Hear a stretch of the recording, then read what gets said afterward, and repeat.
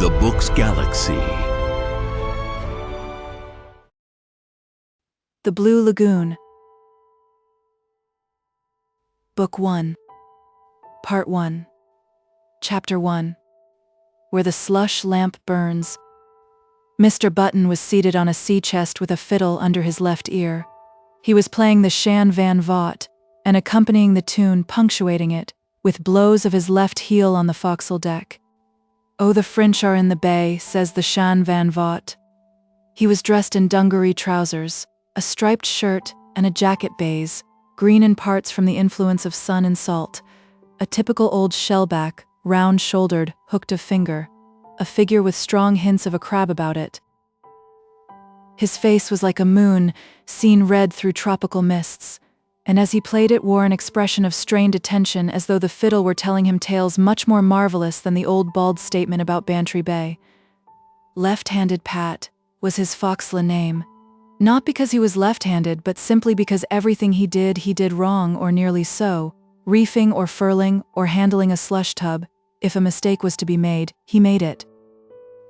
He was a Celt, and all the salt seas that had flowed between him and Connaught these 40 years and more had not washed the Celtic element from his blood, nor the belief in fairies from his soul.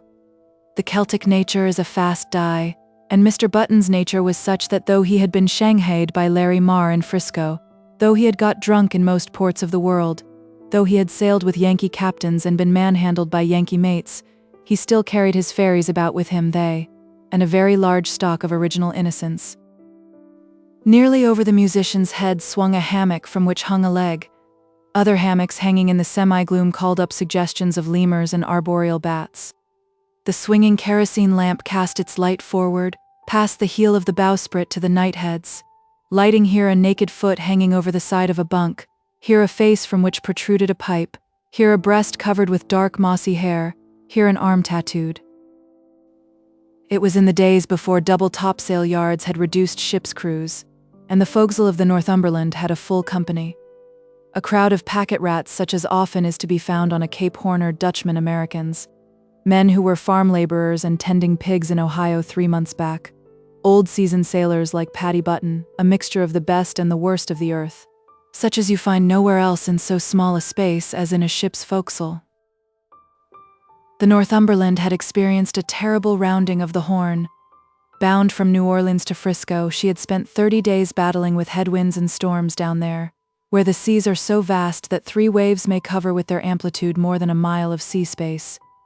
30 days she had passed off Cape Stiff, and just now, at the moment of this story, she was locked in a calm south of the line.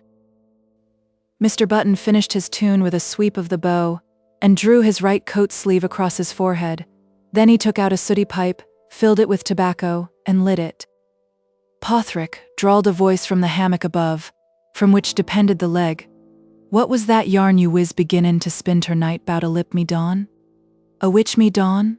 asked Mr. Button, cocking his eye up at the bottom of the hammock while he held the match to his pipe.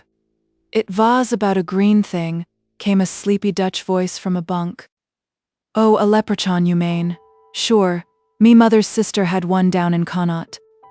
"Vat vas it like?" asked the dreamy Dutch voice, a voice seemingly possessed by the calm that had made the sea like a mirror for the last 3 days, reducing the whole ship's company meanwhile to the level of wasters.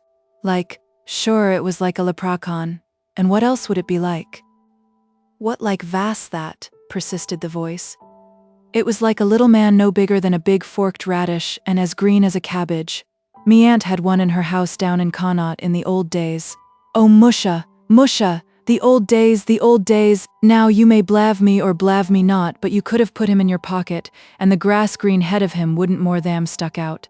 She kept him in a cupboard, and out of the cupboard he'd pop if it was a crack open, and into the milk pans he'd be, or under the beds, or pullin' the stool from under you, or at some other diversion.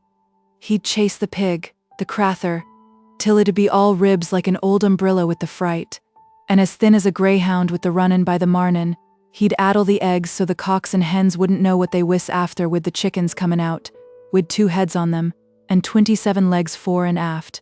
And you'd start to chase him, and then it be mainsail haul, and away he'd go, you behint him, till you'd landed tail over snout in a ditch, and he'd be back in the cupboard.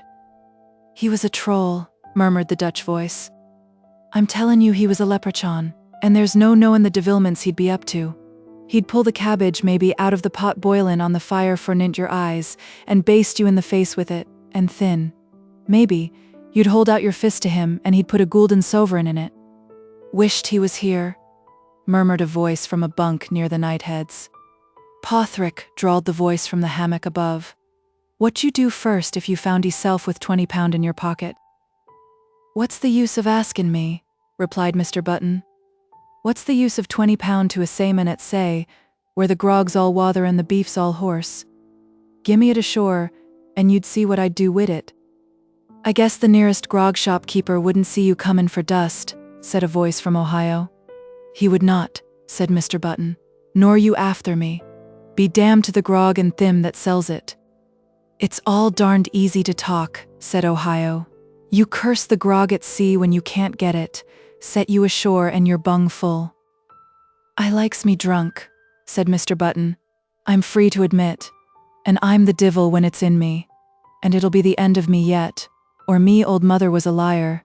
Pat," she says, "first time I come home from say Rowlin, storms you may escape, and women you may escape, but the potheen ill have you. 40 year ago. "Well," said Ohio, "it hasn't had you yet." "No," replied Mr. Button, "but it will." Chapter 2. Under the Stars. It was a wonderful night up on deck, filled with all the majesty and beauty of starlight and a tropic calm. The Pacific slept. A vast, vague swell flowing from far away down south under the night lifted the Northumberland on its undulations to the rattling sound of the reef points and the occasional creak of the rudder, whilst overhead, near the fiery arch of the Milky Way, hung the Southern Cross like a broken kite. Stars in the sky, stars in the sea, stars by the million and the million, so many lamps ablaze that the firmament filled the mind with the idea of a vast and populous city, yet from all that living and flashing splendor not a sound. Down in the cabin, or saloon as it was called by courtesy, were seated the 3 passengers of the ship, 1 reading at the table, 2 playing on the floor. The man at the table, Arthur Lestrange, was seated with his large, deep-sunken eyes fixed on a book. He was most evidently in consumption, very near indeed to reaping the result of that last and most desperate remedy, a long sea voyage. Emmeline Lestrange, his little niece, 8 years of age, a mysterious mite, small for her age, with thoughts of her own wide-pupilled eyes that seemed the doors for visions, and a face that seemed just to have peeped into this world for a moment ere it was as suddenly withdrawn, sat in a corner nursing something in her arms, and rocking herself to the tune of her own thoughts.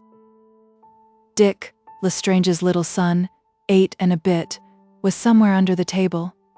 They were Bostonians bound for San Francisco, or rather for the sun and splendor of Los Angeles, where Lestrange had bought a small estate, hoping there to enjoy the life whose lease would be renewed by the long sea voyage. As he sat reading, the cabin door opened, and appeared an angular female form. This was Mrs. Stannard, the stewardess, and Mrs. Stannard meant bedtime. "Dickie," said Mr. Lestrange, closing his book and raising the tablecloth a few inches, "bedtime." "Oh, not yet, Daddy," came a sleep-frighted voice from under the table. "I ain't ready. I don't want to go to bed. Hi, yow."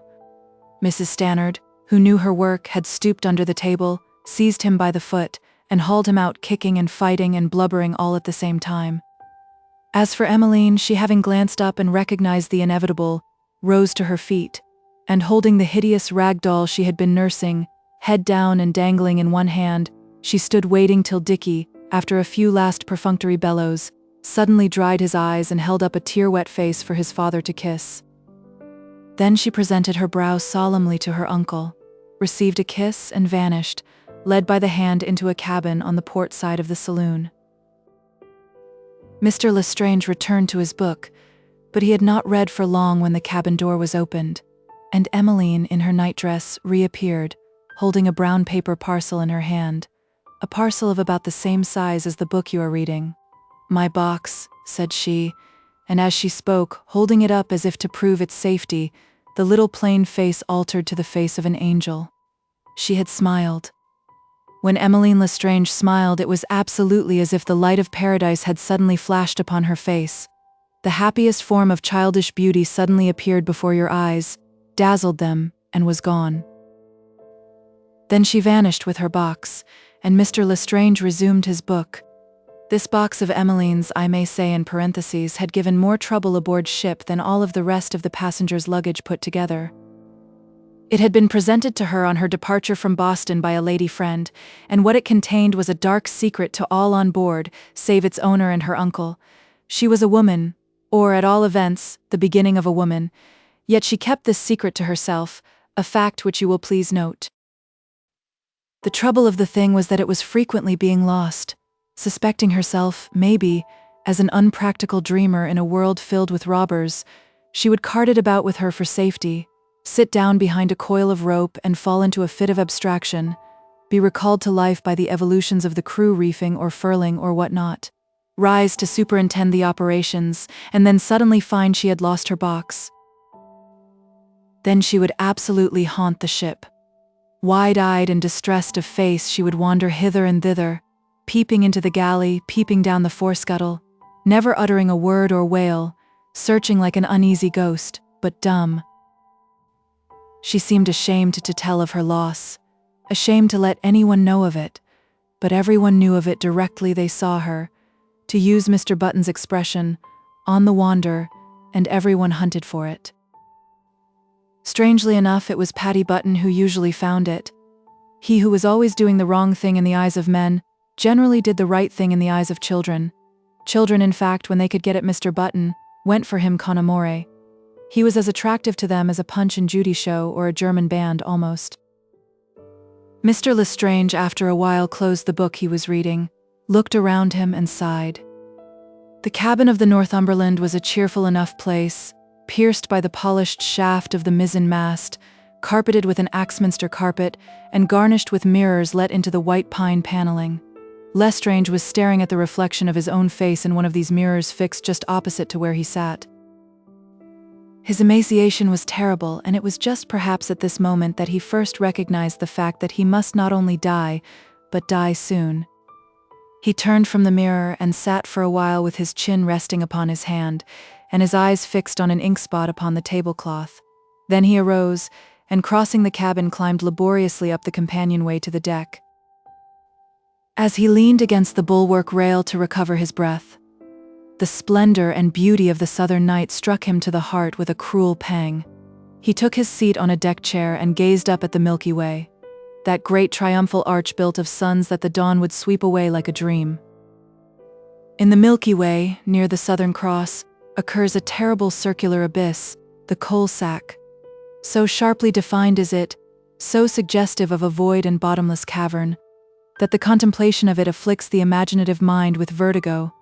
To the naked eye it is as black and as dismal as death, but the smallest telescope reveals it beautiful and populous with stars. Lestrange's eyes traveled from this mystery to the burning cross, and the nameless and numberless stars reaching to the sea line, where they paled and vanished in the light of the rising moon. Then he became aware of a figure promenading the quarterdeck. It was the old man. A sea captain is always the old man, be his age what it may. Captain Lafarge's age might have been 45.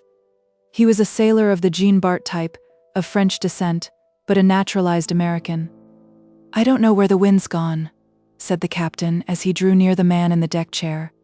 "I guess it's blown a hole in the firmament, and escaped somewheres to the back of beyond." "It's been a long voyage," said Lestrange, "and I'm thinking, Captain, it will be a very long voyage for me. My port's not Frisco, I feel it." "Don't you be thinking that sort of thing," said the other, taking his seat in a chair close by. "There's no manner of use forecastin' the weather a month ahead. Now we're in warm latitudes, your glass will rise steady and you'll be as right and spry as any one of us before we fetch the Golden Gates."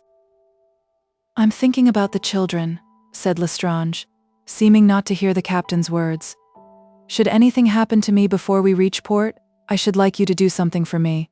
It's only this. Dispose of my body without the children knowing. It has been in my mind to ask you this for some days. Captain, those children know nothing of death." Lafarge moved uneasily in his chair. Little Emmeline's mother died when she was 2. Her father, my brother, died before she was born. Dickie never knew a mother. She died giving him birth. My God, Captain, death has laid a heavy hand on my family. Can you wonder that I have hid his very name from those 2 creatures that I love? I, said Lafarge, it's sad, it's sad. When I was quite a child, went on Lestrange, a child no older than Dickie, my nurse used to terrify me with tales about dead people. I was told I'd go to hell when I died if I wasn't a good child. I cannot tell you how much that has poisoned my life, for the thoughts we think in childhood, Captain, are the fathers of the thoughts we think when we are grown up. And can a diseased father have healthy children? I guess not. So I just said, when these 2 tiny creatures came into my care, that I would do all in my power to protect them from the terrors of life, or rather, I should say, from the terror of death. I don't know whether I have done right, but I have done it for the best. They had a cat, and one day Dickie came in to me and said, "Father, Pussy's in the garden asleep and I can't wake her." So I just took him out for a walk. There was a circus in the town and I took him to it. It so filled his mind that he quite forgot the cat. Next day he asked for her. I did not tell him she was buried in the garden. I just said she must have run away. In a week he had forgotten all about her. Children soon forget. Aye, that's true, said the sea captain. But 'pears to me they must learn sometime they've got to die.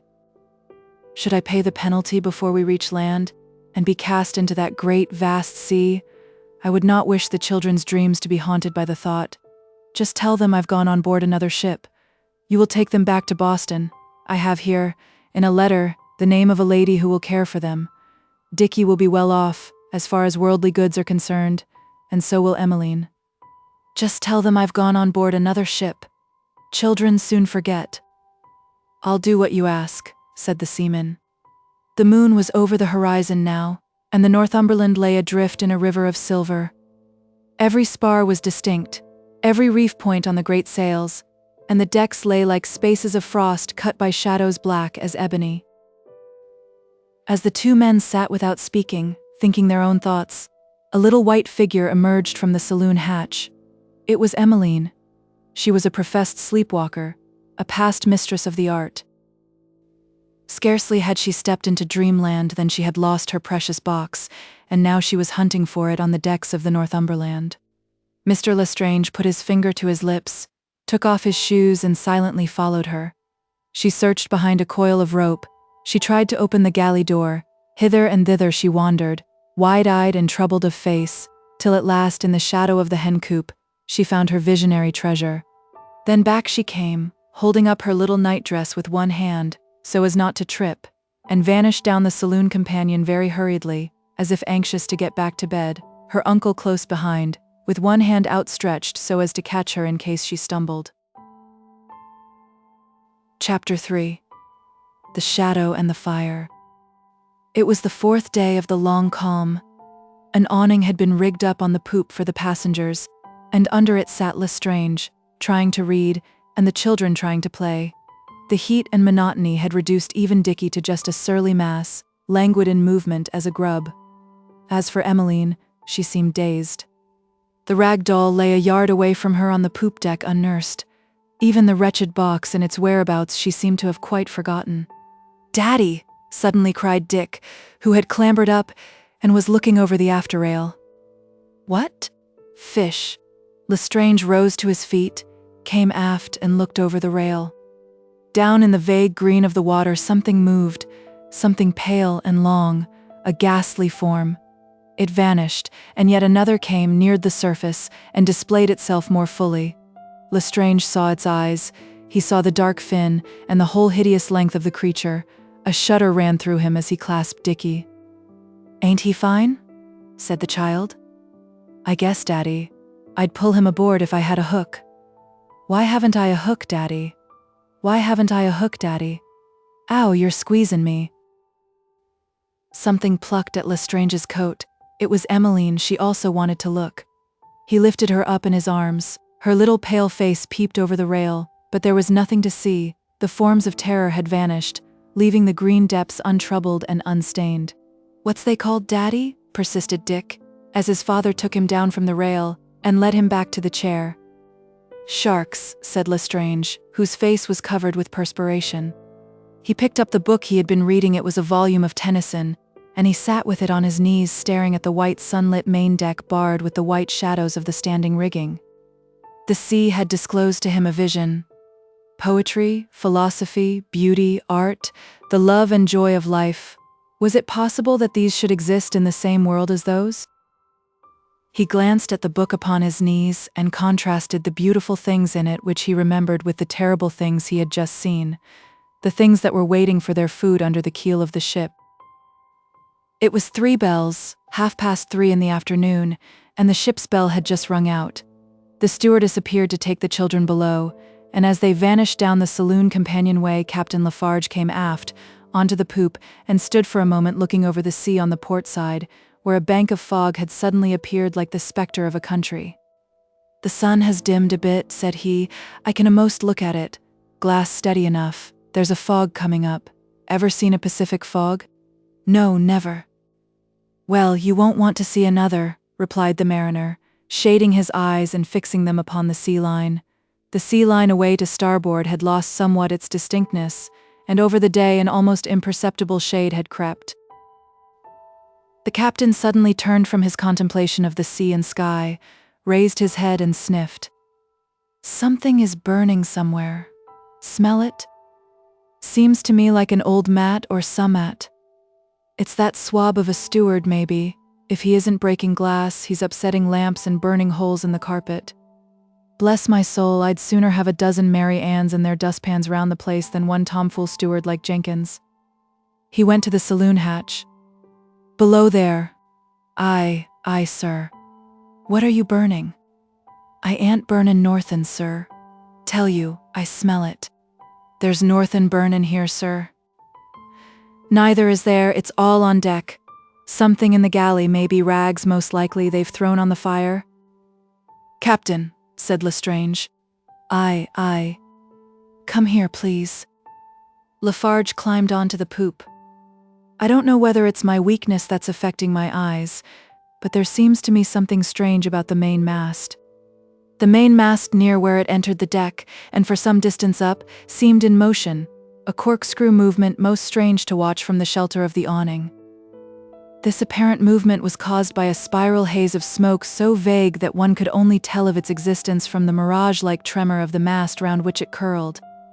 "My God!" cried Lafarge, as he sprang from the poop and rushed forward. Lestrange followed him slowly, stopping every moment to clutch the bulwark rail and pant for breath. He heard the shrill bird-like notes of the bosun's pipe. He saw the hands emerging from the forecastle like bees out of a hive. He watched them surrounding the main hatch. He watched the tarpaulin and locking bars removed. He saw the hatch opened, and a burst of smoke, black, villainous smoke, ascend to the sky, solid as a plume in the windless air. Lestrange was a man of a highly nervous temperament, and it is just this sort of man who keeps his head in an emergency, whilst your level-headed, phlegmatic individual loses his balance. His first thought was of the children, his second of the boats. In the battering off Cape Horn, the Northumberland lost several of her boats. There were left the longboat, a quarter-boat, and the dinghy. He heard Lafarge's voice ordering the hatch to be closed and the pumps manned so as to flood the hold, and knowing that he could do nothing on deck, he made as swiftly as he could for the saloon companionway. Mrs. Stannard was just coming out of the children's cabin. "Are the children lying down, Mrs. Stannard?" asked Lestrange, almost breathless from the excitement and exertion of the last few minutes. The woman glanced at him with frightened eyes. He looked like the very herald of disaster. "For if they are, and you have undressed them, then you must put their clothes on again. The ship is on fire, Mrs. Stannard." "Good God, sir." "Listen," said Lestrange. From a distance thin and dreary as the crying of seagulls on a desolate beach, came the clanking of the pumps. Chapter 4. And like a dream dissolved. Before the woman had time to speak, a thunderous step was heard on the companion stairs, and Lafarge broke into the saloon. The man's face was injected with blood, his eyes were fixed and glassy like the eyes of a drunkard, and the veins stood on his temples like twisted cords. "Get those children ready!" he shouted as he rushed into his own cabin. "Get you all ready! Boats are being swung out and victualled. Hell, where are those papers?" They heard him furiously searching and collecting things in his cabin, the ship's papers, accounts, things the master mariner clings to as he clings to his life. And as he searched and found and packed, he kept bellowing orders for the children to be got on deck. Half mad he seemed, and half mad he was with the knowledge of the terrible thing that was stowed amidst the cargo. Up on deck, the crew, under the direction of the first mate, were working in an orderly manner, and with a will, utterly unconscious of there being anything beneath their feet but an ordinary cargo on fire. The covers had been stripped from the boats, kegs of water and bags of biscuit placed in them. The dinghy, smallest of the boats and most easily got away, was hanging at the port quarter-boat davits flush with the bulwarks, and Patty Button was in the act of stowing a keg of water in her when Lafarge broke onto the deck, followed by the stewardess carrying Emmeline and Mr. Lestrange leading Dick. The dinghy was rather a larger boat than the ordinary ship's dinghy, and possessed a small mast and long sail. 2 sailors stood ready to man the falls, and Patty Button was just turning to trundle forward again when the captain seized him. "Into the dinghy with you," he cried, "and row these children and the passenger out a mile from the ship, 2 miles, 3 miles, make an offing."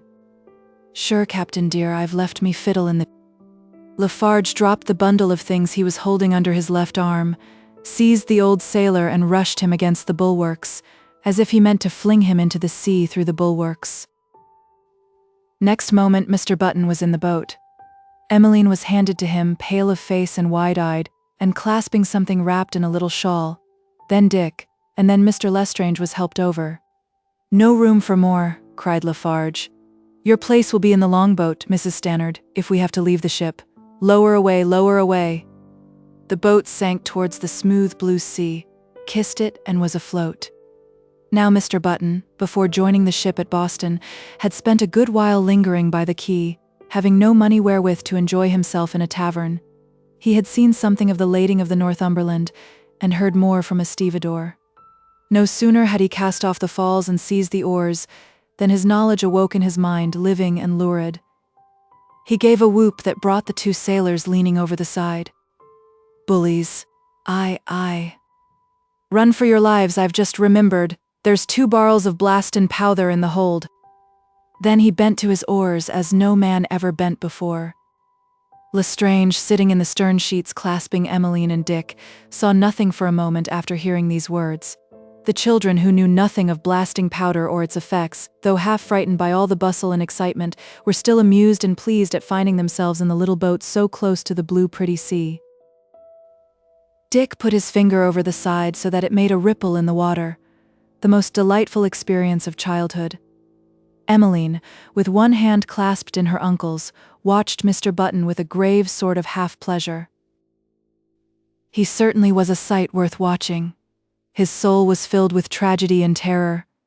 His Celtic imagination heard the ship blowing up, saw himself and the little dinghy blown to pieces, nay, saw himself in hell, being toasted by divils.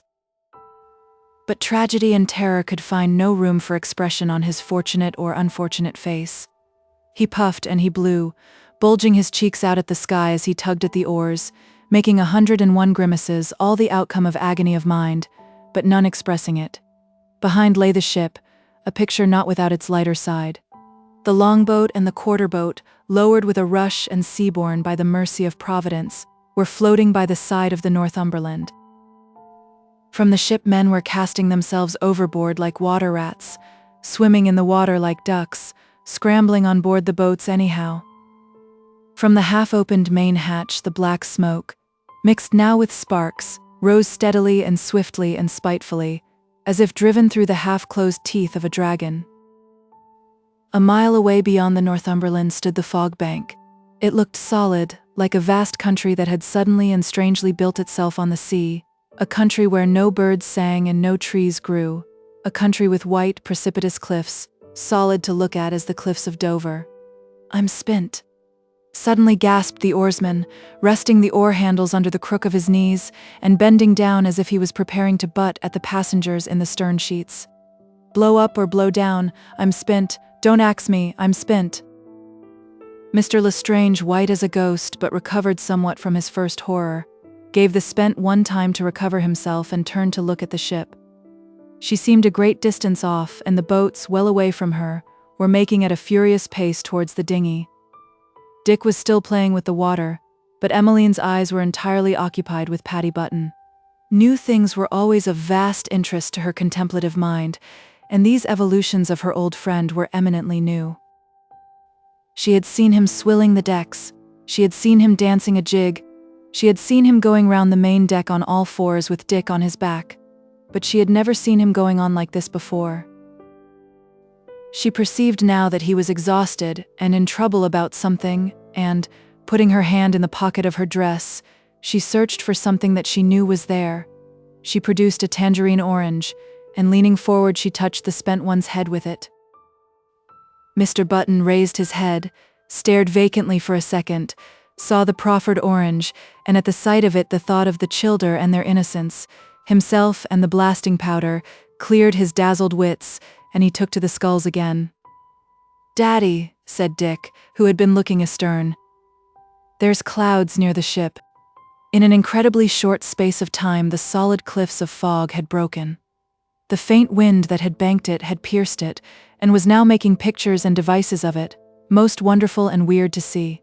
Horsemen of the mist rode on the water and were dissolved, billows rolled on the sea, yet were not of the sea, blankets and spirals of vapor ascended to high heaven, and all with a terrible languor of movement.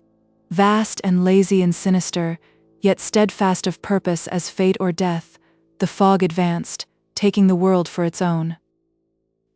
Against this gray and indescribably somber background stood the smoldering ship with the breeze already shivering in her sails, and the smoke from her main hatch blowing and beckoning as if to the retreating boats. "Why is the ship smoking like that?" asked Dick. "And look at those boats coming. When are we going back, Daddy?" "Uncle," said Emmeline, putting her hand in his, as she gazed towards the ship and beyond it, "I'm afraid." "What frightens you, Emmy?" he asked, drawing her to him. "Shapes," replied Emmeline, nestling up to his side. "Oh, glory be to God," gasped the old sailor, suddenly resting on his oars. "Will yez look at the fog that's comin'?" "I think we had better wait here for the boats," said Mr. Lestrange. "We are far enough now to be safe if anything happens." "Aye, aye," replied the oarsman, whose wits had returned. "Blow up or blow down, she won't hit us from here." "Daddy," said Dick, "when are we going back? I want my tea." "We aren't going back, my child," replied his father. "The ship's on fire, we are waiting for another ship." "Where's the other ship?" asked the child, looking round at the horizon that was clear. "We can't see it yet," replied the unhappy man, "but it will come." The longboat and the quarter-boat were slowly approaching. They looked like beetles crawling over the water, and after them across the glittering surface came a dullness that took the sparkle from the sea, a dullness that swept and spread like an eclipse shadow. Now the wind struck the dinghy. It was like a wind from fairyland, almost imperceptible, chill and dimming the sun. A wind from Lilliput. As it struck the dinghy, the fog took the distant ship. It was a most extraordinary sight, for in less than 30 seconds the ship of wood became a ship of gauze, a tracery flickered, and was gone forever from the sight of man. Chapter 5. Voices heard in the mist. The sun became fainter still, and vanished. Though the air round the dinghy seemed quite clear, the oncoming boats were hazy and dim, and that part of the horizon that had been fairly clear was now blotted out. The long boat was leading by a good way. When she was within hailing distance, the captain's voice came. "Dinghy ahoy! Ahoy! Fetch alongside here." The long boat ceased rowing to wait for the quarter-boat that was slowly creeping up. She was a heavy boat to pull at all times, and now she was overloaded. The wrath of Captain Lafarge with Patty Button for the way he had stampeded the crew was profound, but he had not time to give vent to it. "Here, get aboard us, Mr. Lestrange," said he when the dinghy was alongside. "We have room for one. Mrs. Stannard is in the quarter-boat, and it's overcrowded. She's better aboard the dinghy, for she can look after the kids. Come, hurry up, the smother is coming down on us fast. Ahoy to the quarterboat. Hurry up, hurry up. The quarterboat had suddenly vanished. Mr. Lestrange climbed into the longboat. Paddy pushed the dinghy a few yards away with the tip of a scull, and then lay on his oars waiting. Ahoy, ahoy, cried Lafarge. Ahoy, came from the fog bank. Next moment the longboat and the dinghy vanished from each other's sight. The great fog bank had taken them. Now a couple of strokes of the port scull would have brought Mr. Button alongside the longboat. So close was he, but the quarterboat was in his mind, or rather imagination. So what must he do but take 3 powerful strokes in the direction in which he fancied the quarterboat to be? The rest was voices. Dinghy ahoy, ahoy, ahoy. Don't be shoutin' together, or I'll not know which way to pull. Quarterboat ahoy, where are yez? Port your helm. Aye, putting his helm, so to speak, to starboard. I'll be wid yez in 1 minute, 2 or 3 minutes hard pulling. Ahoy, much more faint. What do you mane rowin' away from me? A dozen strokes. Ahoy, fainter still. Mr. Button rested on his oars. Divil mend them, I blave that was the longboat shoutin'. He took to his oars again and pulled vigorously. Paddy, came Dick's small voice, apparently from nowhere. Where are we now? Sure, we're in a fog, where else would we be? Don't you be afeard? I ain't afeard, but Em's shivering. Give her me coat, said the oarsman, resting on his oars and taking it off. Wrap it round her, and when it's round her we'll all let one big halloo together. There's an old shawl summer in the boat, but I can't be after lookin' for it now. He held out the coat and an almost invisible hand took it. At the same moment a tremendous report shook the sea and sky. There she goes, said Mr. Button, and me old fiddle and all. Don't be frightened, childer, it's only a gun they're fearin' for diversion.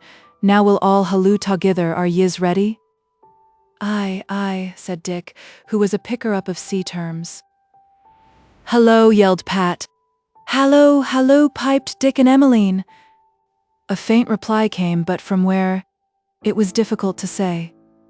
The old man rowed a few strokes and then paused on his oars. So still was the surface of the sea that the chuckling of the water at the boat's bow as she drove forward under the impetus of the last powerful stroke could be heard distinctly. It died out as she lost way, and silence closed round them like a ring. The light from above, a light that seemed to come through a vast scuttle of deeply muffed glass, faint though it was, almost to extinction, still varied as the little boat floated through the strata of the mist. A great sea fog is not homogeneous, its density varies, it is honeycombed with streets, it has its caves of clear air, its cliffs of solid vapor, all shifting and changing place with the subtlety of legerdemain. It has also this wizard peculiarity, that it grows with the sinking of the sun and the approach of darkness. The sun, could they have seen it, was now leaving the horizon. They called again. Then they waited, but there was no response. There's no use bawlin' like bulls to chaps that's deaf as adders, said the old sailor, shipping his oars, immediately upon which declaration he gave another shout, with the same result as far as eliciting a reply. Mr. Button, came Emmeline's voice. What is it, honey? I'm afraid. You wait 1 minute till I find the shawl, here it is by the same token, and I'll wrap you up in it. He crept cautiously aft to the stern sheets and took Emmeline in his arms. Don't want the shawl, said Emmeline. I'm not so much afraid in your coat. The rough, tobacco-smelling old coat gave her courage somehow. Well, Thin, keep it on. Dickie, are you cowled? I've got into Daddy's greatcoat, he left it behind him. Well, Thin, I'll put the shawl round me own shoulders, for it's cowled I am. Are you hungry, childer? No, said Dick, but I'm drefful, hi, yow. Slapey, is it? Well, down you get in the bottom of the boat, and here's the shawl for a pillow. I'll be rowin' again in a minute to keep myself warm. He buttoned the top button of the coat. I'm a right, murmured Emmeline in a dreamy voice. "Shut your eyes tight," replied Mr. Button, "or Billy Winker will be dridgin' sand in them. Shoheen, shoheen, shoheen, shoheen, shohee-lo, shohee-lo, shoheen, shoheen, shoheen, shoheen, hush, by the babby-o." It was the tag of an old nursery folk song they sing in the hovels of the Achill coast fixed in his memory, along with the rain and the wind and the smell of the burning turf, and the grunting of the pig and the nickety-knock of a rocking cradle. "She's off," murmured Mr. Button to himself, as the form in his arms relaxed. Then he laid her gently down beside Dick. He shifted forward, moving like a crab. Then he put his hand to his pocket for his pipe and tobacco and tinderbox. They were in his coat pocket, but Emmeline was in his coat. To search for them would be to awaken her. The darkness of night was now adding itself to the blindness of the fog. The oarsman could not see even the thole pins. He sat adrift mind and body. He was, to use his own expression, moithered, haunted by the mist, tormented by shapes. It was just in a fog like this that the Marrows could be heard disporting in Dunbeg Bay and off the Achill coast, sporting and laughing and hallooing through the mist to lead unfortunate fishermen astray. Marrows are not altogether evil, but they have green hair and teeth, fishes' tails and fins for arms, and to hear them walloping in the water around you like salmon, and you alone in a small boat, with the dread of one coming floundering on board, is enough to turn a man's hair grey. For a moment he thought of awakening the children to keep him company, but he was ashamed. Then he took to the sculls again, and rowed by the feel of the water. The creak of the oars was like a companion's voice. The exercise lulled his fears. Now and again, forgetful of the sleeping children, he gave a halloo and paused to listen. But no answer came. Then he continued rowing, long, steady, laborious strokes, each taking him further and further from the boats that he was never destined to sight again. Chapter 6. Dawn on a wide, wide sea. "Is it asleep I've been?" said Mr. Button, suddenly awaking with a start. He had shipped his oars just for a minute's rest. He must have slept for hours, for now, behold, a warm, gentle wind was blowing, the moon was shining, and the fog was gone. "Is it dromming I've been?" continued the awakened one. "Where am I at all? At all? Oh, Musha? Sure, here I am. Oh, Wirra, Wirra, I dreamt I'd gone asleep on the main hatch and the ship was blown up with powther, and it's all come true." "Mr. Button," came a small voice from the stern sheets, Emmeline's. "What is it, honey? Where are we now?" "Sure, we're afloat on the say, Acushla. Where else would we be?" "Where's Uncle?" "He's byant there in the longboat, he'll be after us in a minute." "I want a drink." He filled a tin pannikin that was by the beaker of water, and gave her a drink. Then he took his pipe and tobacco from his coat pocket.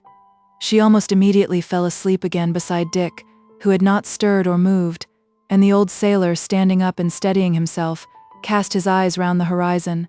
Not a sign of sail or boat was there on all the moonlit sea. From the low elevation of an open boat, one has a very small horizon, and in the vague world of moonlight somewhere round about it was possible that the boats might be near enough to show up at daybreak. But open boats a few miles apart may be separated by long leagues in the course of a few hours. Nothing is more mysterious than the currents of the sea. The ocean is an ocean of rivers, some swiftly flowing, some slow, and a league from where you are drifting at the rate of a mile an hour, another boat may be drifting too. A slight warm breeze was frosting the water, blending moonshine and star shimmer. The ocean lay like a lake, yet the nearest mainland was perhaps 1,000 miles away. The thoughts of youth may be long, long thoughts, but not longer than the thoughts of this old sailor man smoking his pipe under the stars. Thoughts as long as the world is round. Blazing bar-rooms in Callao, harbors over whose oily surfaces the sampans slipped like water beetles, the lights of Macau, the docks of London, scarcely ever a sea picture, pure and simple, for why should an old seaman care to think about the sea, where life is all into the forecastle and out again, where one voyage blends and jumbles with another, where after 45 years of reefing topsails you can't well remember off which ship it was Jack Rafferty fell overboard, or who it was killed who in the forecastle of what?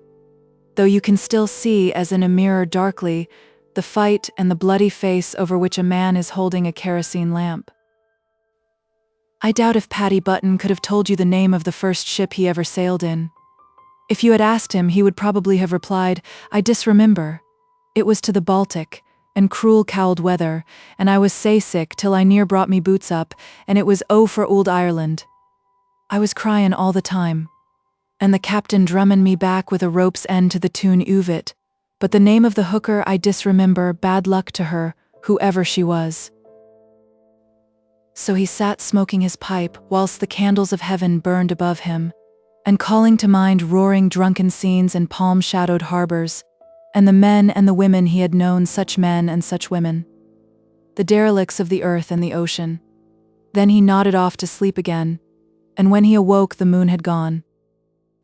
Now in the eastern sky might have been seen a pale fan of light, vague as the wing of an ephemera. It vanished and changed back to darkness. Presently, and almost at a stroke, a pencil of fire ruled a line along the eastern horizon, and the eastern sky became more beautiful than a rose leaf plucked in May. The line of fire contracted into one increasing spot, the rim of the rising sun. As the light increased, the sky above became of a blue impossible to imagine unless seen, a wan blue, yet living and sparkling as if born of the impalpable dust of sapphires. Then the whole sea flashed like the harp of Apollo touched by the fingers of the god. The light was music to the soul. It was day. Daddy, suddenly cried Dick, sitting up in the sunlight and rubbing his eyes with his open palms. Where are we? All right, Dickie, me son, cried the old sailor, who had been standing up casting his eyes round in a vain endeavor to sight the boats. Your daddy's as safe as if he was in Hyven. He'll be wid us in a minute, and bring another ship along with him. So you're awake, are you, Emmeline? Emmeline, sitting up in the old pilot coat, nodded in reply without speaking. Another child might have supplemented Dick's inquiries as to her uncle by questions of her own, but she did not. Did she guess that there was some subterfuge in Mr. Button's answer? And that things were different from what he was making them out to be? Who can tell? She was wearing an old cap of Dick's, which Mrs. Stannard in the hurry and confusion had popped on her head. It was pushed to one side, and she made a quaint enough little figure as she sat up in the early morning brightness, dressed in the old salt-stained coat beside Dick, whose straw hat was somewhere in the bottom of the boat, and whose auburn locks were blowing in the faint breeze. "Hurroo!" cried Dick, looking around at the blue and sparkling water, and banging with a stretcher on the bottom of the boat.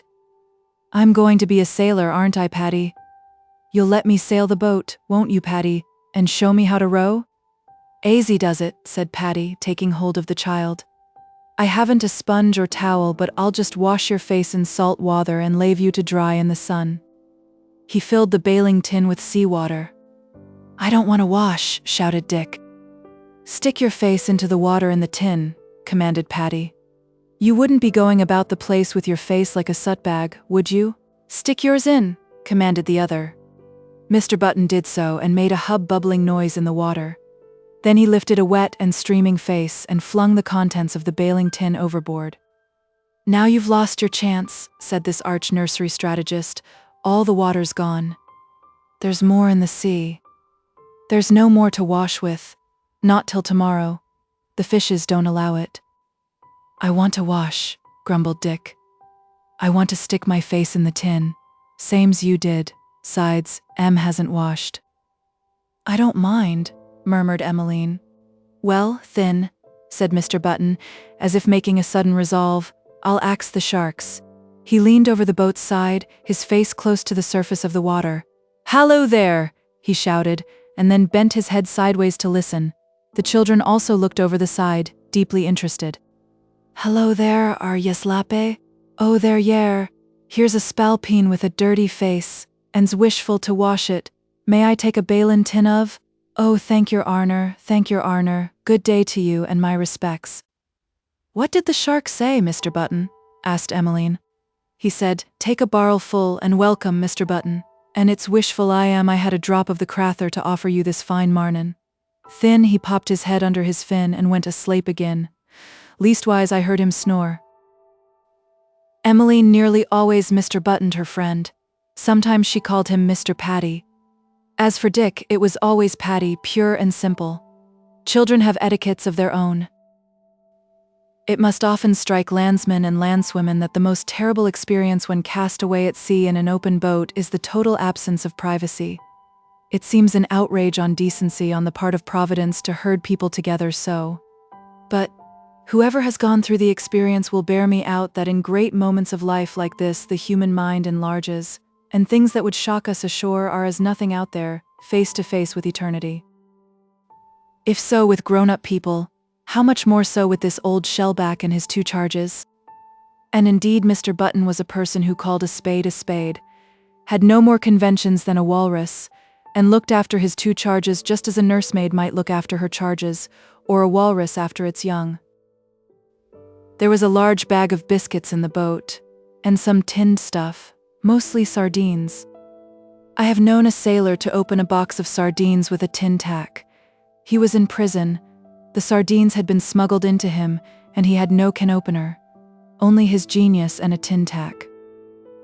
Paddy had a jackknife, however, and in a marvelously short time a box of sardines was opened and placed on the stern sheets beside some biscuits.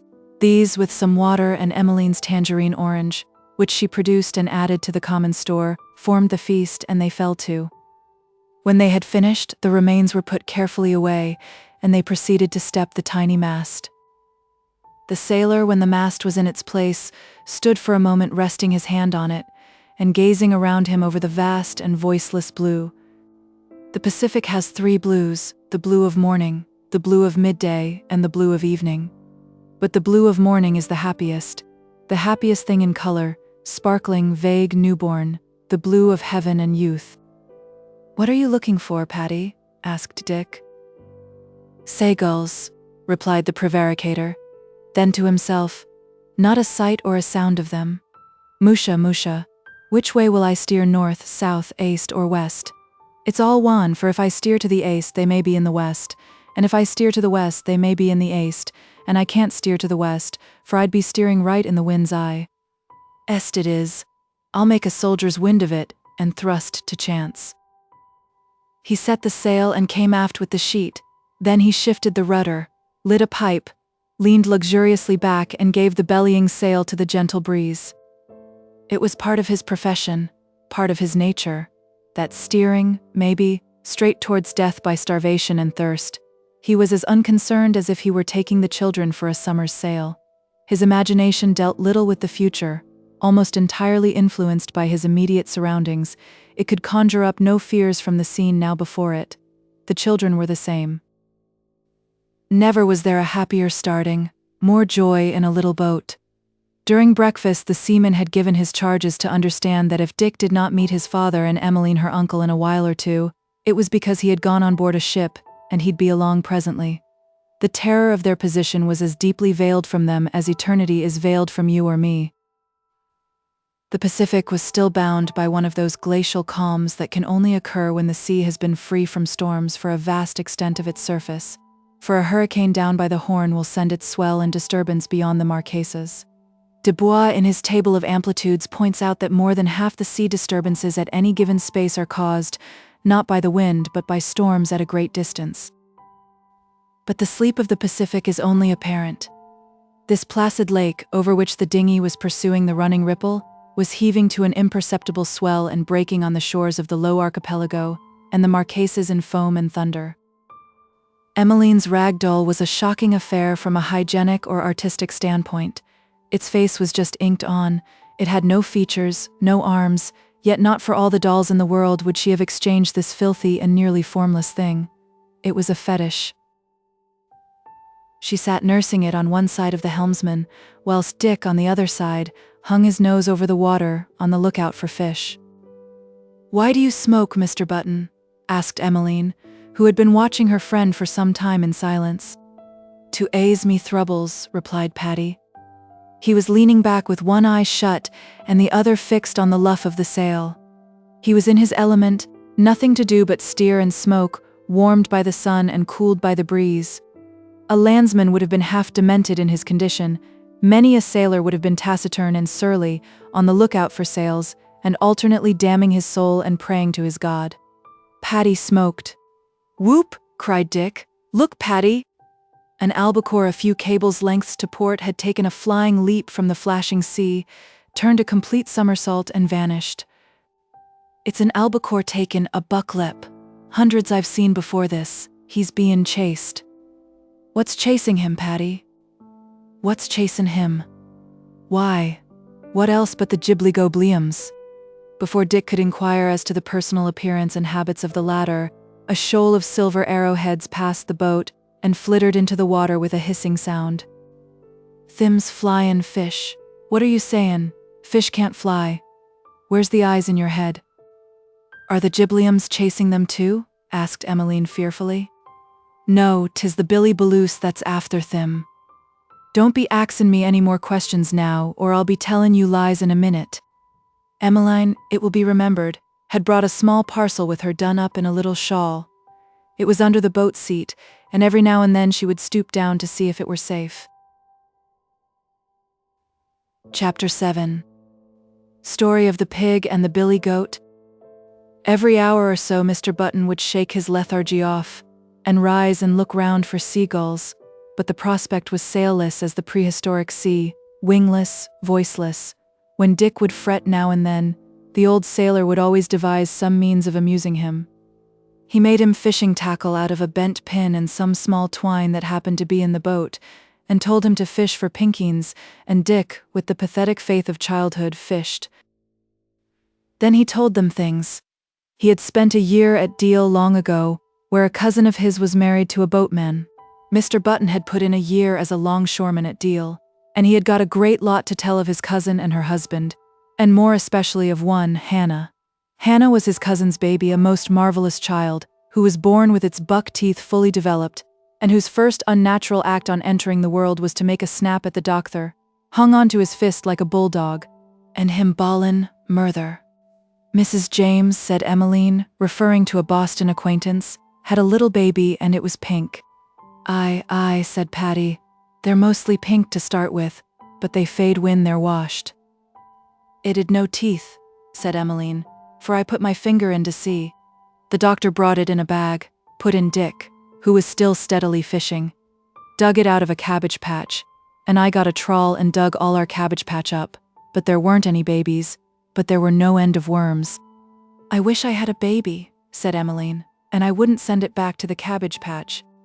The doctor, explained Dick, took it back and planted it again, and Mrs. James cried when I asked her, and Daddy said it was put back to grow and turn into an angel. Angels have wings, said Emmeline dreamily. And, pursued Dick, I told Cook, and she said to Jane, Daddy was always stuffing children up with something or nother. And I asked Daddy to let me see him stuffing up a child, and Daddy said Cook'd have to go away for saying that, and she went away next day. She had 3 big trunks and a box for her bonnet, said Emmeline with a faraway look as she recalled the incident. And the cabman asked her hadn't she any more trunks to put on his cab, and hadn't she forgot the parrot cage, said Dick. I wish I had a parrot in a cage, murmured Emmeline, moving slightly so as to get more in the shadow of the sail. And what in the world would you be doin' with a part in a cage? Asked Mr. Button. I'd let it out, replied Emmeline. Spakin' about lettin' parts out of cages, I remember me grandfather had an old pig, said Paddy. They were all talking seriously together like equals. I was a spalpeen no bigger than the height of me knee, and I'd go to the sty door and he'd come to the door and grunt and blow wid his nose under it, and I'd grunt back to vex him, and hammer wid me fist on it, and shout, Hallo there. Halloo there, and hello to you, he'd say, spake in the pig's language. Let me out, he'd say, and I'll give yiz a silver shilling. Pass it under the door, I'd answer him. Then he'd stick the snout of him under the door, and I'd hit it a clip with a stick, and he'd yell murder Irish, and me mother'd come out and baste me, and well I deserved it.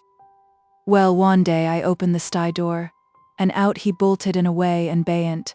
Over hill and hollow he goes till he gets to the edge of the cliff overlooking the say, and there he meets a billy goat, and he and the billy goat has a division of opinion.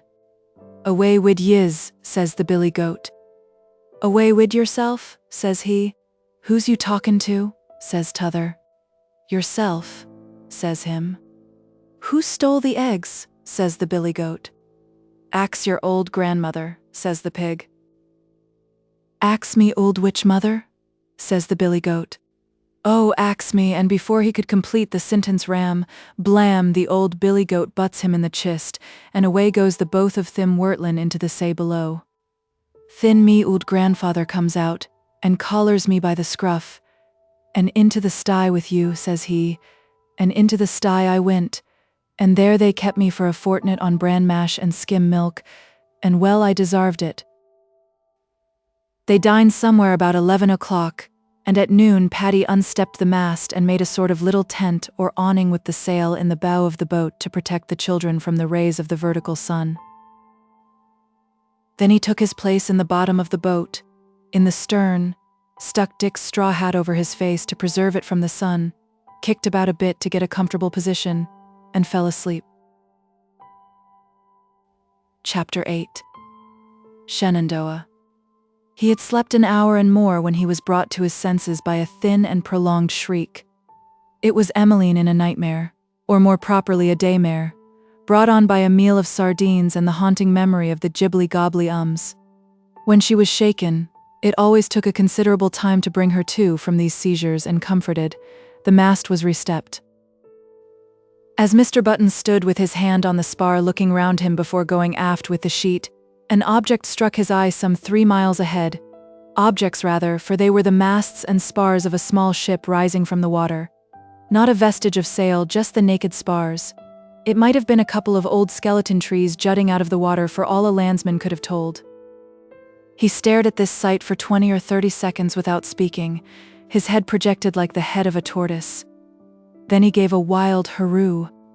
"What is it, Paddy?" asked Dick. "Hurroo?" replied Mr. Button. Ship ahoy, lie till I be after boardin' you. Sure they are lying to divil a rag of canvas on her, are they aslape or drammin'? Here, Dick, let me get aft with the sheet, the wind'll take us up to her quicker than we'll row. He crawled aft and took the tiller, the breeze took the sail, and the boat forged ahead. "Is it Daddy's ship?" asked Dick, who was almost as excited as his friend. "I dinno. We'll see when we fetch her." "Shall we go on her, Mr. Button?" asked Emmeline. "Aye, will we, honey?" Emmeline bent down, and fetching her parcel from under the seat, held it in her lap. As they drew nearer, the outlines of the ship became more apparent. She was a small brig, with stumped topmasts, from the spars a few rags of canvas fluttered. It was apparent soon to the old sailor's eye what was amiss with her. "She's derelict bad cess to her," he muttered, "derelict and done for, just me luck." "I can't see any people on the ship," cried Dick, who had crept forward to the bow. "Daddy's not there." The old sailor let the boat off a point or two, so as to get a view of the brig more fully. When they were within 20 cable lengths or so, he unstepped the mast and took to the sculls. The little brig floated very low on the water, and presented a mournful enough appearance, her running rigging all slack, shreds of canvas flapping at the yards, and no boats hanging at her davits. It was easy enough to see that she was a timber ship, and that she had started a butt, flooded herself, and been abandoned. Paddy lay on his oars within a few strokes of her. She was floating as placidly as though she were in the harbor of San Francisco. The green water showed in her shadow, and in the green water waved the tropic weeds that were growing from her copper. Her paint was blistered and burnt absolutely as though a hot iron had been passed over it, and over her taffrail hung a large rope whose end was lost to sight in the water. A few strokes brought them under the stern. The name of the ship was there in faded letters, also the port to which she belonged. Shenandoah, Martha's Vineyard. "There's letters on her," said Mr. Button, "but I can't make them out. I've no larnin'." "I can read them," said Dick. "So can I," murmured Emmeline. "SHENANDOAH, spelt Dick. "What's that?" inquired Paddy.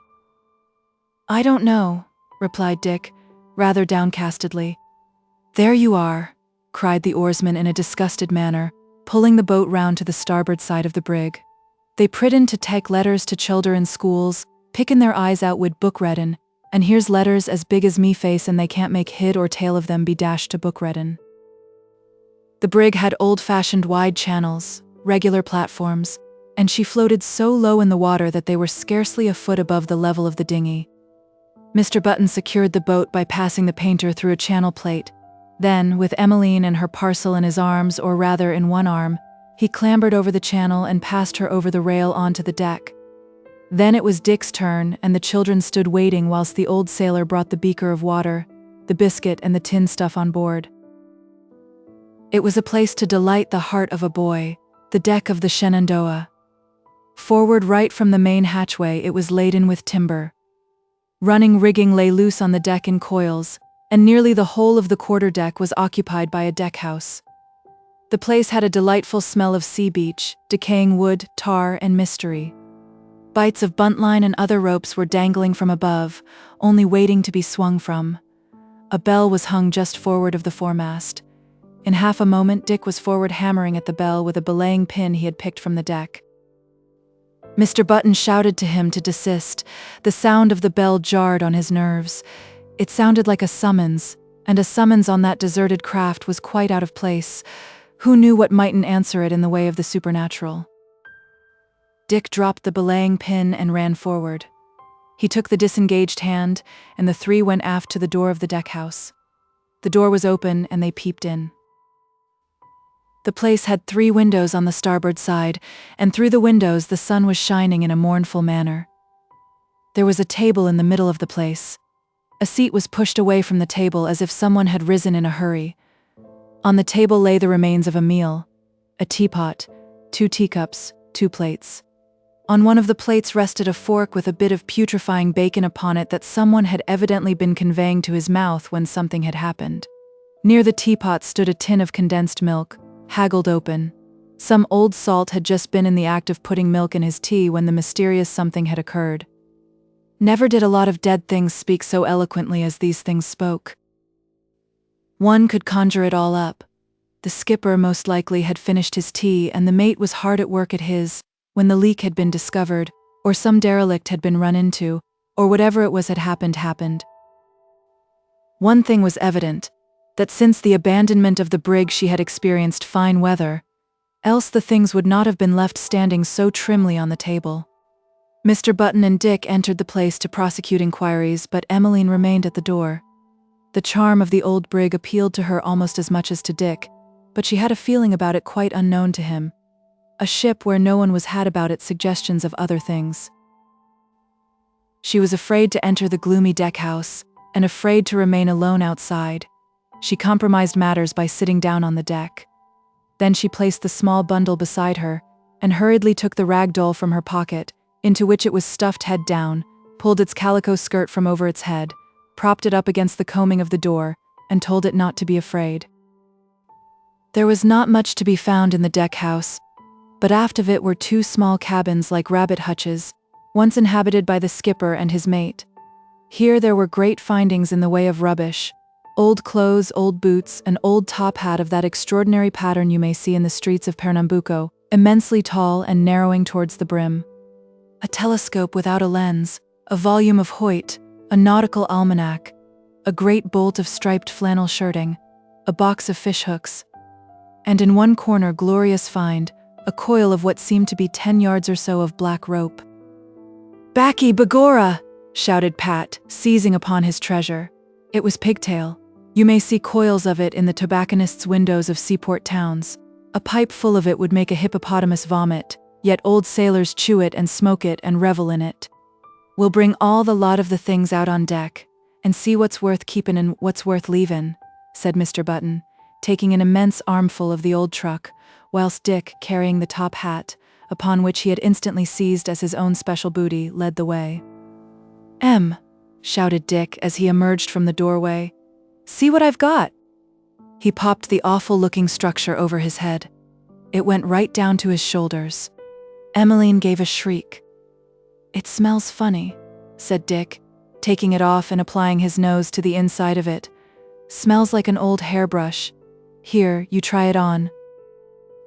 Emmeline scrambled away as far as she could, till she reached the starboard bulwarks, where she sat in the scupper, breathless and speechless and wide-eyed.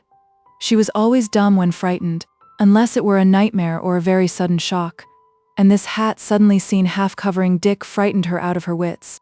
Besides, it was a black thing, and she hated black things. Black cats, black horses, worst of all, black dogs. She had once seen a hearse in the streets of Boston, an old-time hearse with black plumes, trappings, and all complete. The sight had nearly given her a fit, though she did not know in the least the meaning of it.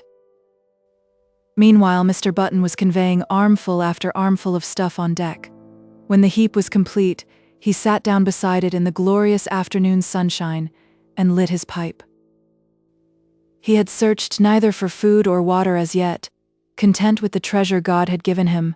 For the moment the material things of life were forgotten, and indeed if he had searched he would have found only half a sack of potatoes in the caboose, for the lazarette was awash, and the water in the scuttlebutt was stinking. Emmeline, seeing what was in progress, crept up, Dick promising not to put the hat on her, and they all sat round the pile.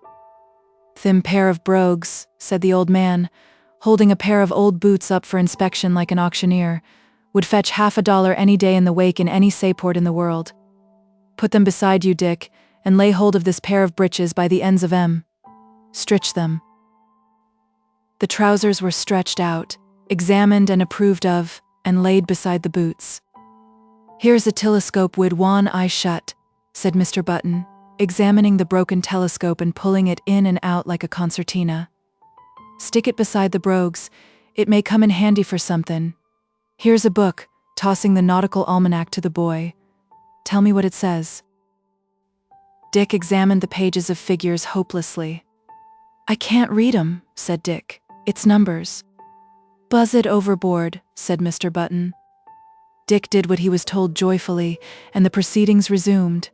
He tried on the tall hat, and the children laughed. On her old friend's head the thing ceased to have terror for Emmeline. She had two methods of laughing: the angelic smile before mentioned, a rare thing, and, almost as rare, a laugh in which she showed her little white teeth, whilst she pressed her hands together, the left one tight shut, and the right clasped over it. He put the hat on one side and continued the sorting, searching all the pockets of the clothes and finding nothing. When he had arranged what to keep, they flung the rest overboard, and the valuables were conveyed to the captain's cabin, there to remain till wanted. Then the idea that food might turn up useful as well as old clothes in their present condition struck the imaginative mind of Mr. Button, and he proceeded to search. The lazarette was simply a cistern full of seawater. What else it might contain, not being a diver, he could not say. In the copper of the caboose lay a great lump of putrefying pork or meat of some sort. The harness cask contained nothing except huge crystals of salt. All the meat had been taken away. Still, the provisions and water brought on board from the dinghy would be sufficient to last them some 10 days or so, and in the course of 10 days a lot of things might happen. Mr. Button leaned over the side. The dinghy was nestling beside the brig like a duckling beside a duck. The broad channel might have been likened to the duck's wing half extended. He got on the channel to see if the painter was safely attached. Having made all secure, he climbed slowly up to the mainyard arm and looked round upon the sea. Chapter 9. Shadows in the Moonlight. "Daddy's a long time coming," said Dick all of a sudden. They were seated on the balks of timber that cumbered the deck of the brig on either side of the caboose, an ideal perch. The sun was setting over Australia Way, in a sea that seemed like a sea of boiling gold. Some mystery of mirage caused the water to heave and tremble as if troubled by fervent heat. "Aye, is he," said Mr. Button. "But it's better late than never. Now don't be thinking of him, for that won't bring him. Look at the sun going into the wather, and don't be spaking a word now, but listen and you'll hear it hiss." The children gazed and listened. Paddy also. All three were mute as the great blazing shield touched the water that leapt to meet it. You could hear the water hiss if you had imagination enough. Once having touched the water, the sun went down behind it, as swiftly as a man in a hurry going down a ladder. As he vanished, a ghostly and golden twilight spread over the sea, a light exquisite but immensely forlorn. Then the sea became a violet shadow, the west darkened as if to a closing door, and the stars rushed over the sky. "Mr. Button," said Emmeline, nodding towards the sun as he vanished. "Where's over there?" "The west," replied he, staring at the sunset, Cheney and Ingy and all away bayant. "Where's the sun gone to now, Patty?" asked Dick. "He's gone chasin' the moon, and she's skedaddlin' wid her dress brailed up for all she's worth. She'll be along up in a minute. He's always after her, but he's never caught her yet." "What would he do to her if he caught her?" asked Emmeline. "Faith, and maybe he'd fetch her a scalp, and well she'd deserve it." "Why'd she deserve it?" asked Dick, who was in one of his questioning moods. "Because she's always de Lutheran people and leadin' them astray. Girls or men, she moiders them all once she gets the comether on them, same as she did Buck M. Can." "Who's he?" "Buck M. Can? Faith, he was the village I jit where I used to live in the old days." "What's that?" "Hold your wisht, and don't be axin' questions. He was always wantin' the moon, though he was 20 and 6 feet 4. He'd a gob on him that hung open like a rat trap with a broken spring, and he was as thin as a barber's pole. You could a tied a reef knot in the middle of and when the moon was full there was no holdin' him." Mr. Button gazed at the reflection of the sunset on the water for a moment, as if recalling some form from the past, and then proceeded. "He'd sit on the grass starin' at her, and then he'd start to chase her over the hills, and they'd find him at last, maybe a day or two later, lost in the mountains, grazin' on berries, and as green as a cabbage from the hunger in the cowld, till it got so bad at long last they had to hobble him." "I've seen a donkey hobbled," cried Dick. "Then you've seen the twin brother of Buck M. Can. Well, one night me elder brother Tim was sittin' over the fire, smokin' his doodin' and thinkin' of his sins, when in comes Buck with the hobbles on him. 'Tim,' says he, 'I've got her at last.' 'Got who?' says Tim. 'The moon,' says he. 'Got her where?' says Tim. 'In a bucket down by the pond,' says t'other. 'Safe and sound and not a scratch on her. You come and look,' says he. So Tim follows him, he hobblin', and they goes to the pond side, and there, sure enough, stood a tin bucket full of wather, and on the wather the reflection of the moon. 'I dridged her out of the pond,' whispers Buck. 'Aisy now,' says he, 'and I'll dribble the water out gently,' says he, 'and we'll catch her alive at the bottom of it like a trout.' So he drains the water out gently of the bucket till it was near all gone, and then he looks into the bucket expectin' to find the moon flounderin' in the bottom of it like a flat fish. 'She's gone bad cess to her,' says he. 'Try again,' says me brother, and Buck fills the bucket again, and there was the moon sure enough when the water came to stand still. 'Go on,' says me brother, 'drain out the wather, but go gentle, or she'll give yez the slip again.'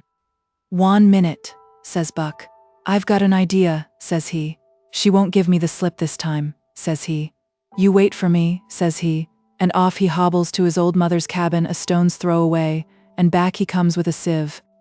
'You hold the sieve,' says Buck, 'and I'll drain the water into it.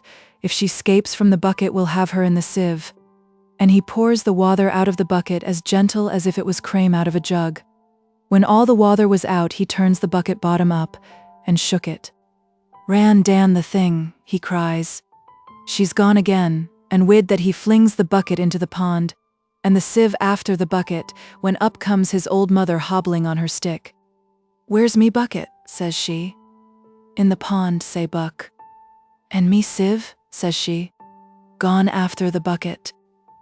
'I'll give yez a bucketin',' says she, and she up with the stick and landed him a scalp, and driv him roarin' and hobblin' before her, and locked him up in the cabin, and kep him on bread and wather for a wake to get the moon out of his head.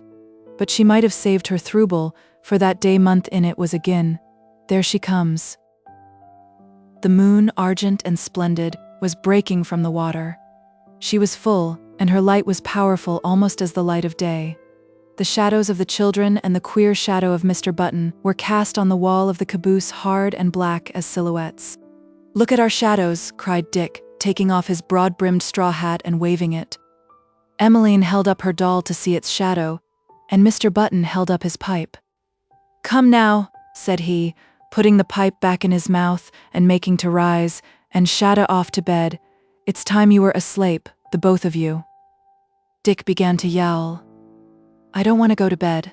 I ain't tired, Patty. Lazes stay a little longer." "Not a minute," said the other, with all the decision of a nurse. "Not a minute after me pipe's out." "Fill it again," said Dick. Mr. Button made no reply. The pipe gurgled as he puffed at it, a kind of death rattle speaking of almost immediate extinction. "Mr. Button," said Emmeline. She was holding her nose in the air and sniffing, seated to windward of the smoker, and out of the pigtail-poisoned air, her delicate sense of smell perceived something lost to the others. "What is it, Akushla?" "I smell something." "What do you say you smell?" "Something nice." "What's it like?" asked Dick, sniffing hard. "I don't smell anything."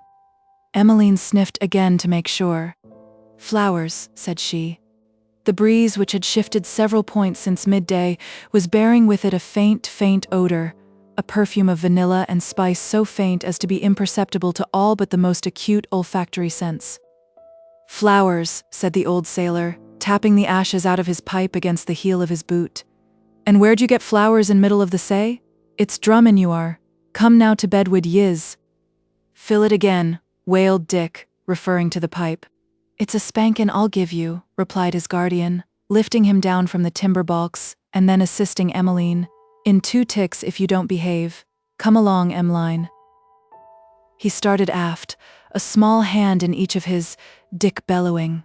As they passed the ship's bell, Dick stretched towards the belaying pin that was still lying on the deck, seized it, and hit the bell a mighty bang. It was the last pleasure to be snatched before sleep, and he snatched it. Paddy had made up beds for himself and his charges in the deck-house. He had cleared the stuff off the table, broken open the windows to get the musty smell away, and placed the mattresses from the captain and mate's cabins on the floor. When the children were in bed and asleep, he went to the starboard rail, and, leaning on it, looked over the moonlit sea. He was thinking of ships as his wandering eye roved over the sea spaces, little dreaming of the message that the perfumed breeze was bearing him. The message that had been received and dimly understood by Emmeline. Then he leaned with his back to the rail and his hands in his pockets. He was not thinking now, he was ruminating.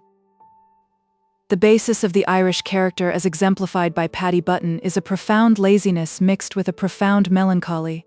Yet Paddy, in his left-handed way, was as hard a worker as any man on board ship, and as for melancholy, he was the life and soul of the forecastle. Yet there they were, the laziness and the melancholy only waiting to be tapped. As he stood with his hands thrust deep in his pockets, longshore fashion, counting the dowels and the planking of the deck by the moonlight, he was reviewing the old days.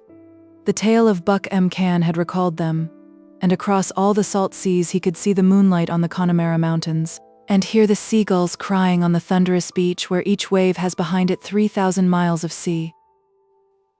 Suddenly Mr. Button came back from the mountains of Connemara to find himself on the deck of the Shenandoah, and he instantly became possessed by fears.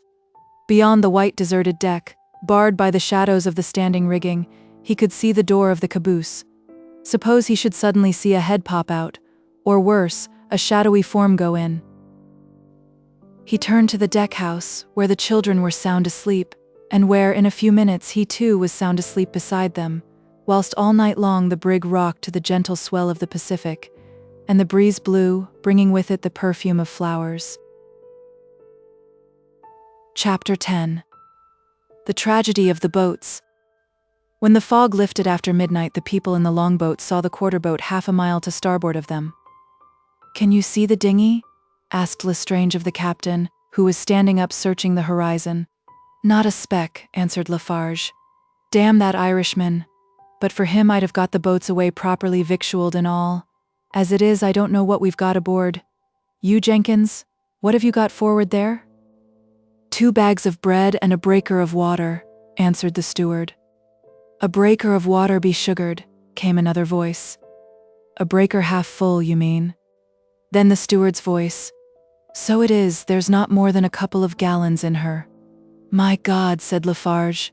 "Damn that Irishman." "There's not more than'll give us 2 half-pannikins apiece all round," said the steward.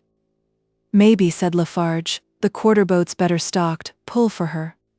"She's pulling for us," said the stroke-oar. "Captain," asked Lestrange, "are you sure there's no sight of the dinghy?" "None," replied Lafarge. The unfortunate man's head sank on his breast. He had little time to brood over his troubles. However, for a tragedy was beginning to unfold around him, the most shocking, perhaps, in the annals of the sea, a tragedy to be hinted at rather than spoken of. When the boats were within hailing distance, a man in the bow of the longboat rose up. "Quarter boat ahoy." "Ahoy.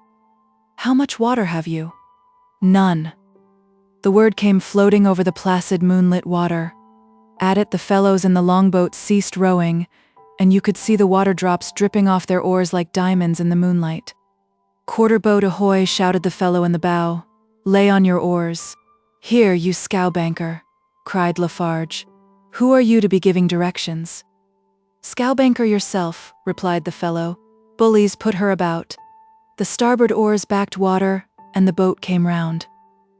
By chance the worst lot of the Northumberland's crew were in the longboat, veritable scowbankers, scum, and how scum clings to life you will never know until you have been amongst it in an open boat at sea. Lafarge had no more command over this lot than you have who are reading this book. "Heave to," came from the quarter-boat as she labored behind. "Lay on your oars, bullies," cried the ruffian at the bow, who was still standing up like an evil genius who had taken momentary command over events. "Lay on your oars, bullies, they'd better have it now." The quarter-boat in her turn ceased rowing and lay a cable's length away.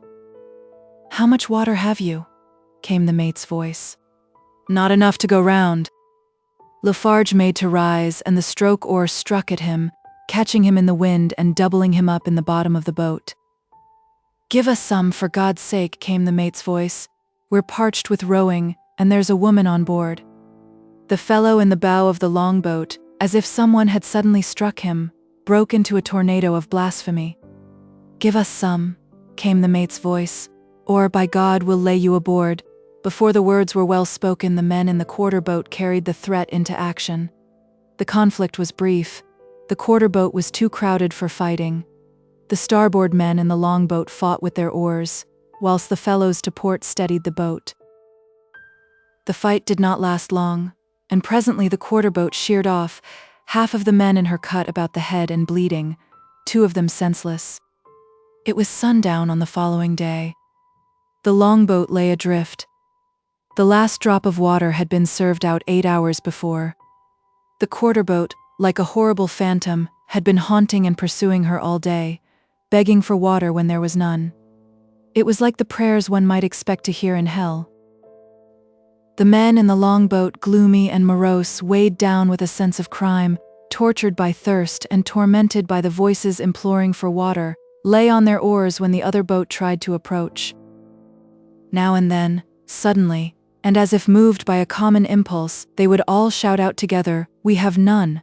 But the quarter-boat would not believe. It was in vain to hold the breaker with the bung out to prove its dryness. The half-delirious creatures had it fixed in their minds that their comrades were withholding from them the water that was not.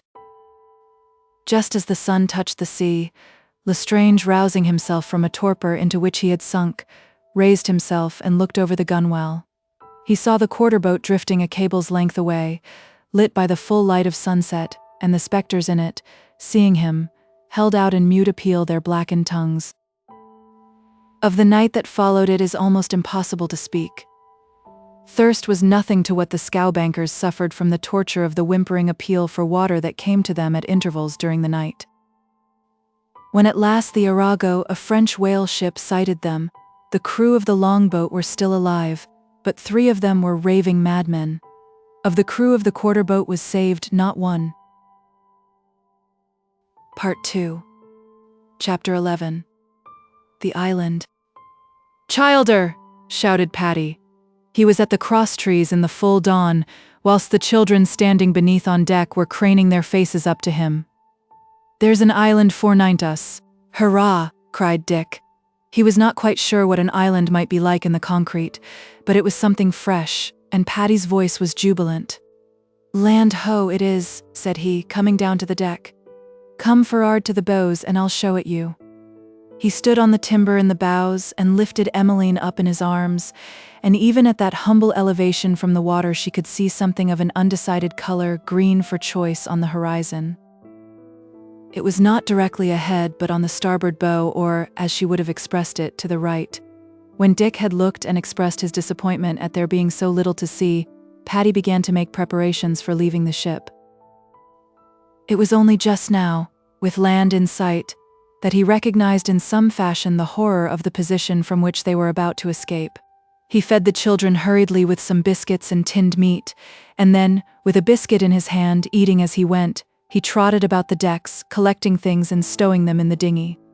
The bolt of striped flannel, all the old clothes, a housewife full of needles and thread, such as seamen sometimes carry, the half-sack of potatoes, a saw which he found in the caboose, the precious coil of tobacco, and a lot of other odds and ends he transhipped, sinking the little dinghy several strakes in the process. Also, of course, he took the breaker of water and the remains of the biscuit and tinned stuff they had brought on board. These being stowed, and the dinghy ready, he went forward with the children to the bow to see how the island was bearing.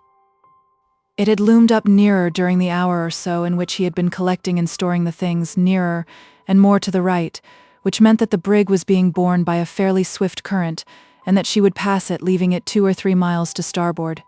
It was well they had command of the dinghy. "The sea's all round it," said Emmeline, who was seated on Paddy's shoulder, holding on tight to him, and gazing upon the island, the green of whose trees was now visible, an oasis of verdure in the sparkling and seraphic blue. "Are we going there, Paddy?" asked Dick, holding on to a stay, and straining his eyes towards the land. "Aye, are we," said Mr. Button. "Hot foot, 5 knots if we're makin' one, and it's ashore will be by noon and maybe sooner." The breeze had freshened up, and was blowing dead from the island, as though the island were making a weak attempt to blow them away from it. Oh, what a fresh and perfumed breeze it was! All sorts of tropical growing things had joined their scent in one bouquet. "Smell it," said Emmeline, expanding her small nostrils. "That's what I smelt last night, only it's stronger now." The last reckoning taken on board the Northumberland had proved the ship to be south by east of the Marquesas. This was evidently one of those small lost islands that lie here and there south by east of the Marquesas. Islands the most lonely and beautiful in the world. As they gazed, it grew before them, and shifted still more to the right. It was hilly and green now, though the trees could not be clearly made out. Here the green was lighter in color, and there, darker. A rim of pure white marble seemed to surround its base. It was foam breaking on the barrier reef. In another hour the feathery foliage of the cocoanut palms could be made out, and the old sailor judged it time to take to the boat. He lifted Emmeline, who was clasping her luggage, over the rail onto the channel, and deposited her in the stern sheets, then Dick. In a moment the boat was adrift, the mast stepped, and the Shenandoah left to pursue her mysterious voyage at the will of the currents of the sea. "You're not going to the island, Paddy," cried Dick, as the old man put the boat on the port tack. "You be aisy," replied the other, "and don't be larnin' your grandmother. How the divil do you think I'd fetch the land sailin' dead in the wind's eye?" "Has the wind eyes?" Mr. Button did not answer the question. He was troubled in his mind. What if the island were inhabited? He had spent several years in the South Seas. He knew the people of the Marquesas and Samoa, and liked them. But here he was out of his bearings. However, all the troubling in the world was of no use. It was a case of the island or the deep sea, and putting the boat on the starboard tack, he lit his pipe and leaned back with the tiller in the crook of his arm. His keen eyes had made out from the deck of the brig an opening in the reef, and he was making to run the dinghy abreast of the opening, and then take to the sculls and row her through. Now, as they drew nearer, a sound came on the breeze, a sound faint and sonorous and dreamy.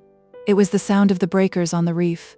The sea just here was heaving to a deeper swell, as if vexed in its sleep at the resistance to it of the land. Emmeline, sitting with her bundle in her lap, stared without speaking at the sight before her. Even in the bright, glorious sunshine, and despite the greenery that showed beyond, It was a desolate sight seen from her place in the dinghy, a white forlorn beach over which the breakers raced and tumbled, seagulls wheeling and screaming, and over all the thunder of the surf. Suddenly the break became visible, and a glimpse of smooth blue water beyond. Mr. Button unshipped the tiller, unstepped the mast, and took to the sculls. As they drew nearer, the sea became more active, savage, and alive. The thunder of the surf became louder, the breakers more fierce and threatening, the opening broader. One could see the water swirling round the coral piers, for the tide was flooding into the lagoon. It had seized the little dinghy and was bearing it along far swifter than the sculls could have driven it. Seagulls screamed around them, the boat rocked and swayed. Dick shouted with excitement, and Emmeline shut her eyes tight. Then, as though a door had been swiftly and silently closed, the sound of the surf became suddenly less. The boat floated on an even keel. She opened her eyes and found herself in Wonderland. Chapter 12. The Lake of Azure. On either side lay a great sweep of waving blue water. Calm, almost as a lake, sapphire here, and here with the tints of the aquamarine. Water so clear that fathoms away below you could see the branching coral, the schools of passing fish, and the shadows of the fish upon the spaces of sand. Before them the clear water washed the sands of a white beach. The cocoa palms waved and whispered in the breeze, and as the oarsman lay on his oars to look, a flock of bluebirds rose, as if suddenly freed from the treetops, wheeled and passed soundless, like a wreath of smoke, over the treetops of the higher land beyond. "Look!" shouted Dick, who had his nose over the gunwale of the boat. "Look at the fish!" "Mr. Button," cried Emmeline, "where are we?" "Bedad, I dunno, but we might be in a worse place, I'm thinkin'," replied the old man, sweeping his eyes over the blue and tranquil lagoon, from the barrier reef to the happy shore. On either side of the broad beach before them, the coconut trees came down like two regiments, and bending gazed at their own reflections in the lagoon. Beyond lay waving chaparral, where cocoa palms and breadfruit trees intermixed with the mammy apple and the tendrils of the wild vine. On one of the piers of coral at the break of the reef stood a single cocoa palm, bending with a slight curve. It, too, seemed seeking its reflection in the waving water. But the soul of it all, the indescribable thing about this picture of mirrored palm trees, blue lagoon, coral reef and sky, was the light. Away at sea the light was blinding, dazzling, cruel. Away at sea it had nothing to focus itself upon, nothing to exhibit but infinite spaces of blue water and desolation. Here it made the air a crystal, through which the gazer saw the loveliness of the land and reef, the green of palm, the white of coral, the wheeling gulls, the blue lagoon, all sharply outlined, burning colored, arrogant yet tender, heartbreakingly beautiful, for the spirit of eternal morning was here, eternal happiness, eternal youth. As the oarsman pulled the tiny craft towards the beach, neither he nor the children saw away behind the boat, on the water near the bending palm tree at the break in the reef, something that for a moment insulted the day and was gone. Something like a small triangle of dark canvas that rippled through the water and sank from sight, something that appeared and vanished like an evil thought. It did not take long to beach the boat. Mr. Button tumbled over the side up to his knees in water, whilst Dick crawled over the bow. "Catch hold of her the same as I do," cried Paddy, laying hold of the starboard gunwale, whilst Dick, imitative as a monkey, seized the gunwale to port. "Now then. Yo-ho, Chiliman, up wid her, heave-o, Chiliman. Lave her be now, she's high enough." He took Emmeline in his arms and carried her up on the sand. It was from just here on the sand that you could see the true beauty of the lagoon, that lake of seawater forever protected from storm and trouble by the barrier reef of coral. Right from where the little clear ripples ran up the strand, it led the eye to the break in the coral reef where the palm gazed at its own reflection in the water, and there, beyond the break, one caught a vision of the great heaving, sparkling sea. The lagoon just here was perhaps more than 1/3 of a mile broad. I have never measured it, but I know that standing by the palm tree on the reef, flinging up one's arm and shouting to a person on the beach, the sound took a perceptible time to cross the water, I should say, perhaps an almost perceptible time. The distant signal and the distant call were almost coincident, yet not quite. Dick, mad with delight at the place in which he found himself, was running about like a dog just out of the water. Mr. Button was discharging the cargo of the dinghy on the dry, white sand. Emmeline seated herself with her precious bundle on the sand, and was watching the operations of her friend, looking at the things around her and feeling very strange. For all she knew, all this was the ordinary accompaniment of a sea voyage. Patty's manner throughout had been set to the one idea, not to frighten the childer. The weather had backed him up. But down in the heart of her lay the knowledge that all was not as it should be. The hurried departure from the ship, the fog in which her uncle had vanished, those things and others as well, she felt instinctively were not right, but she said nothing. She had not long for meditation, however, for Dick was running towards her with a live crab which he had picked up, calling out that he was going to make it bite her. "Take it away!" cried Emmeline, holding both hands with fingers widespread in front of her face. "Mr. Button! Mr. Button! Mr. Button!" "Lave her be, you little divil!" roared Pat, who was depositing the last of the cargo on the sand. "Lave her be, or it's a cow hidden I'll be givin' you." "What's a divil, Patty?" asked Dick, panting from his exertions. "Patty, what's a divil?" "You're wan. Ax no questions now, for it's tired I am, and I want to rest me bones." He flung himself under the shade of a palm tree, took out his tinder box, tobacco and pipe, cut some tobacco up, filled his pipe and lit it. Emmeline crawled up and sat near him, and Dick flung himself down on the sand near Emmeline. Mr. Button took off his coat and made a pillow of it against a coconut tree stem. He had found the El Dorado of the weary. With his knowledge of the South Seas, a glance at the vegetation to be seen told him that food for a regiment might be had for the taking, water too. Right down the middle of the strand was a depression which in the rainy season would be the bed of a rushing rivulet. The water just now was not strong enough to come all the way to the lagoon, but away up there bayant in the woods lay the source, and he'd find it in due time. There was enough in the breaker for a week, and green coconuts were to be had for the climbing. Emmeline contemplated Patty for a while as he smoked and rested his bones. Then a great thought occurred to her. She took the little shawl from around the parcel she was holding and exposed the mysterious box. "Oh, begorra, the box," said Patty, leaning on his elbow interestedly. "I might 'a' known you wouldn't 'a' forgot it." "Mrs. James," said Emmeline, "made me promise not to open it till I got on shore, for the things in it might get lost." "Well, you're ashore now," said Dick. "Open it." "I'm going to," said Emmeline. She carefully undid the string, refusing the assistance of Patty's knife. Then the brown paper came off, disclosing a common cardboard box.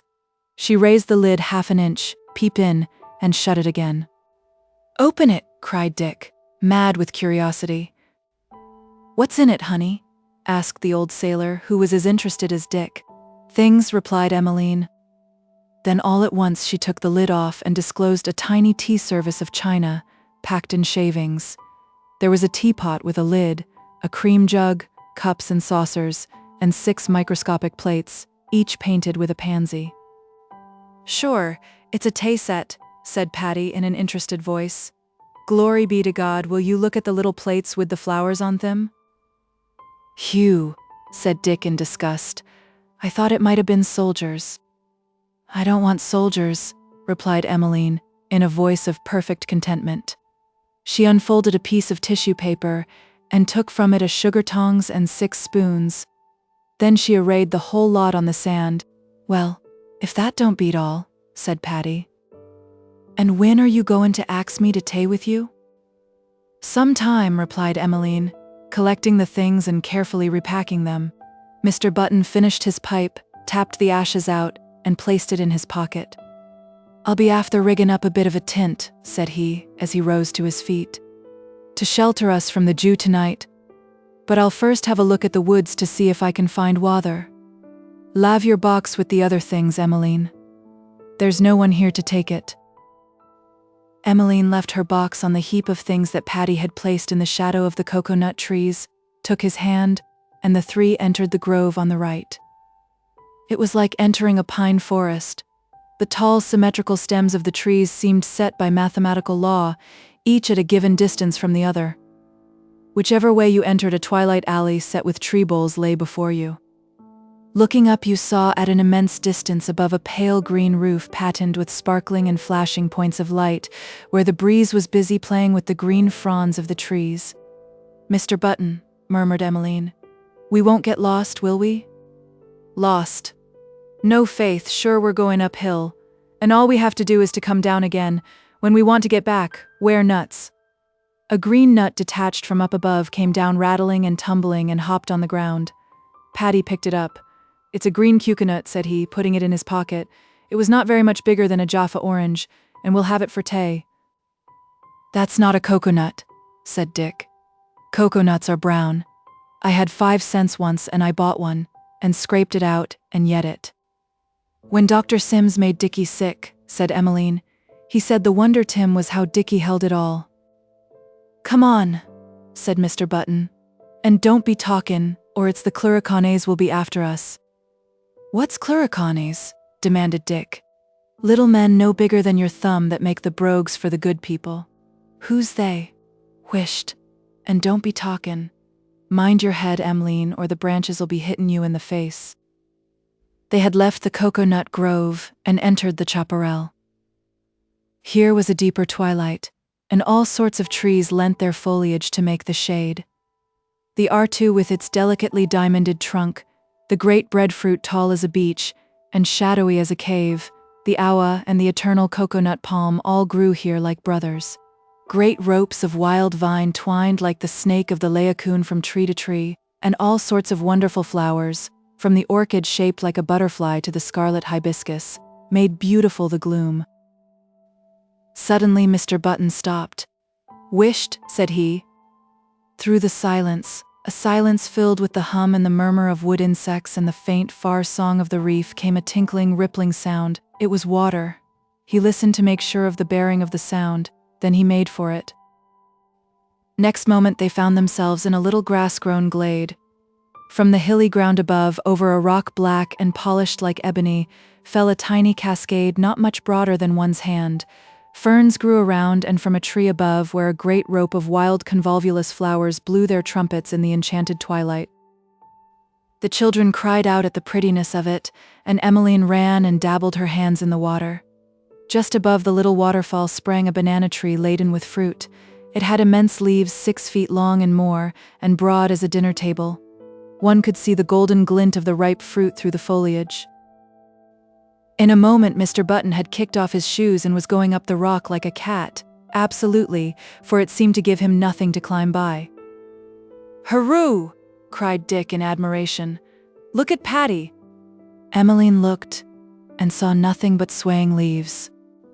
"Stand from under," he shouted, and next moment down came a huge bunch of yellow-jacketed bananas.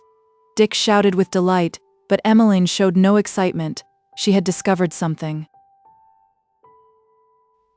Chapter 13. Death Veiled with Lichen. "Mr. Button," said she, when the latter had descended, "there's a little barrel." She pointed to something green and lichen-covered that lay between the trunks of 2 trees, something that eyes less sharp than the eyes of a child might have mistaken for a boulder. "Sure, and faith, it's an old empty barrel," said Mr. Button, wiping the sweat from his brow and staring at the thing. "Some ship must have been wathering here and forgot it. It'll do for a sate whilst we have dinner." He sat down upon it and distributed the bananas to the children, who sat down on the grass. The barrel looked such a deserted and neglected thing that his imagination assumed it to be empty. Empty or full, however, it made an excellent seat, for it was quarter sunk in the green soft earth, and immovable. "If ships has been here, ships will come again," said he, as he munched his bananas. "Will Daddy's ship come here?" asked Dick. "Aye, to be sure it will," replied the other, taking out his pipe. "Now run about and play with the flowers and lave me alone to smoke a pipe, and then we'll all go to the top of the hill bayant and have a look round us." "Come long, Em," cried Dick, and the children started off amongst the trees, Dick pulling at the hanging vine tendrils, and Emmeline plucking what blossoms she could find within her small reach. When he had finished his pipe, he hallooed, and small voices answered him from the wood. Then the children came running back, Emmeline laughing and showing her small white teeth, a large bunch of blossoms in her hand, Dick flowerless, but carrying what seemed a large green stone. "Look at what a funny thing I've found," he cried. "It's got holes in it." "Drap it!" shouted Mr. Button, springing from the barrel as if someone had stuck an awl into him. "Where'd you find it? What do you mean by touching it? Give it here." He took it gingerly in his hands. It was a lichen-covered skull, with a great dent in the back of it where it had been cloven by an axe or some sharp instrument. He hove it as far as he could away amidst the trees. "What is it, Patty?" asked Dick, half astonished, half frightened at the old man's manner. "It's nothing good," replied Mr. Button. "There were 2 others, and I wanted to fetch them," grumbled Dick. "You lave them alone, Musha, Musha, but there's been black doin's here in days gone by. What is it, Emmeline?" Emmeline was holding out her bunch of flowers for admiration. He took a great gaudy blossom, if flowers can ever be called gaudy, and stuck its stalk in the pocket of his coat. Then he led the way uphill, muttering as he went. The higher they got, the less dense became the trees and the fewer the cocoa-nut palms. The cocoa-nut palm loves the sea, and the few they had here all had their heads bent in the direction of the lagoon, as if yearning after it. They passed a canebrake where canes 20 feet high whispered together like bulrushes. Then a sunlit sward destitute of tree or shrub led them sharply upward for 100 feet or so to where a great rock, the highest point of the island, stood, casting its shadow in the sunshine. The rock was about 20 feet high and easy to climb. Its top was almost flat and as spacious as an ordinary dinner table. From it one could obtain a complete view of the island and the sea. Looking down, one's eye traveled over the trembling and waving treetops to the lagoon, beyond the lagoon to the reef, beyond the reef to the infinite space of the Pacific. The reef encircled the whole island, here further from the land, here closer. The song of the surf on it came as a whisper, just like the whisper you hear in a shell. But, a strange thing, though the sound heard on the beach was continuous, up here one could distinguish an intermittency as breaker after breaker dashed itself to death on the coral strand below. You have seen a field of green barley ruffled over by the wind. Just so from the hilltop you could see the wind in its passage over the sunlit foliage beneath. It was breezing up from the southwest, and banyan and cocoa palm, R2 and breadfruit tree swayed and rocked in the merry wind. So bright and moving was the picture of the breeze-swept sea, the blue lagoon, the foam-dashed reef, and the rocking trees that one felt one had surprised some mysterious gala day, some festival of nature more than ordinarily glad. As if to strengthen the idea, now and then above the trees would burst what seemed a rocket of colored stars. The stars would drift away in a flock on the wind and be lost. They were flights of birds. All colored birds peopled the trees below, blue, scarlet, dove-colored, bright of eye but voiceless. From the reef you could see occasionally the seagulls rising here and there in clouds like small puffs of smoke. The lagoon, here deep, here shallow, presented, according to its depth or shallowness, the colors of ultramarine or sky. The broadest parts were the palest, because the most shallow, and here and there in the shallows you might see a faint tracery of coral ribs almost reaching the surface. The island at its broadest might have been 3 miles across. There was not a sign of house or habitation to be seen, and not a sail on the whole of the wide Pacific. It was a strange place to be, up here, to find oneself surrounded by grass and flowers and trees and all the kindliness of nature, to feel the breeze blow, to smoke one's pipe, and to remember that one was in a place uninhabited and unknown, a place to which no messages were ever carried except by the wind or the seagulls. In this solitude the beetle was as carefully painted and the flower as carefully tended as though all the peoples of the civilized world were standing by to criticize or approve. Nowhere in the world, perhaps, so well as here, could you appreciate nature's splendid indifference to the great affairs of man. The old sailor was thinking nothing of this sort. His eyes were fixed on a small and almost imperceptible stain on the horizon to the south-west. It was no doubt another island almost hull down on the horizon. Save for this blemish, the whole wheel of the sea was empty and serene. Emmeline had not followed them up to the rock.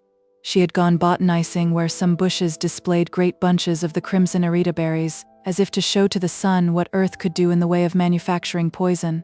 She plucked 2 great bunches of them, and with this treasure came to the base of the rock. "Lave them berries down," cried Mr. Button, when she had attracted his attention. "Don't put them in your mouth. Them's the never-wake-up berries."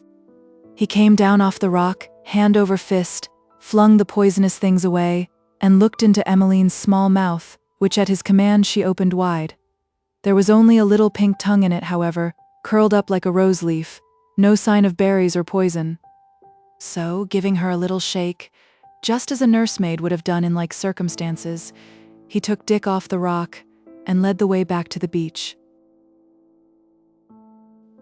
Chapter 14. Echoes of Fairyland. "Mr. Button," said Emmeline that night, as they sat on the sand near the tent he had improvised.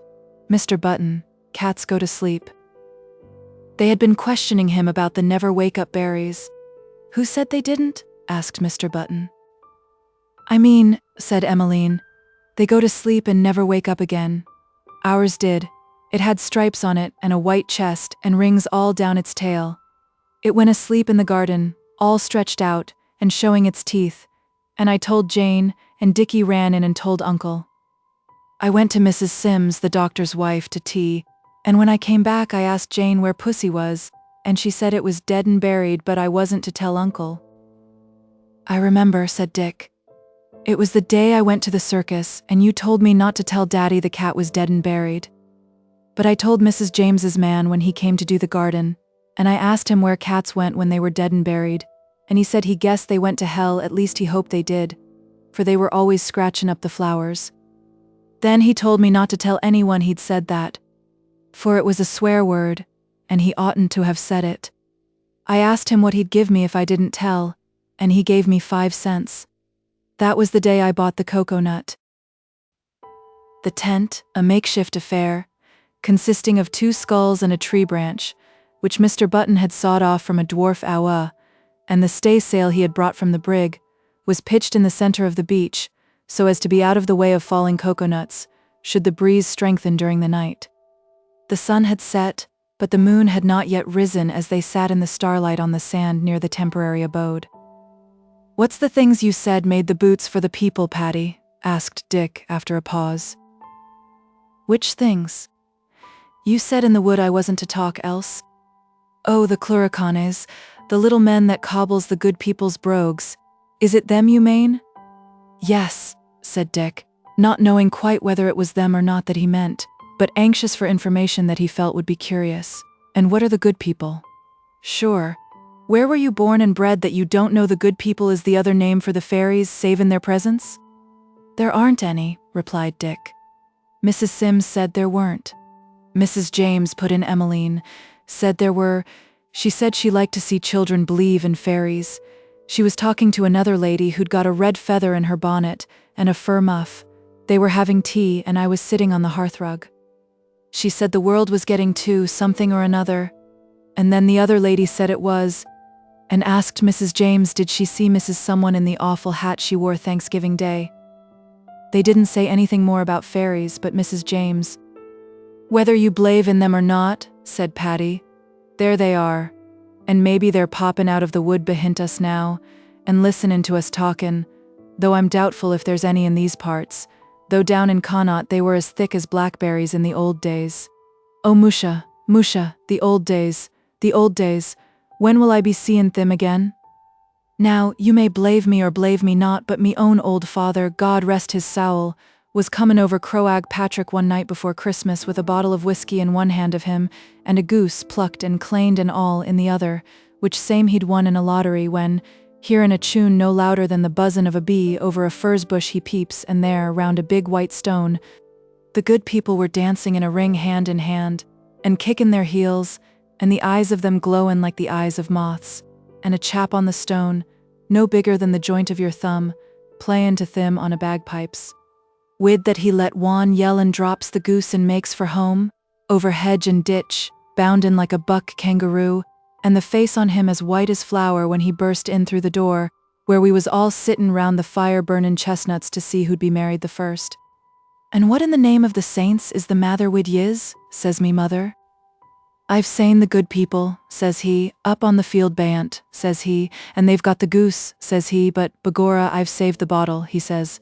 "Draw the cork and give me a taste of it, for me heart's in me throat, and me tongue's like a brick kill." And when we come to prize the cork out of the bottle, there was nothin' in it. And when we went next marnin' to look for the goose, it was gone. But there was the stone, sure enough, and the marks on it of the little brogues of the chap that had played the bagpipes, and who'd be doubtin' there were fairies after that? The children said nothing for a while, and then Dick said, "Tell us about cluricons, and how they make the boots." "Whin I'm tellin' you about cluricones," said Mr. Button. "It's the truth I'm tellin' you, and out of me own knowledge, for I've spoken to a man that's held wan in his hand. He was me own mother's brother, Con Cogan, rest his sowl. Con was 6'2", wid a long white face. He'd had his head bashed in years before I was barn, in some ruction or other, and the doctors had japanned him with a 5 shillin' piece beat flat." Dick interposed with a question as to the process, aim, and object of japanning, but Mr. Button passed the question by. He'd been bad enough for seein' fairies before they japanned him, but after it, begorra, he was twice as bad. I was a slip of a lad at the time, but me hair near turned grey with the tales he'd tell of the good people and their doin's. One night they'd turn him into a harse and ride him half over the county, one chap on his back and another runnin' behind, shovin' fur's prickles under his tail to make him buck-lep. Another night it's a donkey he'd be, harnessed to a little cart, and bein' kicked in the belly and made to draw stones. Thin it's a goose he'd be, runnin' over the common wid his neck stritched out squawkin', and an old fairy woman after him wid a knife, till it fair drove him to the drink, though by the same token, he didn't want much driven. And what does he do when his money was gone, but tear the 5 shillin' piece they'd japanned him, wid aft the top of his head, and swaps it for a bottle of whiskey, and that was the end of him. Mr. Button paused to relight his pipe, which had gone out, and there was silence for a moment. The moon had risen, and the song of the surf on the reef filled the whole night with its lullaby. The broad lagoon lay waving and rippling in the moonlight to the incoming tide. Twice as broad it always looked seen by moonlight or starlight than when seen by day. Occasionally the splash of a great fish would cross the silence, and the ripple of it would pass a moment later across the placid water. Big things happened in the lagoon at night, unseen by eyes from the shore. You would have found the wood behind them had you walked through it, full of light. A tropic forest under a tropic moon is green as a sea cave. You can see the vine tendrils and the flowers, the orchids and tree bowls all lit as by the light of an emerald-tinted day. Mr. Button took a long piece of string from his pocket. "It's bedtime," said he, "and I'm going to tether Emmeline for fear she'd be walkin' in her slape and wanderin' away and bein' lost in the woods." "I don't want to be tethered," said Emmeline. "It's for your own good I'm doin' it," replied Mr. Button, fixing the string round her waist. "Now come long." He led her like a dog in a leash to the tent and tied the other end of the string to the scull, which was the tent's main prop and support. "Now," said he, "if you be gettin' up and walkin' about in the night, it's down the tint will be on top of us all." And sure enough, in the small hours of the morning it was. Chapter 15. Fair pictures in the blue. "I don't want my old breeches on. I don't want my old breeches on." Dick was darting about naked on the sand, Mr. Button after him with a pair of small trousers in his hand. A crab might just as well have attempted to chase an antelope. They had been on the island a fortnight, and Dick had discovered the keenest joy in life to be naked. To be naked and wallow in the shallows of the lagoon, to be naked and sit drying in the sun. To be free from the curse of clothes, to shed civilization on the beach in the form of breeches, boots, coat, and hat, and to be one with the wind and the sun and the sea. The very first command Mr. Button had given on the second morning of their arrival was, "Strip and into the water wid you." Dick had resisted at first, and Emmeline, who rarely wept, had stood weeping in her little chemise. But Mr. Button was obdurate. The difficulty at first was to get them in. The difficulty now was to keep them out. Emmeline was sitting as nude as the day star, drying in the morning sun after her dip, and watching Dick's evolutions on the sand. The lagoon had for the children far more attraction than the land. Woods where you might knock ripe bananas off the trees with a big cane, sands where golden lizards would scuttle about so tame that you might with a little caution seize them by the tail, a hilltop from whence you might see, to use Patty's expression, to the back of beyond. All these were fine enough in their way, but they were nothing to the lagoon. Deep down where the coral branches were you might watch, whilst Patty fished, all sorts of things disporting on the sand patches and between the coral tufts. Hermit crabs that had evicted whelks, wearing the evicted one's shells, an obvious misfit, sea anemones as big as roses. Flowers that closed up in an irritable manner if you lowered the hook gently down and touched them. Extraordinary shells that walked about on feelers, elbowing the crabs out of the way and terrorizing the whelks. The overlords of the sand patches, these. Yet touch one on the back with a stone tied to a bit of string, and down he would go flat, motionless and feigning death. There was a lot of human nature lurking in the depths of the lagoon, comedy and tragedy. An English rock pool has its marvels. You can fancy the marvels of this vast rock pool 9 miles round and varying from 1/3 to half a mile broad, swarming with tropic life and flights of painted fishes, where the glittering albacore passed beneath the boat like a fire and a shadow, where the boat's reflection lay as clear on the bottom as though the water were air, where the sea, pacified by the reef, told, like a little child, its dreams. It suited the lazy humor of Mr. Button that he never pursued the lagoon more than half a mile or so on either side of the beach. He would bring the fish he caught ashore, and with the aid of his tinder box and dead sticks make a blazing fire on the sand, cook fish and breadfruit and taro roots, helped and hindered by the children. They fixed the tent amidst the trees at the edge of the chaparral, and made it larger and more abiding with the aid of the dinghy's sail. Amidst these occupations, wonders, and pleasures, the children lost all count of the flight of time. They rarely asked about Mr. Lestrange. After a while they did not ask about him at all. Children soon forget. Part 3. Chapter 16. The Poetry of Learning. To forget the passage of time you must live in the open air, in a warm climate, with as few clothes as possible upon you. You must collect and cook your own food. Then, after a while, if you have no special ties to bind you to civilization, nature will begin to do for you what she does for the savage. You will recognize that it is possible to be happy without books or newspapers, letters or bills. You will recognize the part sleep plays in nature. After a month on the island, you might have seen Dick at one moment full of life and activity, helping Mr. Button to dig up a taro root or whatnot, the next curled up to sleep like a dog. Emmeline the same. Profound and prolonged lapses into sleep, sudden awakenings into a world of pure air and dazzling light, the gaiety of color all round. Nature had indeed opened her doors to these children.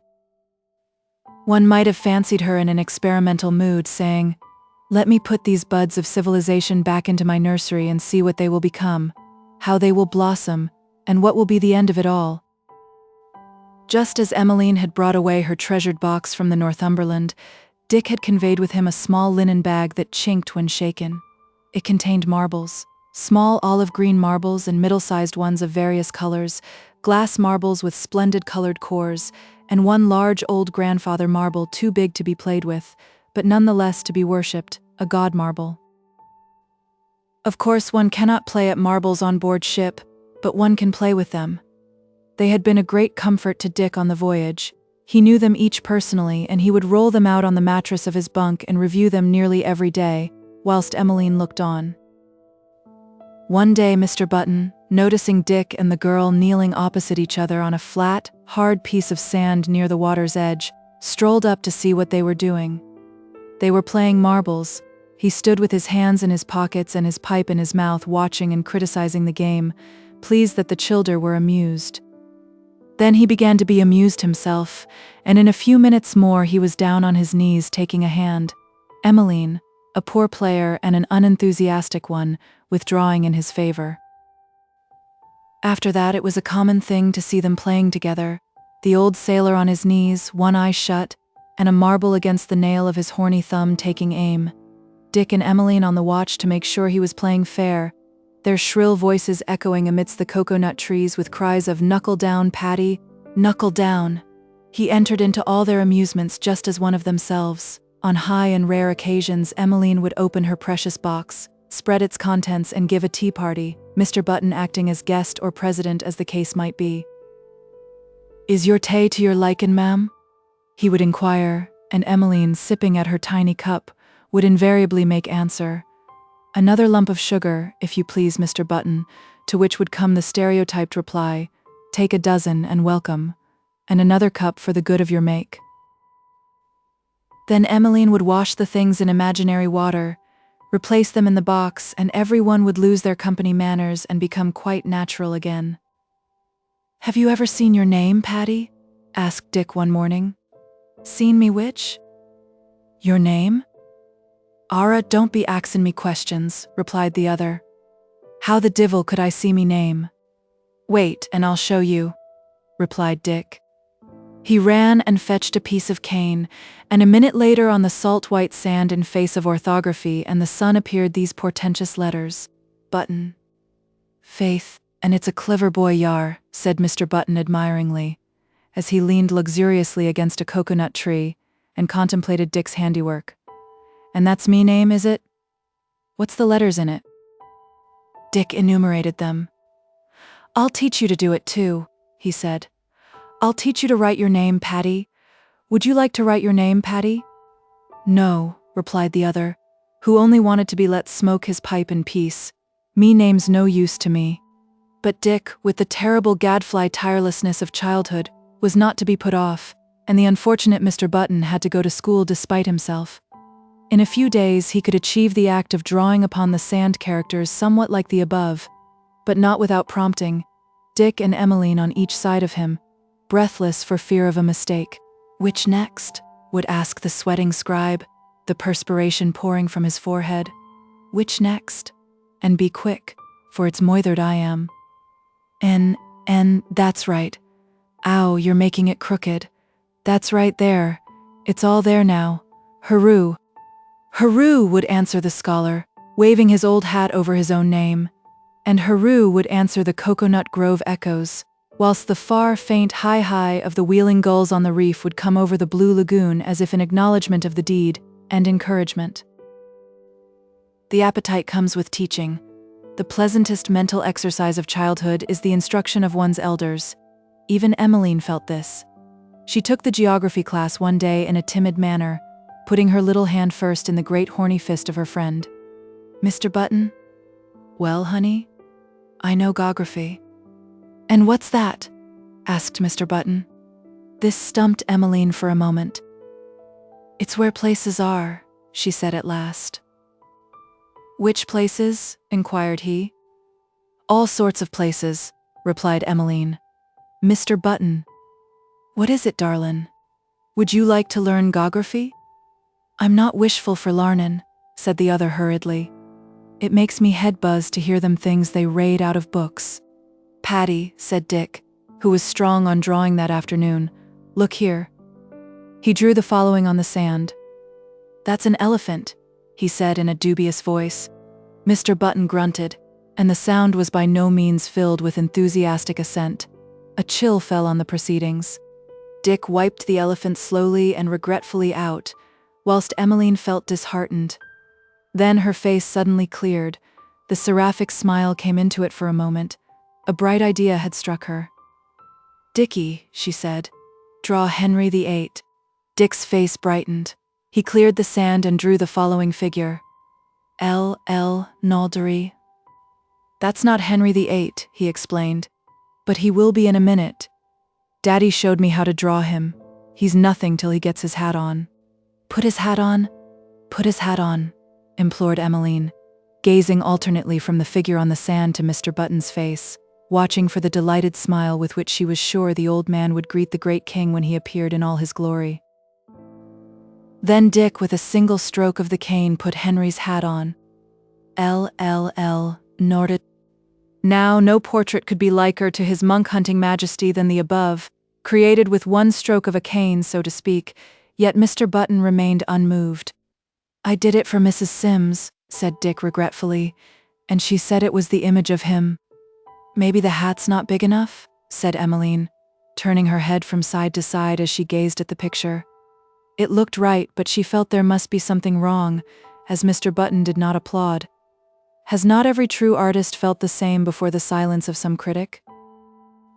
Mr. Button tapped the ashes out of his pipe and rose to stretch himself, and the class rose and trooped down to the lagoon edge, leaving Henry and his hat a figure on the sand to be obliterated by the wind. After a while, as time went on, Mr. Button took to his lessons as a matter of course, the small inventions of the children assisting their utterly untrustworthy knowledge perhaps as useful as any other there, amidst the lovely poetry of the palm trees and the sky. Days slipped into weeks and weeks into months, without the appearance of a ship, a fact which gave Mr. Button very little trouble, and even less to his charges, who were far too busy and amused to bother about ships. The rainy season came on them with a rush, and at the words rainy season do not conjure up in your mind the vision of a rainy day in Manchester. The rainy season here was quite a lively time. Torrential showers followed by bursts of sunshine, rainbows and rain dogs in the sky, and the delicious perfume of all manner of growing things on the earth. After the rains, the old sailor said he'd be after making a house of bamboos before the next rains came on them, but maybe before that they'd be off the island. "However," said he, "I'll draw you a picture of what it'll be like when it's up," and on the sand he drew a figure like this. 10. Having thus drawn the plans of the building, he leaned back against a cocoa palm and lit his pipe, but he had reckoned without Dick. The boy had not the least wish to live in a house, but he had a keen desire to see one built, and help to build one. The ingenuity which is part of the multiform basis of the American nature was aroused. "How are you going to keep them from slipping, if you tie them together like that?" he asked, when Paddy had more fully explained his method. "Which from slippin'? The canes one from the other? After you've fixed them, one cross t'other, you drive a nail through the crosspiece and a rope over all." "Have you any nails, Paddy?" "No," said Mr. Button, "I haven't." "Then how are you goin' to build the house?" "Ax me no questions now, I want to smoke me pipe." But he had raised a devil difficult to lay. Morning, noon, and night it was, "Paddy, when are you going to begin the house?" Or, "Paddy, I guess I've got a way to make the canes stick together without nailing." Till Mr. Button, in despair like a beaver, began to build.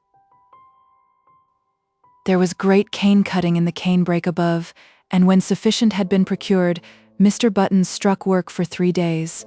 He would have struck altogether, but he had found a taskmaster.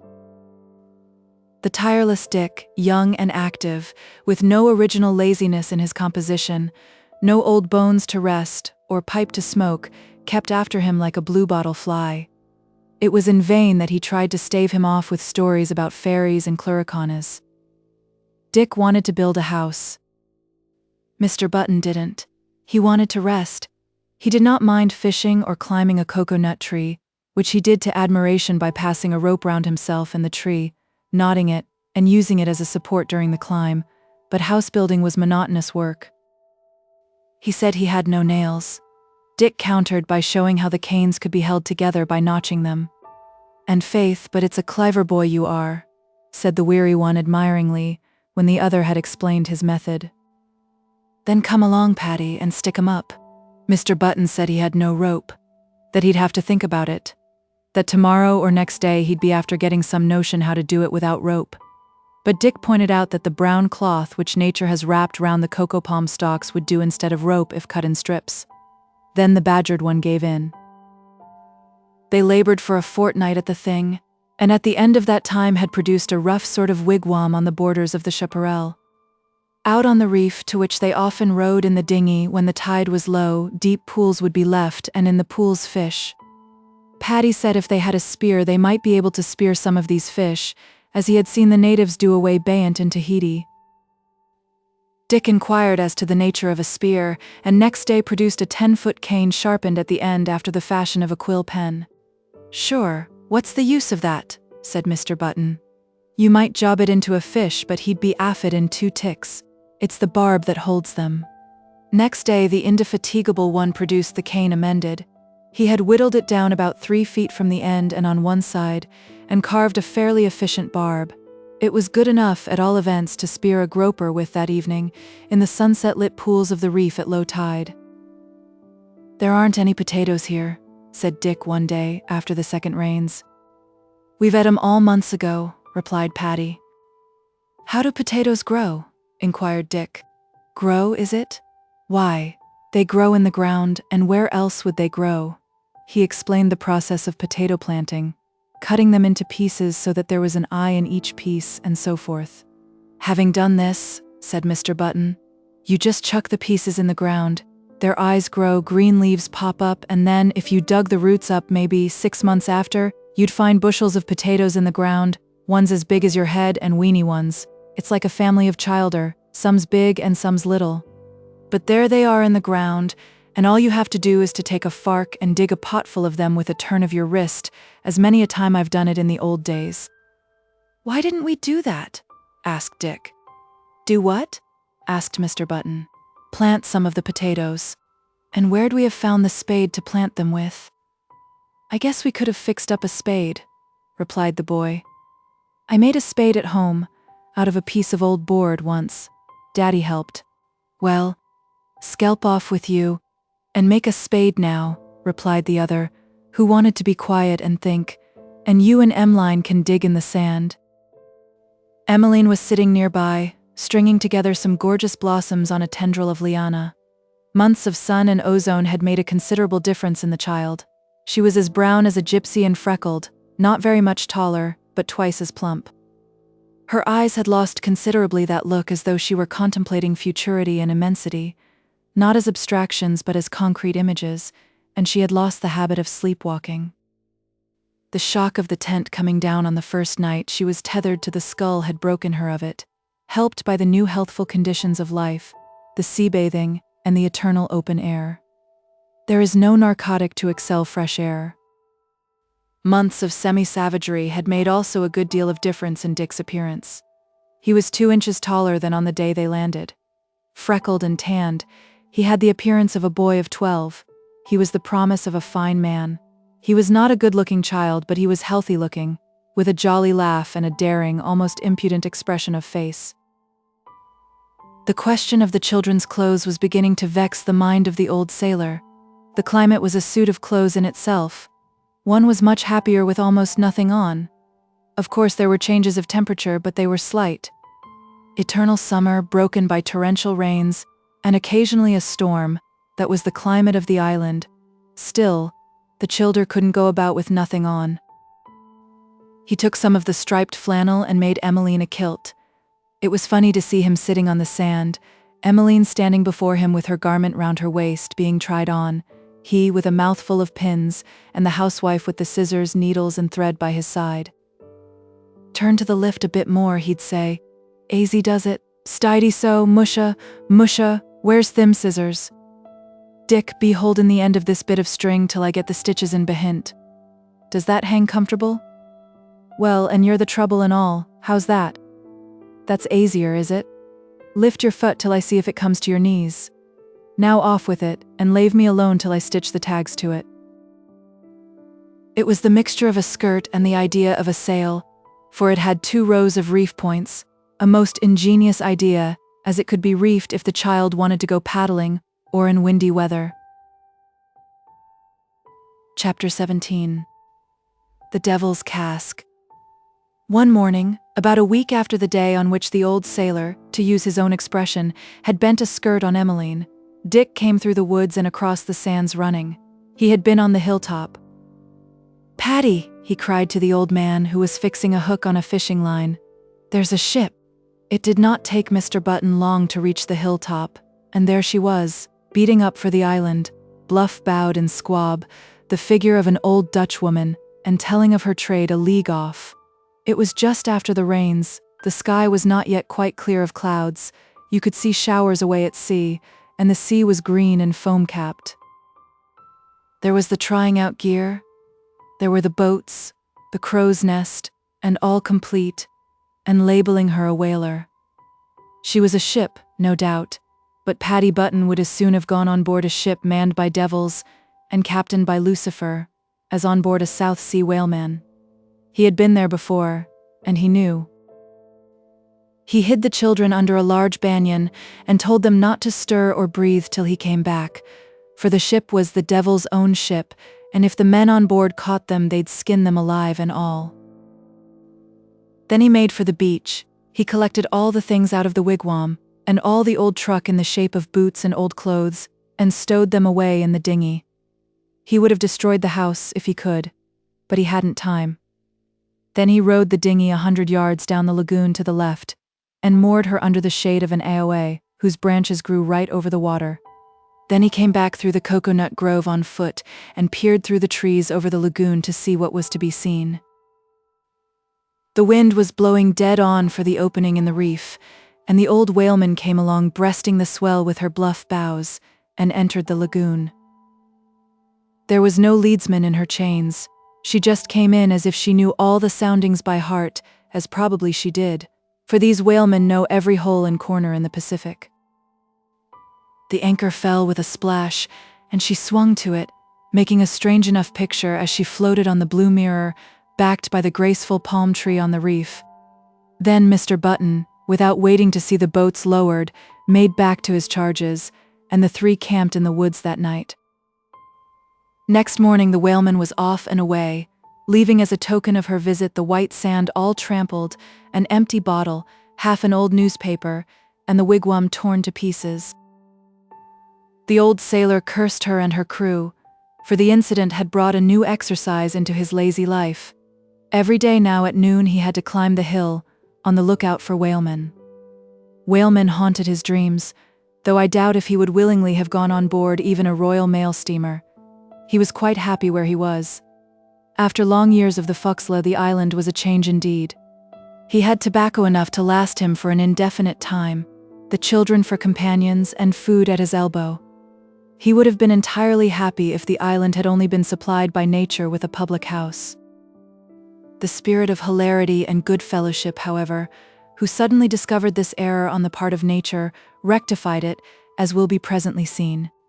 The most disastrous result of the whaleman's visit was not the destruction of the house, but the disappearance of Emmeline's box. Hunt high or hunt low, it could not be found.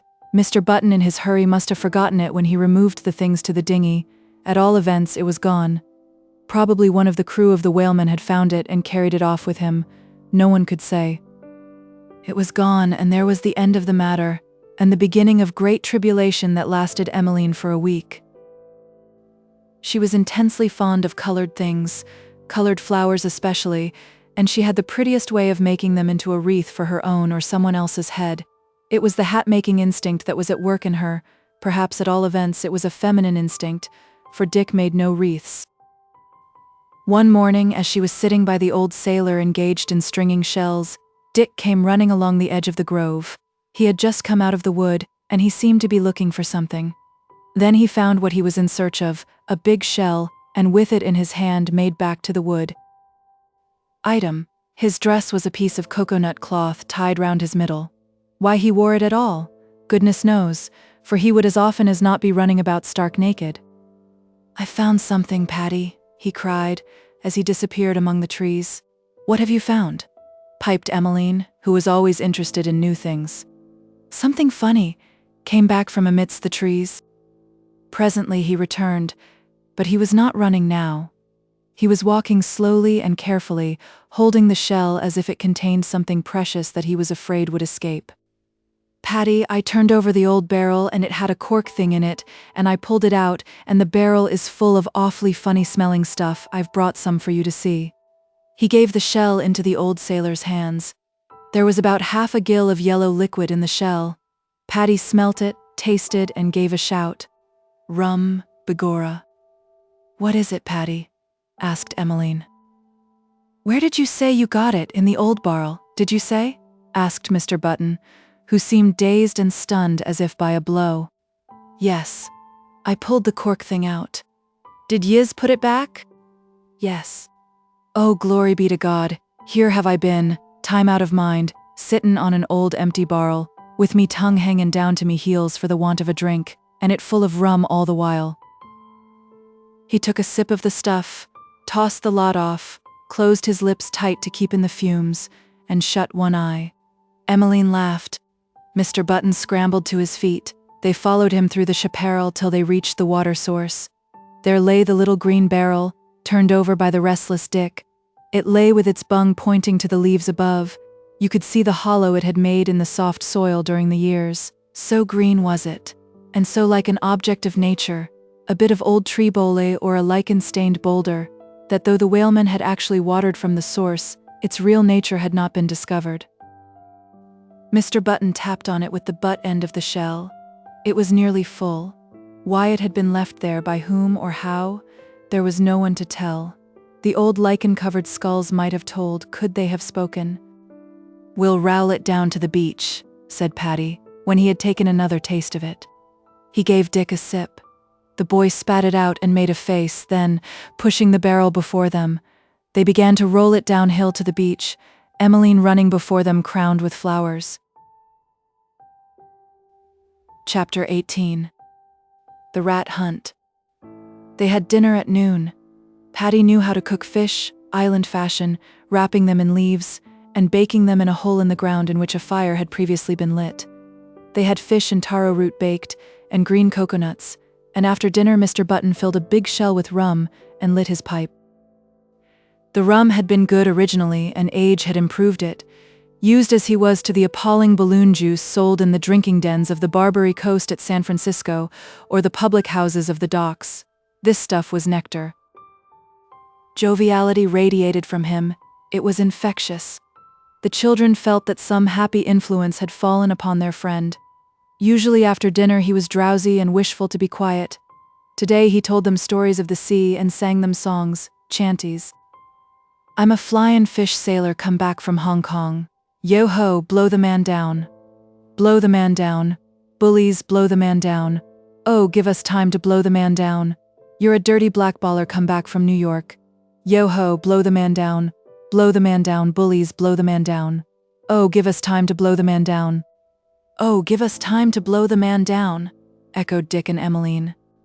Up above in the trees the bright-eyed birds were watching them, such a happy party. They had all the appearance of picnickers, and the song echoed amongst the coconut trees, and the wind carried it over the lagoon to where the seagulls were wheeling and screaming, and the foam was thundering on the reef. That evening, Mr. Button, feeling inclined for joviality and not wishing the children to see him under the influence, rolled the barrel through the coconut grove to a little clearing by the edge of the water. There, when the children were in bed and asleep, he repaired with some green coconuts and a shell. He was generally musical when amusing himself in this fashion, and Emmeline, waking up during the night, heard his voice borne through the moonlit coconut grove by the wind. There were 5 or 6 old drunken sailors standin' before the bar, and Larry, he was servin' them from a big 5-gallon jar. Chorus, hoist up the flag, long may it wave, long may it lead us to glory or the grave.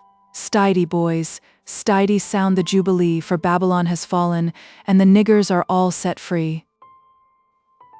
Next morning the musician awoke beside the cask. He had not a trace of a headache or any bad feeling, but he made Dick do the cooking, and he lay in the shade of the coconut trees with his head on a pillow made out of an old coat rolled up, twiddling his thumbs, smoking his pipe, and discoursing about the old days, half to himself and half to his companions. That night he had another musical evening all to himself, and so it went on for a week. Then he began to lose his appetite and sleep, and one morning Dick found him sitting on the sand looking very queer indeed, as well he might, for he had been seeing things since dawn. "What is it, Paddy?" said the boy, running up, followed by Emmeline. Mr. Button was staring at a point on the sand close by. He had his right hand raised after the manner of a person who is trying to catch a fly. Suddenly he made a grab at the sand and then opened his hand wide to see what he had caught. "What is it, Paddy?" "The cluricane," replied Mr. Button. "All dressed in green he was musha, but it's only pretendin' I am." The complaint from which he was suffering has this strange thing about it, that though the patient sees rats or snakes or whatnot, as real looking as the real things, and though they possess his mind for a moment, almost immediately he recognizes that he is suffering from a delusion. The children laughed, and Mr. Button laughed in a stupid sort of way. Sure, it was only a game I was playin'. There was no cluricon at all. It's when I drink rum it puts it into me head to play games like that. Oh, be the holy poker, there's red rats comin' out of the sand. He got on his hands and knees and scuttled off towards the coconut trees, looking over his shoulder with a bewildered expression on his face. He would have risen to fly, only he dared not stand up. The children laughed and danced round him as he crawled. "Look at the rats, Patty. Look at the rats," cried Dick. "They're in front of me," cried the afflicted one, making a vicious grab at an imaginary rodent's tail. "Ran Dan the bastes. Now they're gone. Musha, but it's a fool I'm makin' of myself." "Go on, Patty," said Dick. "Don't stop. Look there. There's more rats coming after you." "Oh, wisht, will you?"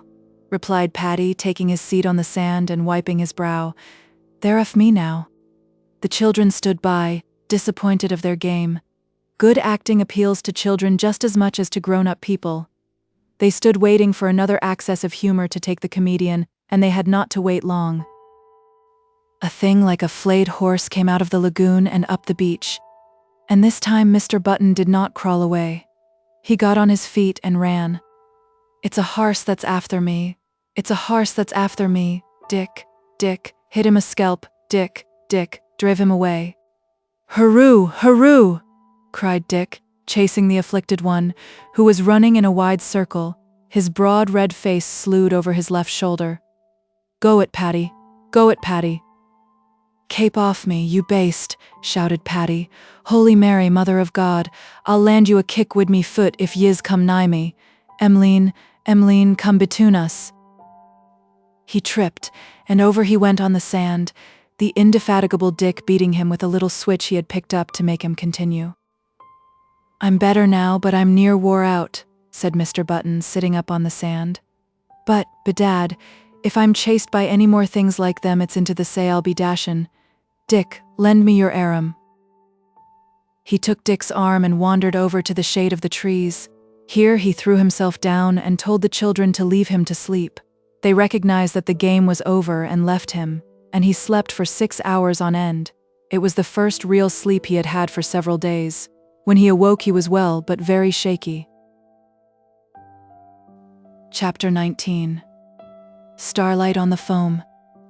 Mr. Button saw no more rats, much to Dick's disappointment. He was off the drink.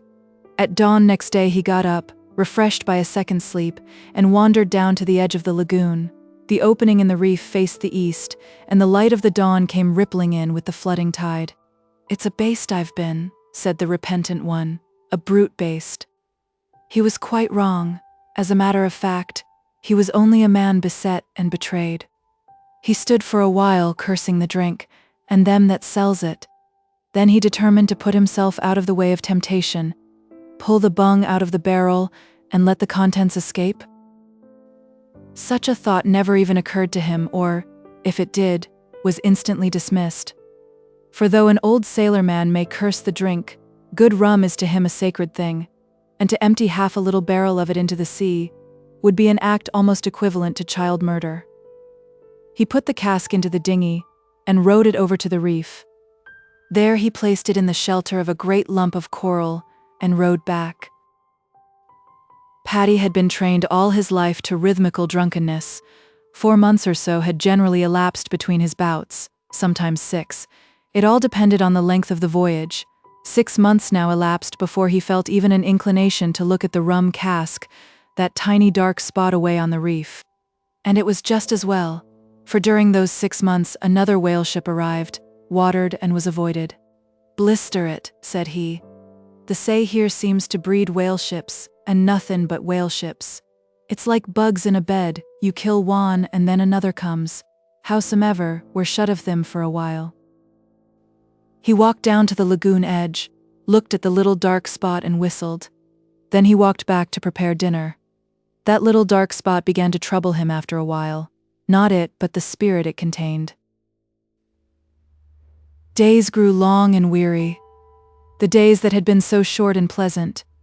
To the children there was no such thing as time. Having absolute and perfect health, they enjoyed happiness as far as mortals can enjoy it.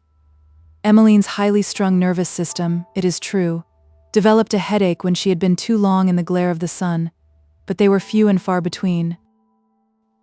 The spirit in the little cask had been whispering across the lagoon for some weeks. At last it began to shout. Mr. Button, metaphorically speaking, stopped his ears. He busied himself with the children as much as possible.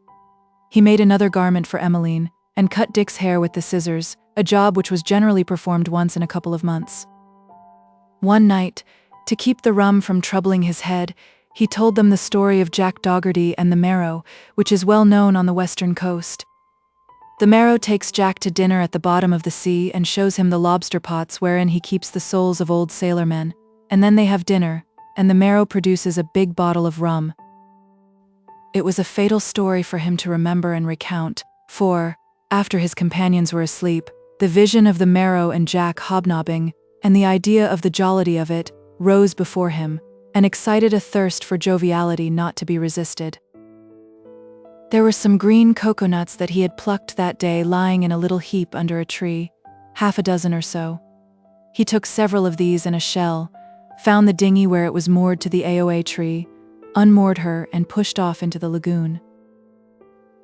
The lagoon and sky were full of stars.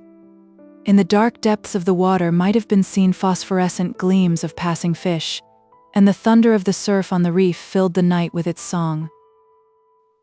He fixed the boat's painter carefully round a spike of coral and landed on the reef, and with a shell full of rum and coconut lemonade mixed half and half, he took his perch on a high ledge of coral from whence a view of the sea and the coral strand could be obtained.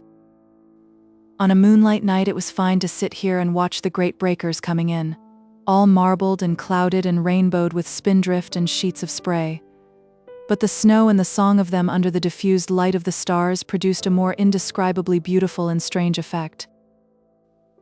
The tide was going out now, and Mr. Button, as he sat smoking his pipe and drinking his grog, could see bright mirrors here and there where the water lay in rock pools.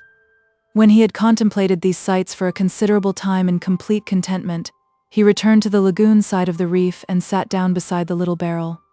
Then, after a while, if you had been standing on the strand opposite, you would have heard scraps of song borne across the quivering water of the lagoon, sailing down on the coast of Barbary. Whether the coast of Barbary in question is that at San Francisco, or the true and proper coast, does not matter. It is an old-time song, and when you hear it, whether on a reef of coral or a granite quay, you may feel assured that an old-time sailorman is singing it, and that the old-time sailorman is bemused. Presently the dinghy put off from the reef. The sculls broke the starlit waters, and great shaking circles of light made rhythmical answer to the slow and steady creak of the thole-pins against the leather. He tied up to the AOA, saw that the sculls were safely shipped. Then, breathing heavily, he cast off his boots for fear of waking the children. As the children were sleeping more than 200 yards away, this was a needless precaution, especially as the intervening distance was mostly soft sand. Green coconut juice and rum mixed together are pleasant enough to drink, but they are better drunk separately. Combined, not even the brain of an old sailor can make anything of them but mist and muddlement. That is to say, in the way of thought, in the way of action, they can make him do a lot. They made Paddy Button swim the lagoon. The recollection came to him all at once, as he was walking up the strand towards the wigwam, that he had left the dinghy tied to the reef. The dinghy was, as a matter of fact, safe and sound tied to the AOA, but Mr. Button's memory told him it was tied to the reef. How he had crossed the lagoon was of no importance at all to him. The fact that he had crossed without the boat, yet without getting wet, did not appear to him strange. He had no time to deal with trifles like these. The dinghy had to be fetched across the lagoon, and there was only one way of fetching it. So he came back down the beach to the water's edge, cast down his boots, cast off his coat, and plunged in. The lagoon was wide, but in his present state of mind he would have swum the Hellespont. His figure gone from the beach, the night resumed its majesty and aspect of meditation.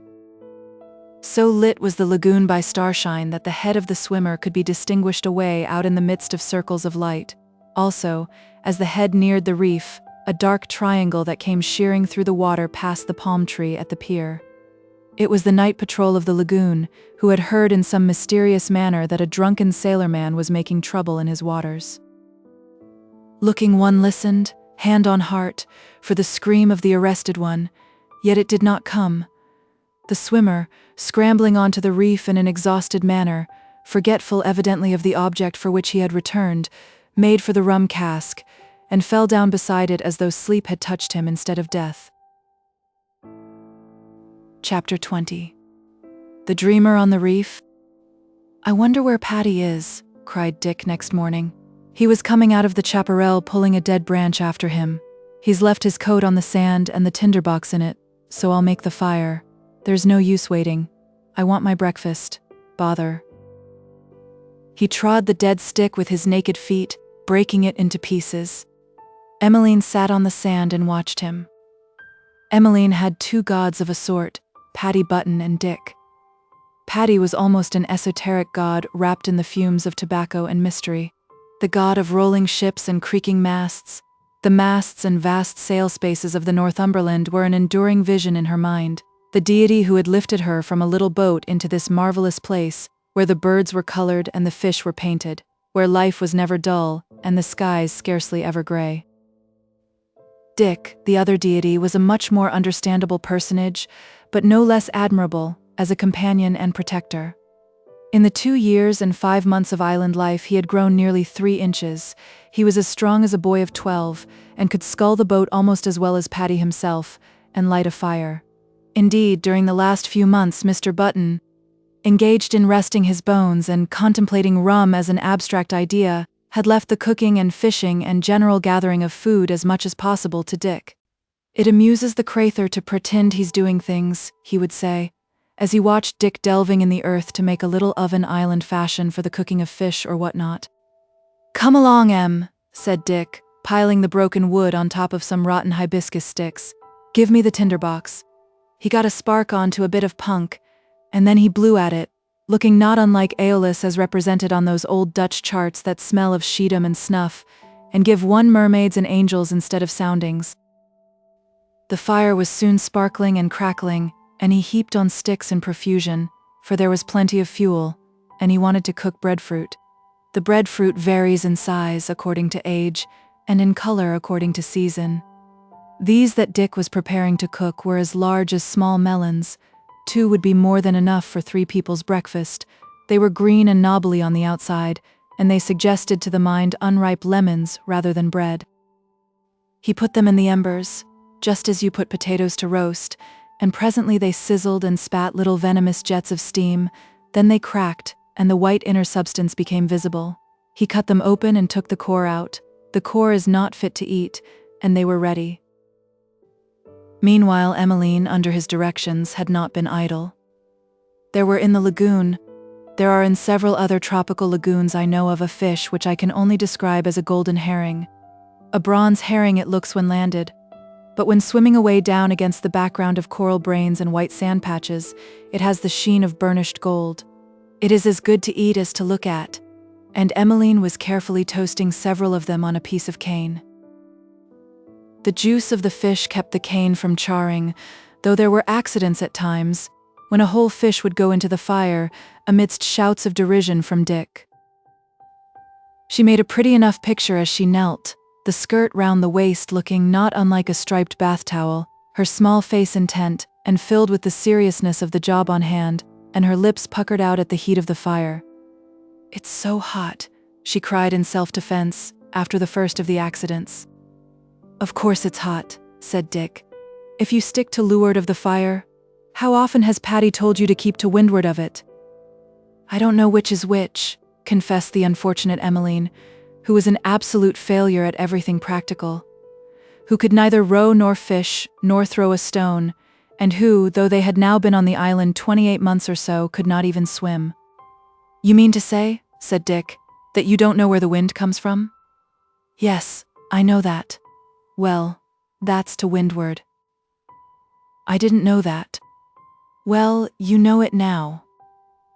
"Yes, I know it now." "Well then, come to windward of the fire." Why didn't you ask the meaning of it before?" "I did," said Emmeline. "I asked Mr. Button one day, and he told me a lot about it. He said if he was to spit to windward and a person was to stand to leeward of him, he'd be a fool, and he said if a ship went too much to leeward she went on the rocks, but I didn't understand what he meant. Dickie, I wonder where he is." "Patty!" cried Dick, pausing in the act of splitting open a breadfruit. Echoes came from amidst the cocoa-nut trees, but nothing more. "Come on," said Dick. "I'm not going to wait for him. He may have gone to fetch up the night lines. They sometimes put down night lines in the lagoon, and fallen asleep over them." Now, though Emmeline honored Mr. Button as a minor deity, Dick had no illusions at all upon the matter.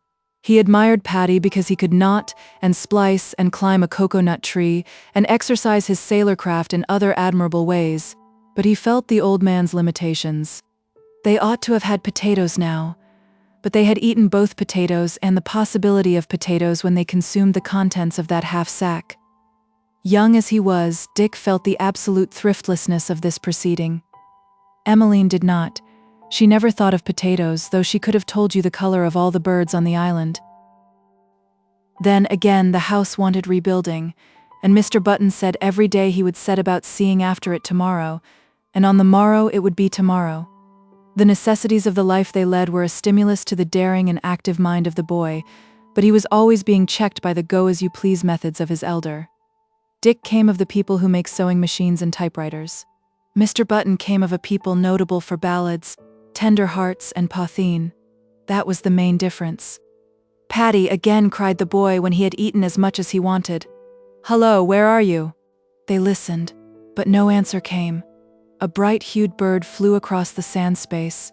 A lizard scuttled across the glistening sand. The reef spoke, and the wind in the treetops, but Mr. Button made no reply. "Wait," said Dick.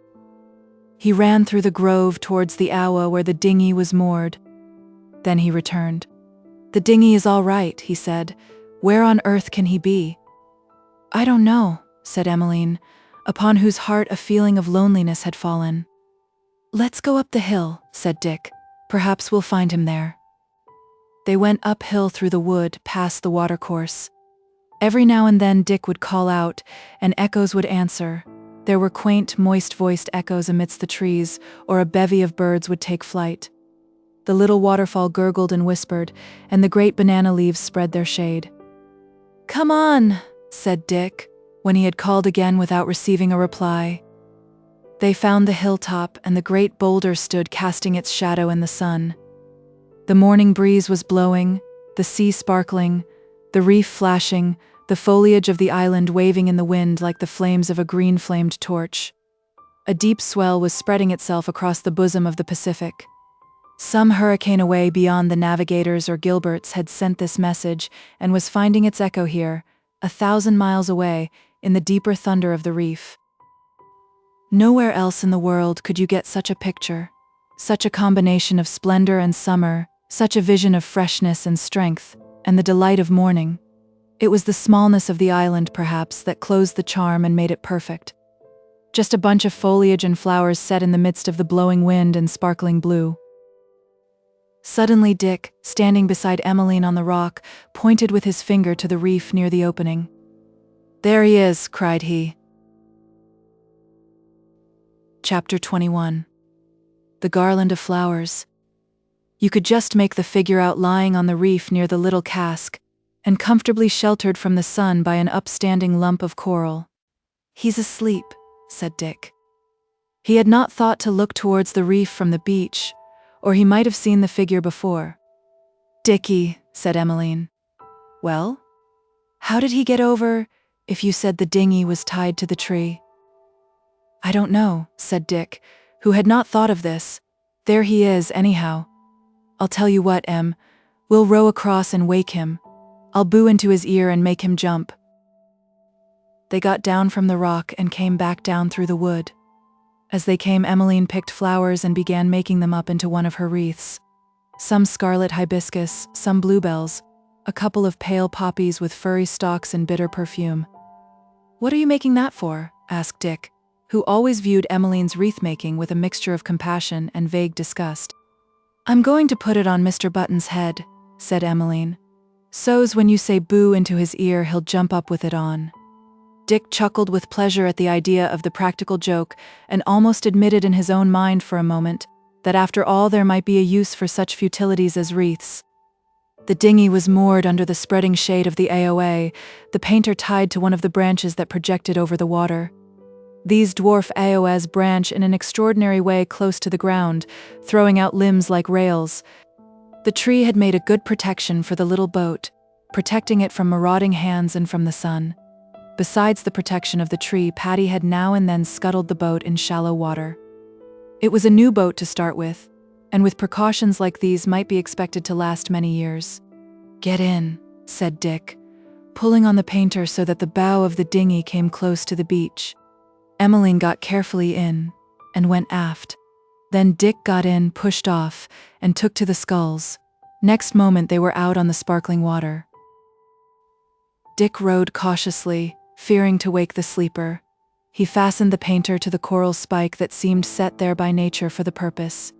He scrambled onto the reef and, lying down on his stomach, drew the boat's gunwale close up so that Emmeline might land. He had no boots on. The soles of his feet, from constant exposure, had become insensitive as leather. Emmeline also was without boots. The soles of her feet, as is always the case with highly nervous people, were sensitive, and she walked delicately, avoiding the worst places, holding her wreath in her right hand. It was full tide, and the thunder of the waves outside shook the reef. It was like being in a church when the deep bass of the organ is turned full on, shaking the ground and the air, the walls and the roof. Dashes of spray came over with the wind, and the melancholy high of the wheeling gulls came like the voices of ghostly sailor-men hauling at the halyards.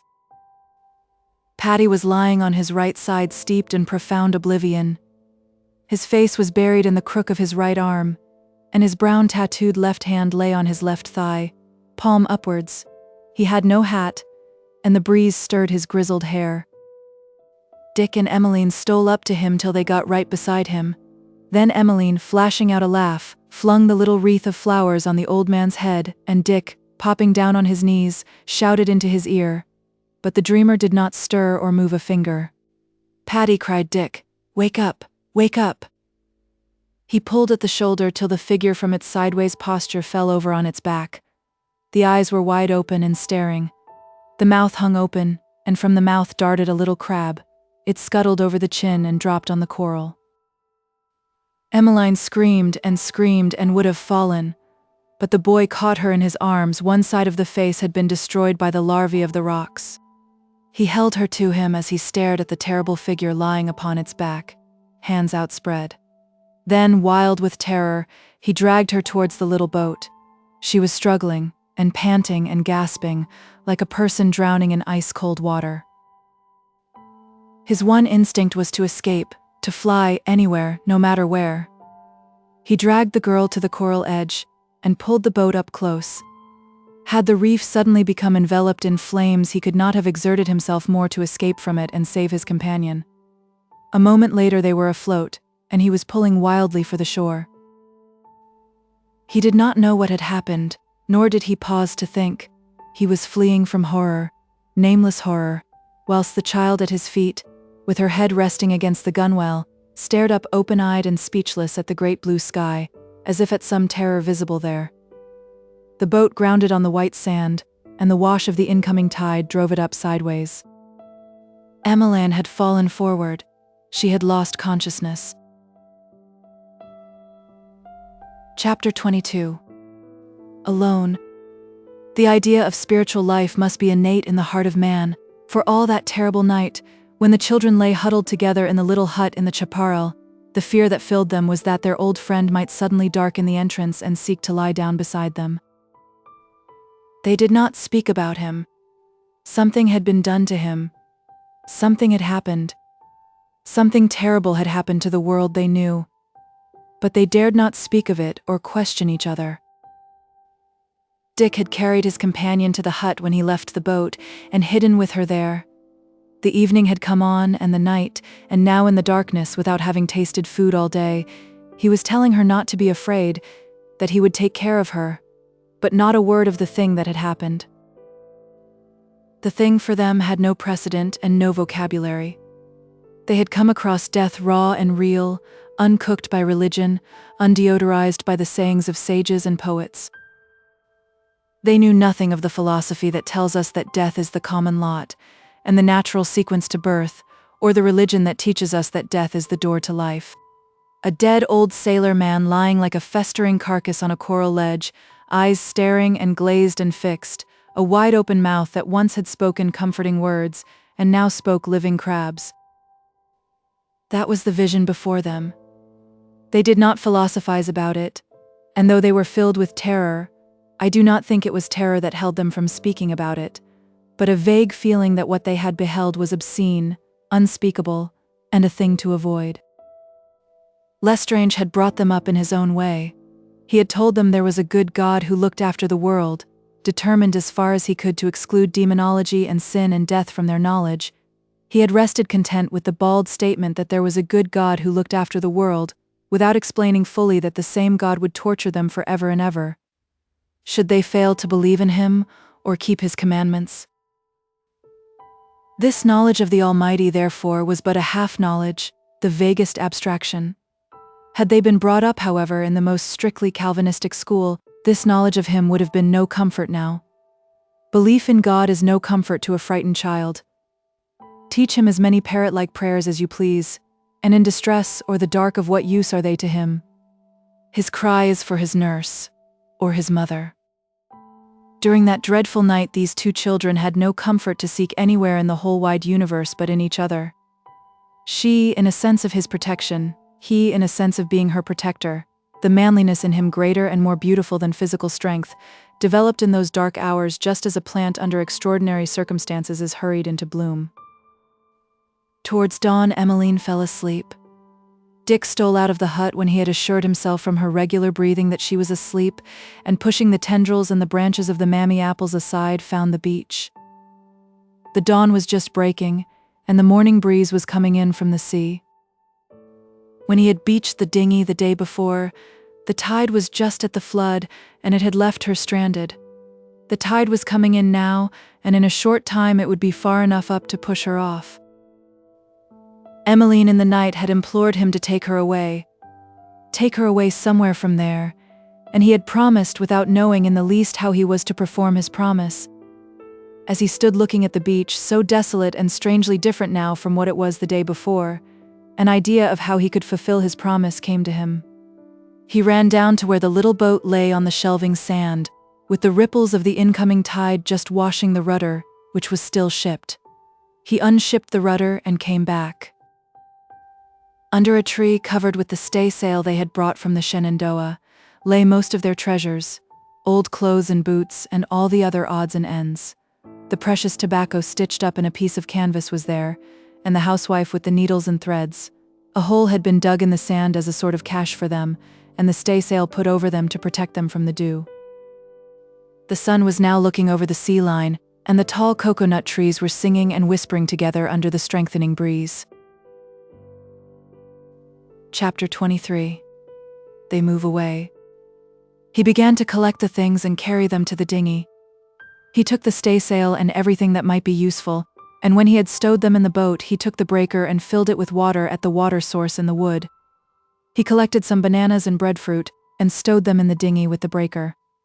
Then he found the remains of yesterday's breakfast, which he had hidden between two palmetto leaves, and placed it also in the boat. The water was now so high that a strong push would float her. He turned back to the hut for Emmeline. She was still asleep, so soundly asleep that when he lifted her up in his arms she made no movement. He placed her carefully in the stern sheets with her head on the sail rolled up, and then standing in the bow pushed off with a scull. Then, taking the sculls, he turned the boat's head up the lagoon to the left. He kept close to the shore, but for the life of him he could not help lifting his eyes and looking towards the reef. Round a certain spot on the distant white coral there was a great commotion of birds.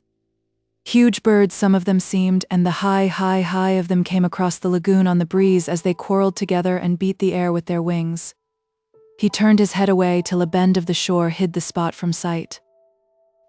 Here, sheltered more completely than opposite the break in the reef, the artu trees came in places right down to the water's edge. The breadfruit trees cast the shadow of their great scalloped leaves upon the water. Glades, thick with fern, wildernesses of the mammy apple, and bushes of the scarlet wild coconut all slipped by, as the dinghy, hugging the shore, crept up the lagoon.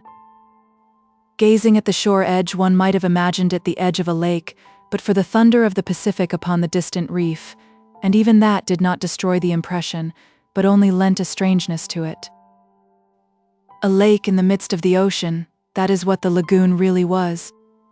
Here and there coconut trees slanted over the water, mirroring their delicate stems and tracing their clear-cut shadows on the sandy bottom a fathom deep below.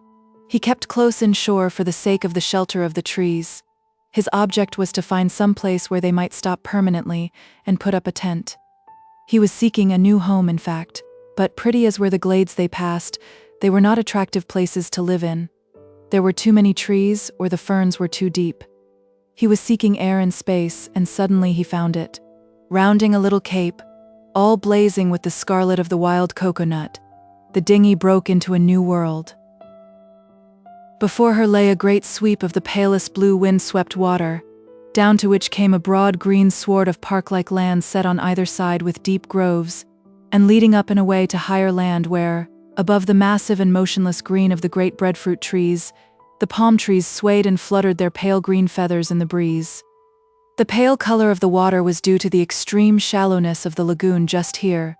So shallow was it that one could see brown spaces indicating beds of dead and rotten coral, and splashes of darkest sapphire where the deep pools lay. The reef lay more than half a mile from the shore, a great way out it seemed, so far out that its cramping influence was removed, and one had the impression of wide and unbroken sea. Dick rested on his oars and let the dinghy float whilst he looked around him. He had come some 4.5 miles, and this was right at the back of the island. As the boat drifting shoreward touched the bank, Emmeline awakened from her sleep, sat up, and looked around her. Book 2, Part 1, Chapter 1. Under the artu tree. On the edge of the green sward, between a diamond-checkered artu trunk and the massive bole of a breadfruit, a house had come into being. It was not much larger than a big hen house, but quite sufficient for the needs of 2 people in a climate of eternal summer. It was built of bamboos and thatched with a double thatch of palmetto leaves, so neatly built and so well thatched that one might have fancied it the production of several skilled workmen. The breadfruit tree was barren of fruit, as these trees sometimes are, whole groves of them ceasing to bear for some mysterious reason only known to nature. It was green now, but when suffering its yearly change, the great scalloped leaves would take all imaginable tinges of gold and bronze and amber. Beyond the artu was a little clearing, where the chaparral had been carefully removed and taro roots planted. Stepping from the house doorway onto the sward, you might have fancied yourself, except for the tropical nature of the foliage, in some English park. Looking to the right, the eye became lost in the woods, where all tints of green were tinging the foliage, and the bushes of the wild coconut burned scarlet as hawberries. The house had a doorway, but no door. It might have been said to have a double roof, for the breadfruit foliage above gave good shelter during the rains. Inside it was bare enough. Dried, sweet-smelling ferns covered the floor. 2 sails, rolled up, lay on either side of the doorway. There was a rude shelf attached to one of the walls, and on the shelf some bowls made of coconut shell. The people to whom the place belonged evidently did not trouble it much with their presence, using it only at night, and as a refuge from the dew. Sitting on the grass by the doorway, sheltered by the breadfruit shade, yet with the hot rays of the afternoon sun just touching her naked feet, was a girl. A girl of 15 or 16, naked, except for a kilt of gaily striped material reaching from her waist to her knees. Her long black hair was drawn back from the forehead and tied behind with a loop of the elastic vine. A scarlet blossom was stuck behind her right ear, after the fashion of a clerk's pen. Her face was beautiful, powdered with tiny freckles, especially under the eyes, which were of a deep, tranquil blue-gray. She half sat, half lay on her left side, whilst before her, quite close, strutted up and down on the grass, a bird with blue plumage, coral-red beak, and bright, watchful eyes. The girl was Emmeline Lestrange, Just by her elbow stood a little bowl made from half a cocoa nut and filled with some white substance with which she was feeding the bird. Dick had found it in the woods 2 years ago, quite small, deserted by its mother, and starving.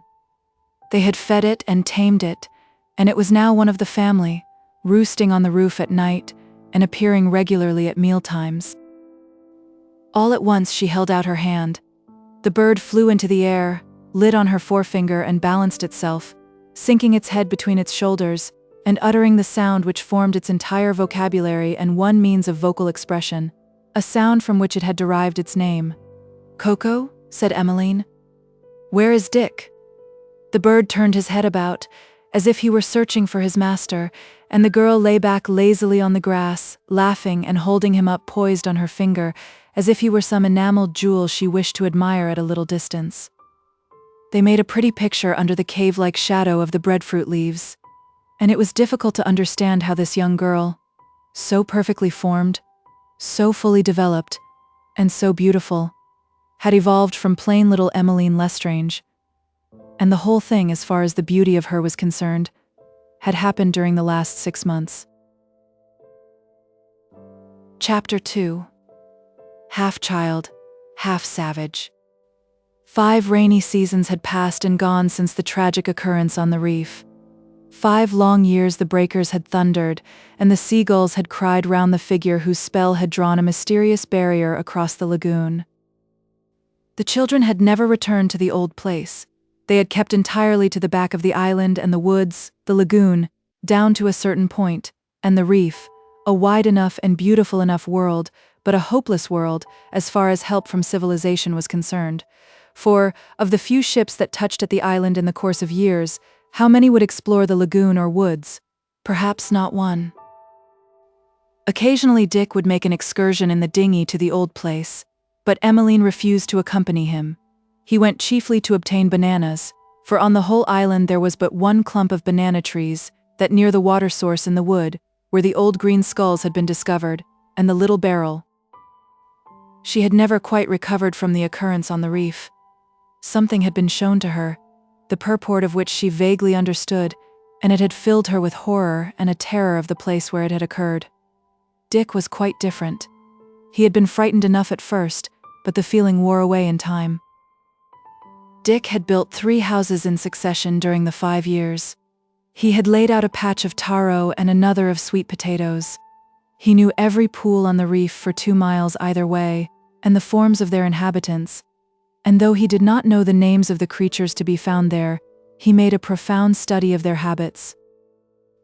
He had seen some astonishing things during these 5 years, from a fight between a whale and 2 thrashers conducted outside the reef, lasting an hour, and dyeing the breaking waves with blood, to the poisoning of the fish in the lagoon by fresh water, due to an extraordinarily heavy rainy season.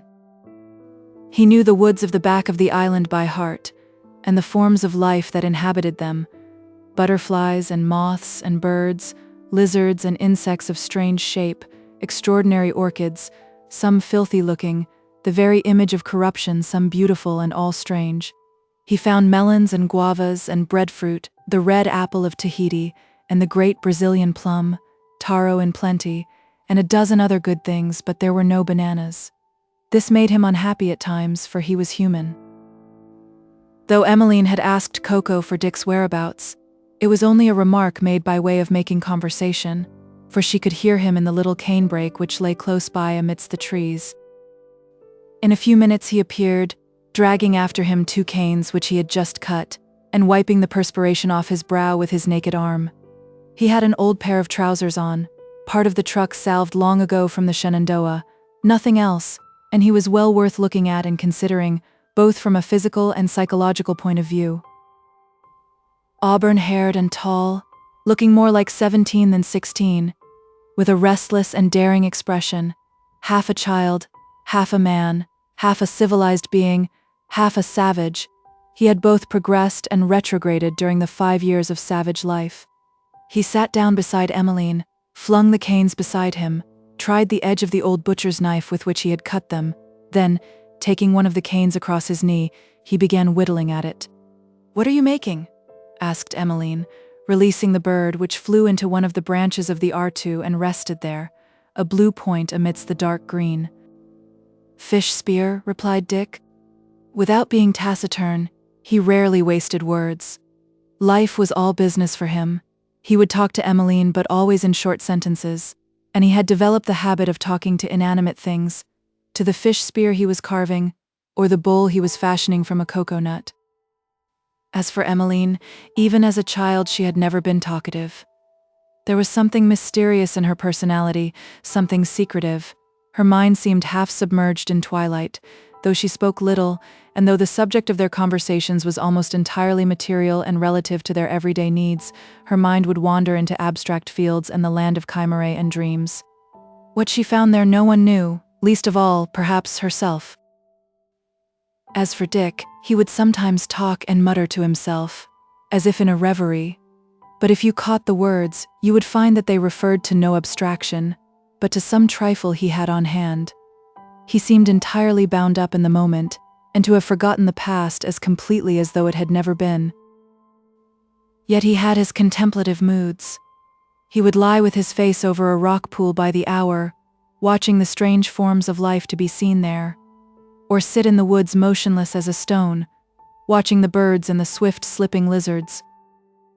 The island, the lagoon, and the reef were for him the 3 volumes of a great picture book, as they were for Emmeline, though in a different manner. The color and the beauty of it all fed some mysterious want in her soul. Her life was a long reverie, a beautiful vision troubled with shadows. Across all the blue and colored spaces that meant months and years, she could still see as in a glass dimly the Northumberland, smoking against the wild background of fog, her uncle's face, Boston, a vague and dark picture beyond a storm, and nearer, the tragic form on the reef that still haunted terribly her dreams. But she never spoke of these things to Dick. Just as she kept the secret of what was in her box, and the secret of her trouble whenever she lost it, she kept the secret of her feelings about these things. Born of these things there remained with her always a vague terror, the terror of losing Dick. Mrs. Stannard, her uncle, the dim people she had known in Boston, all had passed away out of her life like a dream in shadows.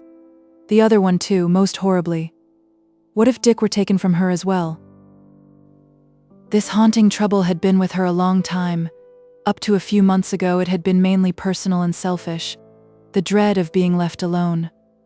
But lately it had altered and become more acute. Dick had changed in her eyes, and the fear was now for him. Her own personality had suddenly and strangely become merged in his.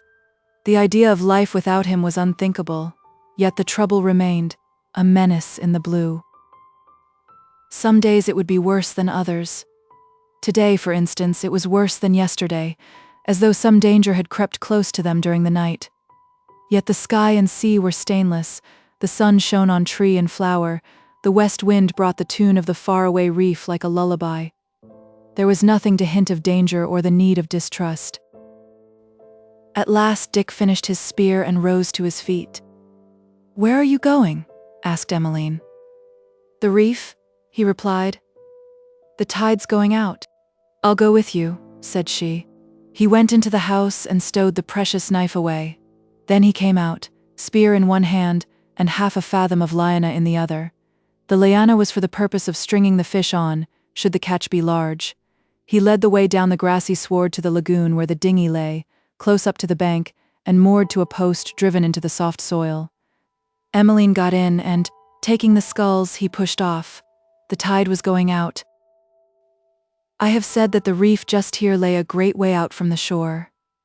The lagoon was so shallow that at low tide one could have waded almost right across it, were it not for potholes here and there, 10-feet traps, and great beds of rotten coral, into which one would sink as into brushwood, to say nothing of the nettle coral that stings like a bed of nettles. There were also other dangers. Tropical shallows are full of wild surprises in the way of life and death. Dick had long ago marked out in his memory the soundings of the lagoon, and it was fortunate that he possessed the special sense of location which is the main standby of the hunter and the savage, for from the disposition of the coral in ribs, the water from the shore edge to the reef ran in lanes. Only 2 of these lanes gave a clear, fair way from the shore edge to the reef. Had you followed the others, even in a boat of such shallow draught as the dinghy, you would have found yourself stranded halfway across, unless indeed it were a spring tide.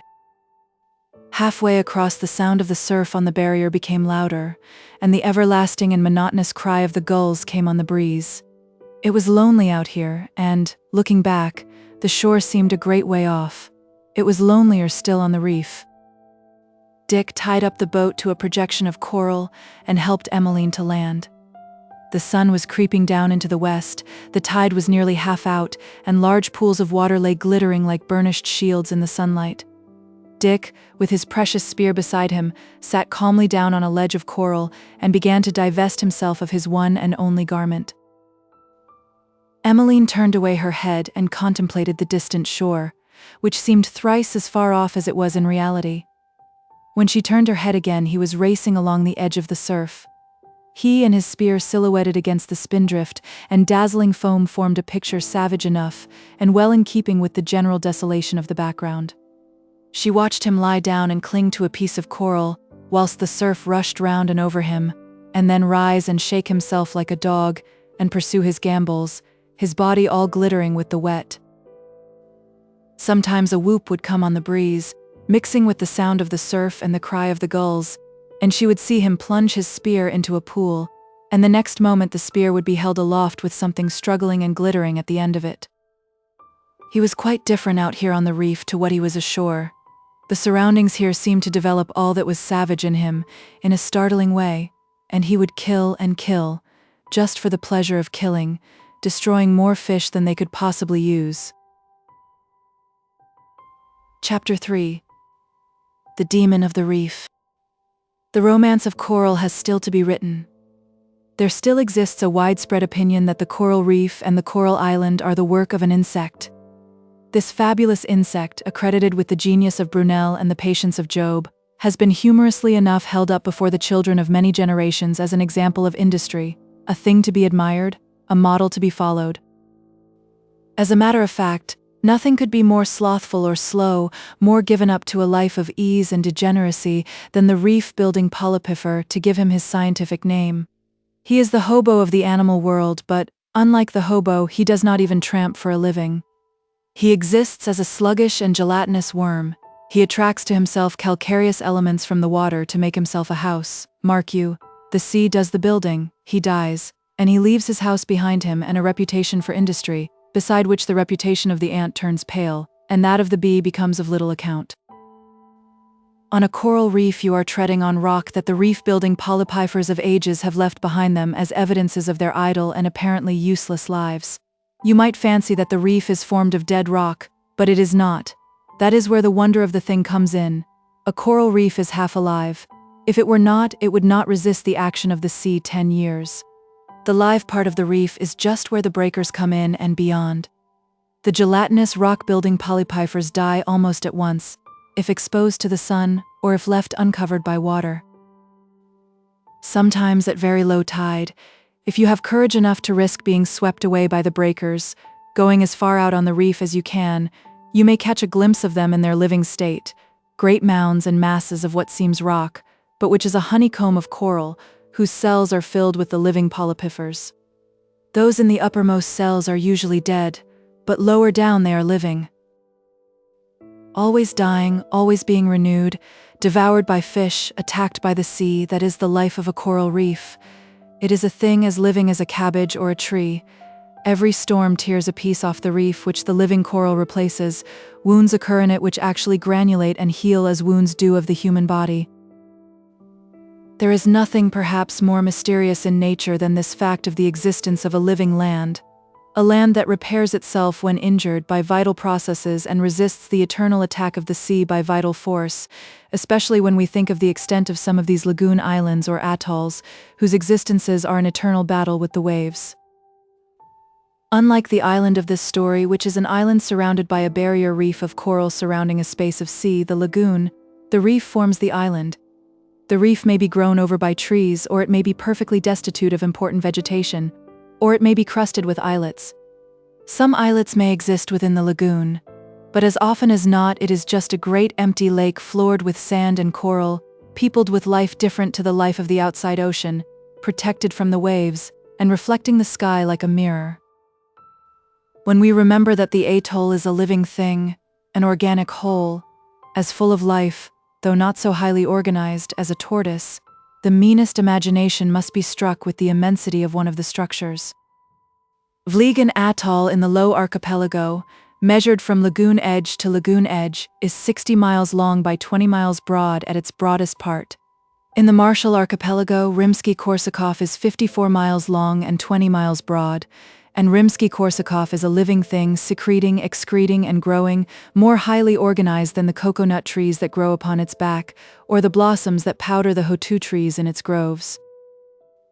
The story of coral is the story of a world, and the longest chapter in that story concerns itself with coral's infinite variety and form.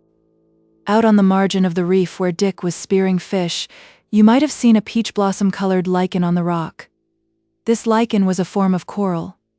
Coral growing upon coral, and in the pools at the edge of the surf branching corals also of the color of a peach bloom. Within 100 yards of where Emmeline was sitting, the pools contained corals of all colors, from lake red to pure white, and the lagoon behind her, corals of the quaintest and strangest forms. Dick had speared several fish, and had left them lying on the reef to be picked up later on. Tired of killing, he was now wandering along, examining the various living things he came across. Huge slugs inhabited the reef, slugs as big as parsnips, and somewhat of the same shape. They were a species of bec de mer. Globe-shaped jellyfish as big as oranges, great cuttlefish bones flat and shining and white, shark's teeth, spines of akini, sometimes a dead scarus fish, its stomach distended with bits of coral on which it had been feeding, crabs, sea urchins, seaweeds of strange color and shape, starfish, some tiny and of the color of cayenne pepper, some huge and pale. These and 1,000 other things, beautiful or strange, were to be found on the reef. Dick had laid his spear down and was exploring a deep bath-like pool. He had waded up to his knees and was in the act of wading further when he was suddenly seized by the foot. It was just as if his ankle had been suddenly caught in a clove hitch and the rope drawn tight. He screamed out with pain and terror, and suddenly and viciously a whiplash shot out from the water, lassoed him round the left knee, drew itself taut and held him. Chapter 4. What beauty concealed! Emmeline, seated on the coral rock, had almost forgotten Dick for a moment. The sun was setting, and the warm amber light of the sunset shone on reef and rock pool. Just at sunset and low tide, the reef had a peculiar fascination for her. It had the low tide smell of seaweed exposed to the air, and the torment and trouble of the breakers seemed eased before her. And on either side, the foam-dashed coral glowed in amber and gold, and the great Pacific came glassing and glittering in, voiceless and peaceful, till it reached the strand and burst into song and spray. Here, just as on the hilltop at the other side of the island, you could mark the rhythm of the rollers. Forever and forever, forever and forever, they seemed to say. The cry of the gulls came mixed with the spray on the breeze. They haunted the reef like uneasy spirits, always complaining, never at rest, but at sunset their cry seemed farther away and less melancholy, perhaps because just then the whole island world seemed bathed in the spirit of peace. She turned from the sea prospect and looked backwards over the lagoon to the island. She could make out the broad green glade beside which their little house lay, and a spot of yellow, which was the thatch of the house, just by the artu tree, and nearly hidden by the shadow of the breadfruit. Over woods the fronds of the great coconut palms showed above every other tree, silhouetted against the dim, dark blue of the eastern sky. Seen by the enchanted light of sunset, the whole picture had an unreal look, more lovely than a dream. At dawn, and Dick would often start for the reef before dawn, if the tide served, the picture was as beautiful, more so perhaps, for over the island, all in shadow, and against the stars you would see the palm tops catching fire, and then the light of day coming through the green trees and blue sky, like a spirit, across the blue lagoon, widening and strengthening as it widened, across the white foam, out over the sea, spreading like a fan, till, all at once, night was day, and the gulls were crying and the breakers flashing, the dawn wind blowing, and the palm trees bending, as palm trees only know how. Emmeline always imagined herself alone on the island with Dick, but beauty was there too, and beauty is a great companion. The girl was contemplating the scene before her. Nature in her friendliest mood seemed to say, "Behold me. Men call me cruel. Men have called me deceitful, even treacherous. Well, my answer is, behold me." The girl was contemplating the specious beauty of it all when on the breeze from seaward came a shout. She turned quickly. There was Dick up to his knees in a rock pool 100 yards or so away, motionless, his arms upraised and crying out for help. She sprang to her feet. There had once been an islet on this part of the reef, a tiny thing, consisting of a few palms and a handful of vegetation, and destroyed, perhaps, in some great storm. I mention this because the existence of this islet once upon a time was the means, indirectly, of saving Dick's life, for where these islets have been or are, flats occur on the reef formed of coral conglomerate. Emmeline and her bare feet could never have reached him in time over rough coral, but fortunately this flat and comparatively smooth surface lay between them. "My spear!" shouted Dick as she approached. He seemed at first tangled in brambles. Then she thought ropes were tangling round him and tying him to something in the water. Whatever it was most awful and hideous, and like a nightmare. She ran with the speed of Atalanta to the rock where the spear was resting, all red with the blood of new-slain fish, a foot from the point. As she approached Dick, spear in hand, she saw, gasping with terror, that the ropes were alive, and that they were flickering and rippling over his back. One of them bound his left arm to his side, but his right arm was free. "Quick!" he shouted. In a second the spear was in his free hand, and Emmeline had cast herself down on her knees, and was staring with terrified eyes into the water of the pool from whence the ropes issued. She was, despite her terror, quite prepared to fling herself in and do battle with the thing, whatever it might be. What she saw was only for a second. In the deep water of the pool, gazing up and forward and straight at Dick, she saw a face, lugubrious and awful. The eyes were wide as saucers, stony and steadfast. A large, heavy, parrot-like beak hung before the eyes, and worked and wobbled, and seemed to beckon. But what froze one's heart was the expression of the eyes, so stony and lugubrious, so passionless, so devoid of speculation, yet so fixed of purpose and full of fate. From away far down he had risen with the rising tide. He had been feeding on crabs when the tide, betraying him, had gone out, leaving him trapped in the rock pool. He had slept, perhaps, and awakened to find a being, naked and defenseless, invading his pool. He was quite small, as octopods go, and young, yet he was large and powerful enough to have drowned an ox. The octopod has only been described once, in stone, by a Japanese artist. The statue is still extant, and it is the most terrible masterpiece of sculpture ever executed by human hands. It represents a man who has been bathing on a low-tide beach, and has been caught. The man is shouting in a delirium of terror, and threatening with his free arm the specter that has him in its grip. The eyes of the octopod are fixed upon the man, passionless and lugubrious eyes, but steadfast and fixed. Another whiplash shot out of the water in a shower of spray, and seized Dick by the left thigh. At the same instant he drove the point of the spear through the right eye of the monster, deep down through eye and soft gelatinous carcass till the spear point dirled and splintered against the rock. At the same moment the water of the pool became black as ink, the bands around him relaxed, and he was free. Emmeline rose up and seized him, sobbing and clinging to him and kissing him. He clasped her with his left arm round her body, as if to protect her, but it was a mechanical action. He was not thinking of her. Wild with rage and uttering hoarse cries, he plunged the broken spear again and again into the depths of the pool, seeking utterly to destroy the enemy that had so lately had him in its grip. Then slowly he came to himself, and wiped his forehead, and looked at the broken spear in his hand. "Beast," he said.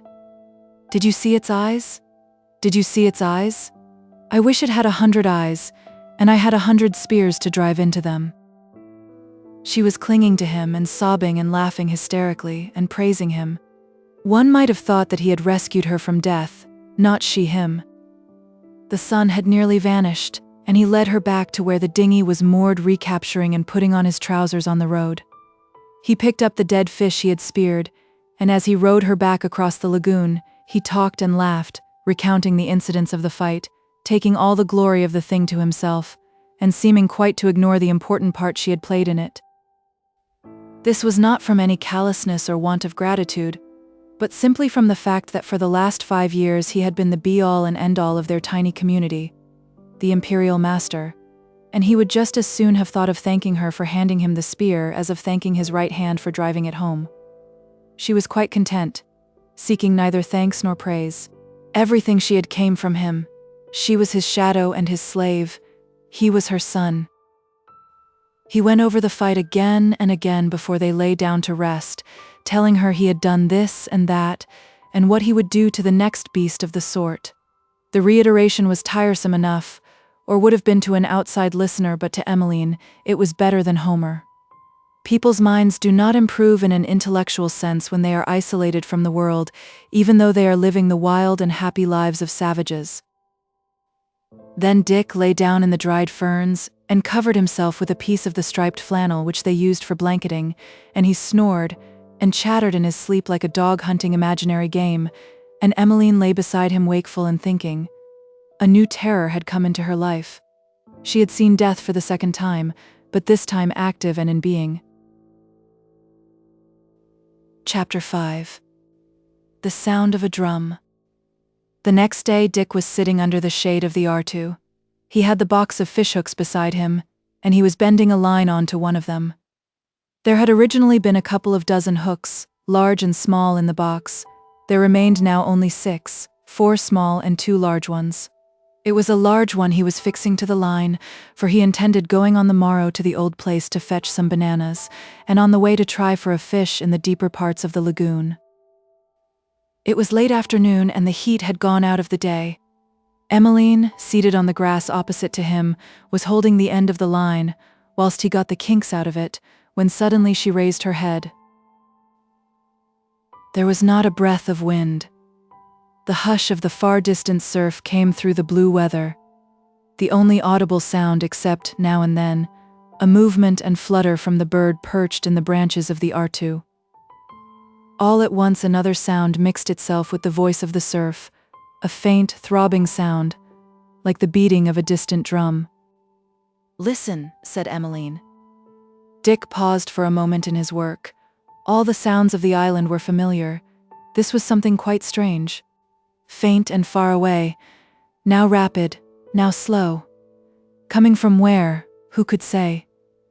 Sometimes it seemed to come from the sea, sometimes, if the fancy of the listener turned that way, from the woods. As they listened, a sigh came from overhead. The evening breeze had risen and was moving in the leaves of the R2 tree. Just as you might wipe a picture off a slate, the breeze banished the sound. Dick went on with his work. Next morning early he embarked in the dinghy. He took the hook and line with him, and some raw fish for bait. Emmeline helped him to push off, and stood on the bank waving her hand as he rounded the little cape covered with wild coconut. These expeditions of Dick's were one of her sorrows. To be left alone was frightful, yet she never complained. She was living in a paradise, but something told her that behind all that sun, all that splendor of blue sea and sky, behind the flowers and the leaves, behind all that specious and simpering appearance of happiness in nature, lurked a frown and the dragon of mischance. Dick rowed for about a mile. Then he shipped his sculls and let the dinghy float. The water here was very deep, so deep that, despite its clearness, the bottom was invisible. The sunlight over the reef struck through it diagonally, filling it with sparkles. The fisherman baited his hook with a piece from the belly of a scarus and lowered it down out of sight. Then he belayed the line to a thole pin, and sitting in the bottom of the boat, hung his head over the side and gazed deep down into the water. Sometimes there was nothing to see but just the deep blue of the water.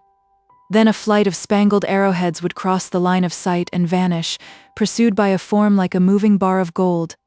Then a great fish would materialize itself and hang in the shadow of the boat motionless as a stone, save for the movement of its gills. Next moment, with a twist of the tail, it would be gone. Suddenly the dinghy shored over and might have capsized, only for the fact that Dick was sitting on the opposite side to the side from which the line hung.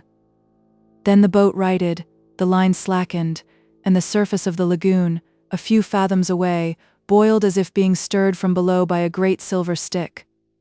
He had hooked an albacore. He tied the end of the fishing line to a scull, undid the line from the thole pin, and flung the scull overboard. He did all this with wonderful rapidity, while the line was still slack. Next moment the scull was rushing over the surface of the lagoon, now towards the reef, now towards the shore, now flat, now end up.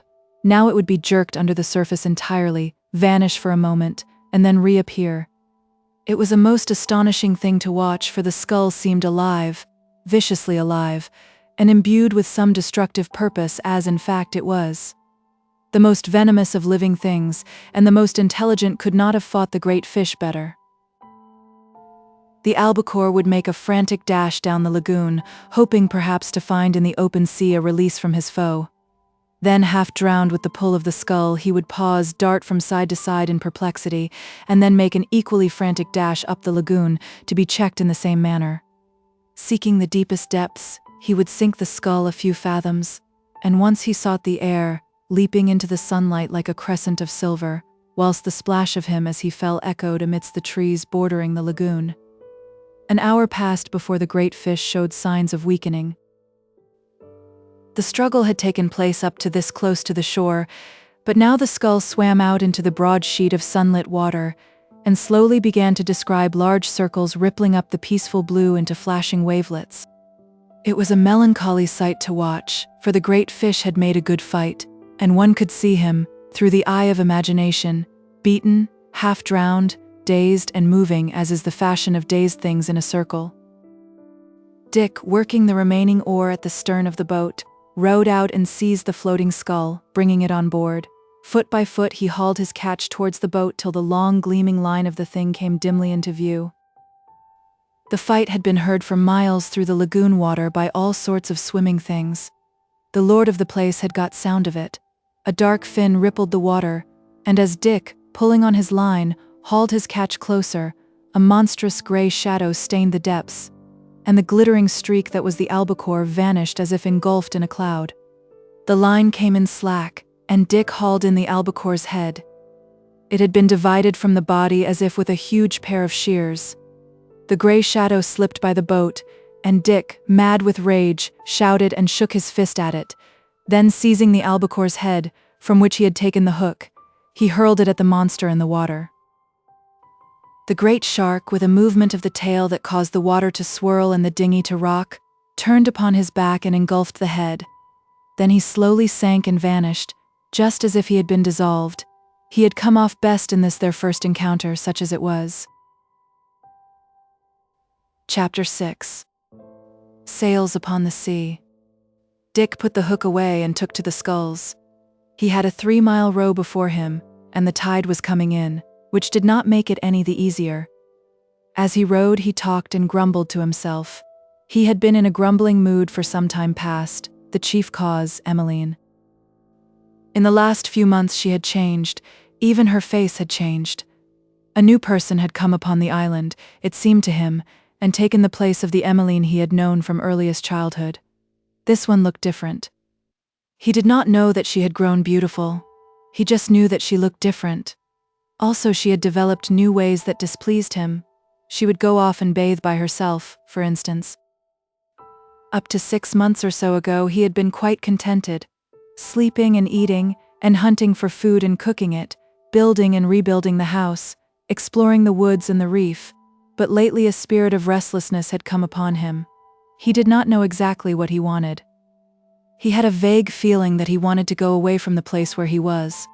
Not from the island, but from the place where they had pitched their tent, or rather built their house. It may have been the spirit of civilization crying out in him, telling him of all he was missing, of the cities and the streets and the houses and the businesses and the striving after gold, the striving after power. It may have been simply the man in him crying out for love, and not knowing yet that love was at his elbow. The dinghy glided along, hugging the shore past the little glades of fern and the cathedral gloom of the breadfruit. Then, rounding a promontory, she opened the view of the break in the reef. A little bit of the white strand was visible, but he was not looking that way. He was looking towards the reef at a tiny, dark spot, not noticeable unless searched for by the eye. Always when he came on these expeditions, just here, he would hang on his oars and gaze over there where the gulls were flying and the breakers thundering. A few years ago, the spot filled him with dread as well as curiosity, but from familiarity and the dullness that time casts on everything, the dread had almost vanished, but the curiosity remained, the curiosity that makes a child look on at the slaughter of an animal even though his soul revolts at it. He gazed for a while, then he went on pulling, and the dinghy approached the beach. Something had happened on the beach. The sand was all trampled and stained red here and there. In the center lay the remains of a great fire still smoldering, and just where the water lapped the sand lay 2 deep grooves as if 2 heavy boats had been beached there. A South Sea man would have told from the shape of the grooves and the little marks of the outriggers that 2 heavy canoes had been beached there, and they had. The day before, early in the afternoon, 2 canoes, possibly from that faraway island which cast a stain on the horizon to the Susu west, had entered the lagoon, one in pursuit of the other. What happened then had better be left veiled. A war drum with a shark-skin head had set the woods throbbing. The victory was celebrated all night, and at dawn the victors manned the 2 canoes and set sail for the home, or the hell they had come from. Had you examined the strand, you would have found that a line had been drawn across the beach, beyond which there were no footmarks. That meant that the rest of the island was for some reason taboo. Dick pulled the nose of the boat up a bit on the strand. Then he looked around him. He picked up a broken spear that had been cast away or forgotten. It was made of some hard wood and barbed with iron. On the right-hand side of the beach, something lay between the coconut trees. He approached. It was a mass of offal. The entrails of a dozen sheep seemed cast here in one mound, yet there were no sheep on the island, and sheep are not carried as a rule in war canoes. The sand on the beach was eloquent. The foot pursuing and the foot pursued, the knee of the fallen one, and then the forehead and outspread hands. The heel of the chief who has slain his enemy, beaten the body flat, burst a hole through it through which he has put his head, and who stands absolutely wearing his enemy as a cloak. The head of the man dragged on his back to be butchered like a sheep. Of these things spoke the sand. As far as the sand traces could speak, the story of the battle was still being told. The screams and the shouting, the clashing of clubs and spears were gone, yet the ghost of the fight remained. If the sand could bear such traces and tell such tales, who shall say that the plastic aether was destitute of the story of the fight and the butchery? However that may have been, Dick, looking around him, had the shivering sense of having just escaped from danger. Whoever had been, had gone, he could tell that by the canoe traces, gone either out to sea or up the right stretch of the lagoon. It was important to determine this. He climbed to the hilltop and swept the sea with his eyes. There, away to the southwest, far away on the sea, he could distinguish the brown sails of 2 canoes. There was something indescribably mournful and lonely in their appearance. They looked like withered leaves, brown moths blown to sea, derelicts of autumn. Then, remembering the beach, these things became freighted with the most sinister thoughts for the mind of the gazer. They were hurrying away, having done their work. That they looked lonely and old and mournful, and like withered leaves blown across the sea, only heightened the horror. Dick had never seen canoes before, but he knew that these things were boats of some sort holding people, and that the people had left all those traces on the beach. How much of the horror of the thing was revealed to his subconscious intelligence, who can say? He had climbed the boulder, and he now sat down with his knees drawn up, and his hands clasped round them. Whenever he came round to this side of the island, something happened of a fateful or sinister nature. The last time he had nearly lost the dinghy, he had beached the little boat in such a way that she floated off, and the tide was just in the act of stealing her and sweeping her from the lagoon out to sea, when he returned laden with his bananas, and rushing into the water up to his waist, saved her. Another time he had fallen out of a tree, and just by a miracle escaped death. Another time a hurricane had broken, lashing the lagoon into snow, and sending the coconuts bounding and flying like tennis balls across the strand. This time he had just escaped something, he knew not exactly what. It was almost as if Providence were saying to him, "Don't come here, He watched the brown sails as they dwindled in the wind-blown blue. Then he came down from the hilltop and cut his bananas. He cut 4 large bunches, which caused him to make 2 journeys to the boat. When the bananas were stowed, he pushed off. For a long time, a great curiosity had been pulling at his heartstrings, a curiosity of which he was dimly ashamed. Fear had given it birth, and fear still clung to it. It was perhaps the element of fear and the awful delight of daring the unknown that made him give way to it. He had rowed perhaps 100 yards when he turned the boat's head and made for the reef. It was more than 5 years since that day when he rowed across the lagoon, Emmeline sitting in the stern, with her wreath of flowers in her hand.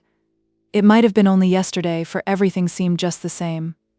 The thunderous surf and the flying gulls, the blinding sunlight and the salt, fresh smell of the sea. The palm tree at the entrance of the lagoon still bent gazing into the water, and round the projection of coral to which he had last moored the boat still lay a fragment of the rope which he had cut in his hurry to escape.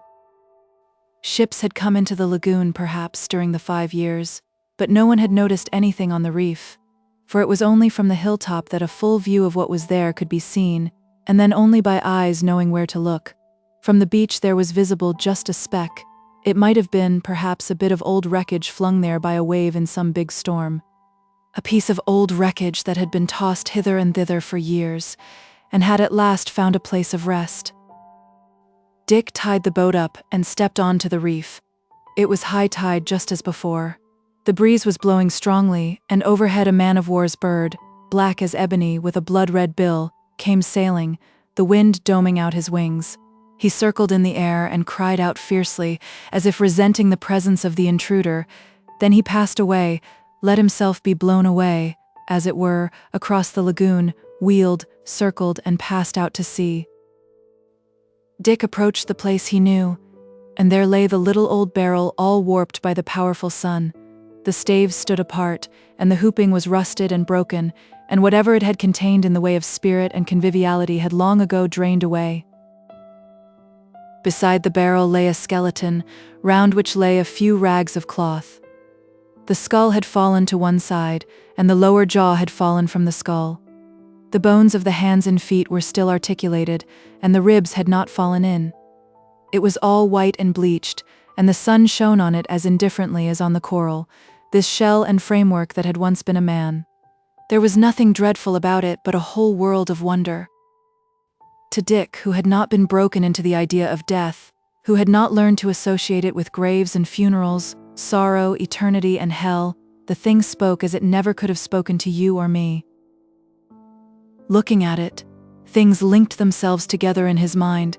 The skeletons of birds he had found in the woods, the fish he had slain, even trees lying dead and rotten, even the shells of crabs. If you had asked him what lay before him, and if he could have expressed the thought in his mind, he would have answered you change. All the philosophy in the world could not have told him more than he knew just then about death, he who even did not know its name. He was held spellbound by the marvel and miracle of the thing and the thoughts that suddenly crowded his mind like a host of specters for whom a door has just been opened. Just as a child by unanswerable logic knows that a fire which has burned him once will burn him again, or will burn another person, he knew that just as the form before him was, his form would be some day, and Emmeline's. Then came the vague question which is born not of the brain but the heart, and which is the basis of all religions: where shall I be then? His mind was not of an introspective nature, and the question just strayed across it and was gone, and still the wonder of the thing held him. He was for the first time in his life in a reverie.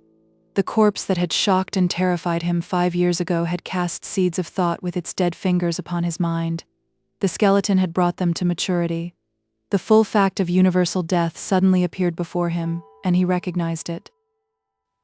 He stood for a long time motionless, and then with a deep sigh turned to the boat and pushed off without once looking back at the reef. He crossed the lagoon and rowed slowly homewards, keeping in the shelter of the tree shadows as much as possible.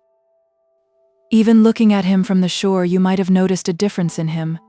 Your savage paddles his canoe or sculls his boat, alert, glancing about him, at touch with nature at all points. Though he be lazy as a cat and sleeps half the day, awake he is all ears and eyes, a creature reacting to the least external impression. Dick, as he rowed back, did not look about him. He was thinking or retrospecting. The savage in him had received a check. As he turned the little cape where the wild coconut blazed, he looked over his shoulder. A figure was standing on the sward by the edge of the water. It was Emmeline. Chapter 7. The Schooner. They carried the bananas up to the house and hung them from a branch of the R2. Then Dick, on his knees, lit the fire to prepare the evening meal. When it was over, he went down to where the boat was moored and returned with something in his hand. It was the javelin with the iron point, or rather the two pieces of it. He had said nothing of what he had seen to the girl. Emmeline was seated on the grass. She had a long strip of the striped flannel stuff about her, worn like a scarf, and she had another piece in her hand which she was hemming. The bird was hopping about, pecking at a banana which they had thrown to him. A light breeze made the shadow of the R2 leaves dance upon the grass, and the serrated leaves of the breadfruit to patter one on the other with the sound of raindrops falling upon glass. "Where did you get it?" asked Emmeline, staring at the piece of the javelin which Dick had flung down almost beside her whilst he went into the house to fetch the knife. "It was on the beach over there," he replied, taking his seat and examining the two fragments to see how he could splice them together. Emmeline looked at the pieces, putting them together in her mind. She did not like the look of the thing, so keen and savage, and stained dark a foot and more from the point. "People had been there," said Dick, putting the two pieces together and examining the fracture critically. "Where?" "Over there. This was lying on the sand, and the sand was all trod up." "Dick," said Emmeline, "who were the people?" "I don't know. I went up the hill and saw their boats going away, far away out. This was lying on the sand." "Dick," said Emmeline, "do you remember the noise yesterday?"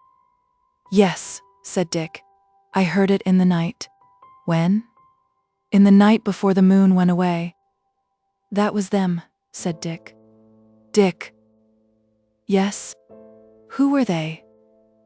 "I don't know," replied Dick. "It was in the night before the moon went away, and it went on and on beating in the trees. I thought I was asleep, and then I knew I was awake. You were asleep, and I pushed you to listen, but you couldn't wake, you were so asleep. Then the moon went away, and the noise went on." "How did they make the noise?" "I don't know," replied Dick, "but it was them, and they left this on the sand, and the sand was all trod up, and I saw their boats from the hill, away out far."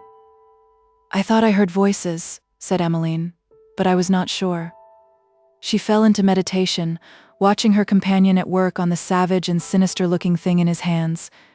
He was splicing the two pieces together with a strip of the brown cloth-like stuff which is wrapped round the stalks of the cocoa palm fronds. The thing seemed to have been hurled here out of the blue by some unseen hand. When he had spliced the pieces, doing so with marvelous dexterity, he took the thing short down near the point and began thrusting it into the soft earth to clean it. Then, with a bit of flannel, he polished it till it shone. He felt a keen delight in it. It was useless as a fish spear, because it had no barb, but it was a weapon. It was useless as a weapon because there was no foe on the island to use it against. Still, it was a weapon.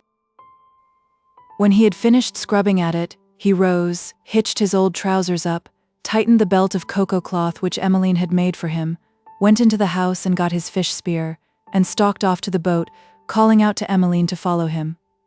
They crossed over to the reef where, as usual, he divested himself of clothing. It was strange that out here he would go about stark naked, yet on the island he always wore some covering. But not so strange, perhaps, after all. The sea is a great purifier, both of the mind and the body. Before that great sweet spirit, people do not think in the same way as they think far inland. What woman would appear in a town or on a country road, or even bathing in a river, as she appears bathing in the sea?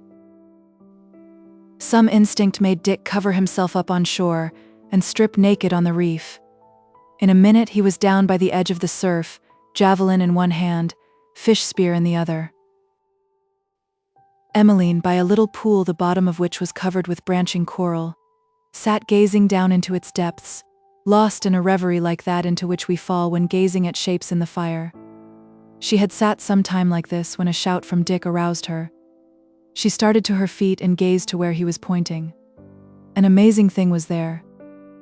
To the east, just rounding the curve of the reef, and scarcely a quarter of a mile from it, was coming a big topsail schooner. A beautiful sight she was, heeling to the breeze with every sail drawing, and the white foam like a feather at her forefoot. Dick, with the javelin in his hand, was standing gazing at her. He had dropped his fish spear, and he stood as motionless as though he were carved out of stone. Emmeline ran to him and stood beside him. Neither of them spoke a word as the vessel drew closer. Everything was visible, so close was she now, from the reef points on the great mainsail, luminous with the sunlight, and white as the wing of a gull, to the rail of the bulwarks. A crowd of men were hanging over the port bulwarks, gazing at the island and the figures on the reef. Browned by the sun and sea breeze, Emmeline's hair blowing on the wind, and the point of Dick's javelin flashing in the sun, they looked an ideal pair of savages, seen from the schooner's deck. "They are going away," said Emmeline, with a long-drawn breath of relief. Dick made no reply. He stared at the schooner a moment longer in silence. Then, having made sure that she was standing away from the land, he began to run up and down, calling out wildly and beckoning to the vessel as if to call her back. A moment later, a sound came on the breeze, a faint hail. A flag was run up to the peak and dipped as in derision, and the vessel continued on her course. As a matter of fact, she had been on the point of putting about.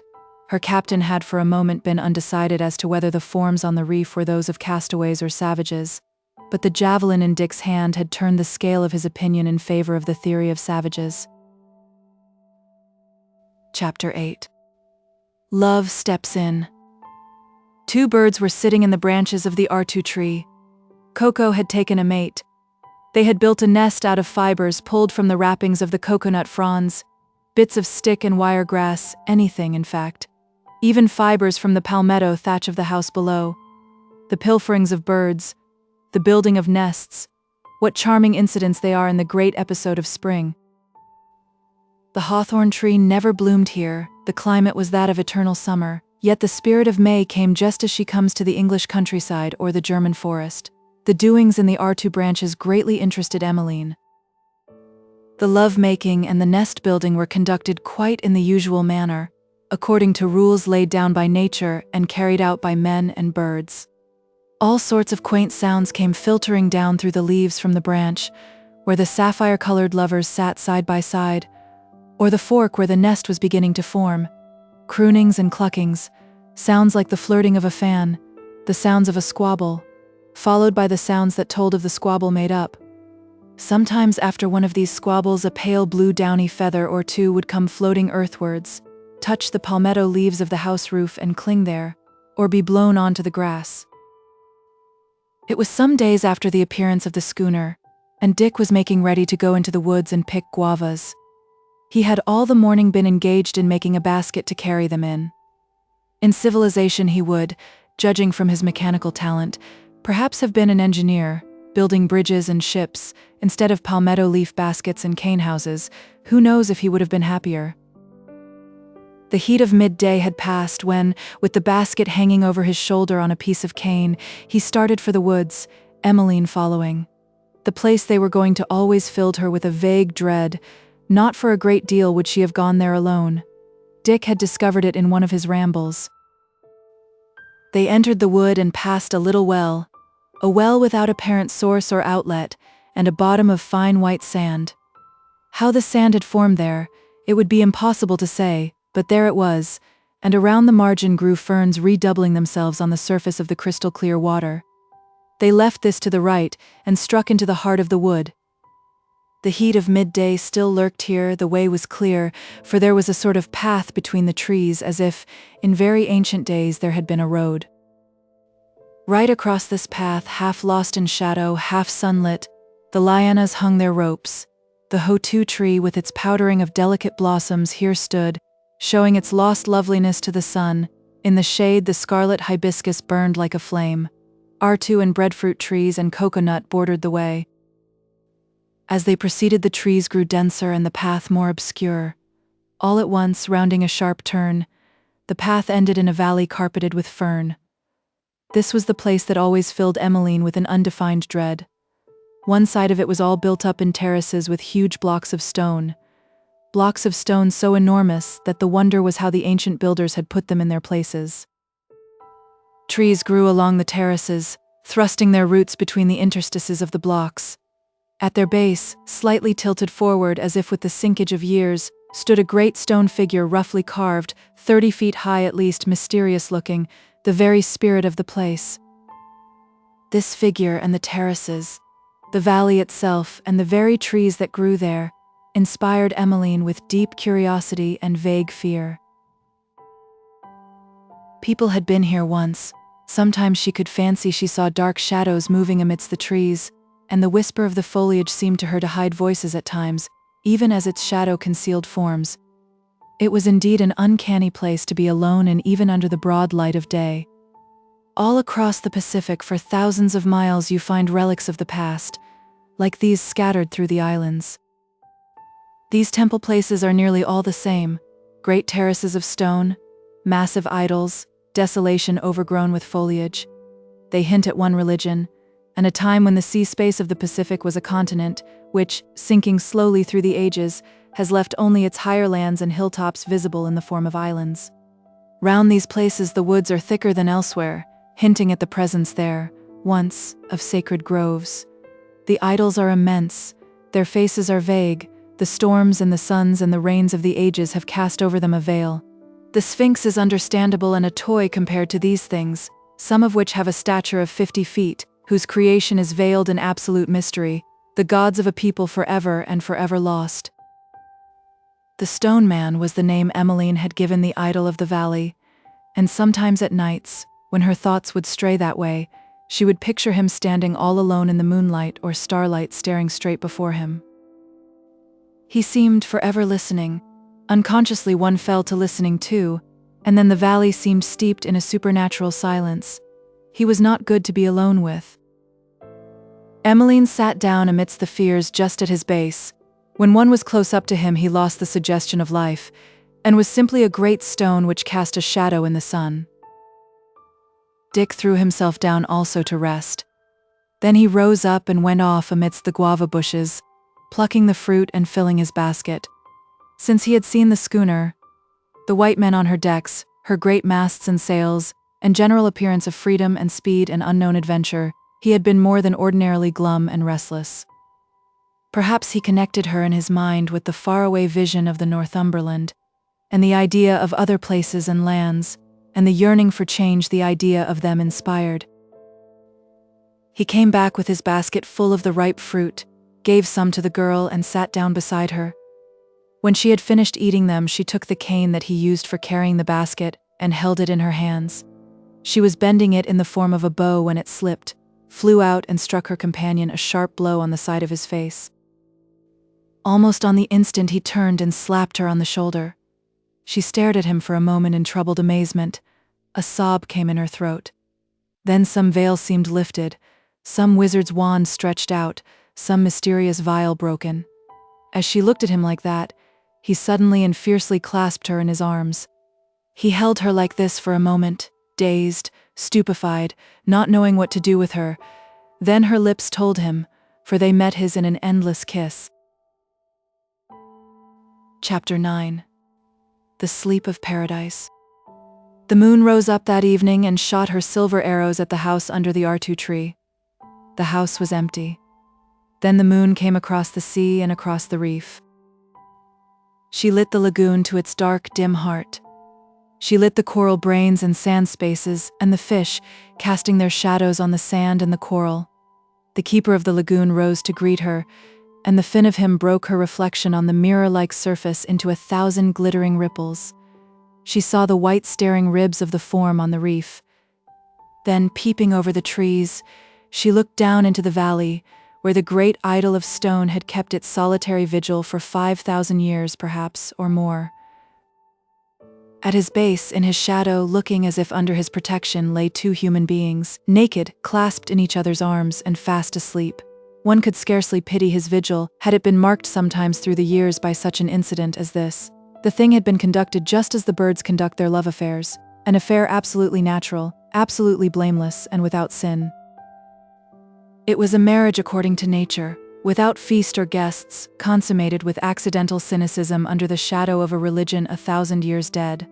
So happy in their ignorance were they, that they only knew that suddenly life had changed, that the skies and the sea were bluer, and that they had become in some magical way one a part of the other. The birds on the tree above were equally as happy in their ignorance, and in their love. Part 2. Chapter 10. An Island Honeymoon. One day Dick climbed onto the tree above the house, and driving Madame Coco off the nest upon which she was sitting, peeped in. There were several pale green eggs in it. He did not disturb them, but climbed down again, and the bird resumed her seat as if nothing had happened. Such an occurrence would have terrified a bird used to the ways of men, but here the birds were so fearless and so full of confidence that often they would follow Emmeline in the wood, flying from branch to branch, peering at her through the leaves, lighting quite close to her, once even on her shoulder. The days passed. Dick had lost his restlessness. His wish to wander had vanished. He had no reason to wander. Perhaps that was the reason why. In all the broad earth he could not have found anything more desirable than what he had. Instead now of finding a half-naked savage followed dog-like by his mate, you would have found of an evening a pair of lovers wandering on the reef. They had in a pathetic sort of way attempted to adorn the house with a blue flowering creeper taken from the wood and trained over the entrance. Emmeline, up to this, had mostly done the cooking, such as it was. Dick helped her now, always. He talked to her no longer in short sentences flung out as if to a dog, and she, almost losing the strange reserve that had clung to her from childhood, half showed him her mind. It was a curious mind, the mind of a dreamer, almost the mind of a poet. The cluricanas dwelt there, and vague shapes born of things she had heard about or dreamt of. She had thoughts about the sea and stars, the flowers and birds. Dick would listen to her as she talked, as a man might listen to the sound of a rivulet. His practical mind could take no share in the dreams of his other half, but her conversation pleased him. He would look at her for a long time together, absorbed in thought. He was admiring her. Her hair, blue-black and glossy, tangled him in its meshes. He would stroke it, so to speak, with his eyes, and then pull her close to him and bury his face in it. The smell of it was intoxicating. He breathed her as one does the perfume of a rose. Her ears were small and like little white shells. He would take one between finger and thumb and play with it as if it were a toy, pulling at the lobe of it or trying to flatten out the curved part. Her breasts, her shoulders, her knees, her little feet, every bit of her, he would examine and play with and kiss. She would lie and let him, seeming absorbed in some faraway thought of which he was the object. Then all at once her arms would go round him. All this used to go on in the broad light of day, under the shadow of the R2 leaves, with no one to watch except the bright-eyed birds in the leaves above. Not all their time would be spent in this fashion. Dick was just as keen after the fish. He dug up with a spade improvised from one of the boards of the dinghy a space of soft earth near the taro patch and planted the seeds of melons he found in the wood. He rethatched the house. They were, in short, as busy as they could be in such a climate, but lovemaking would come on them in fits, and then everything would be forgotten.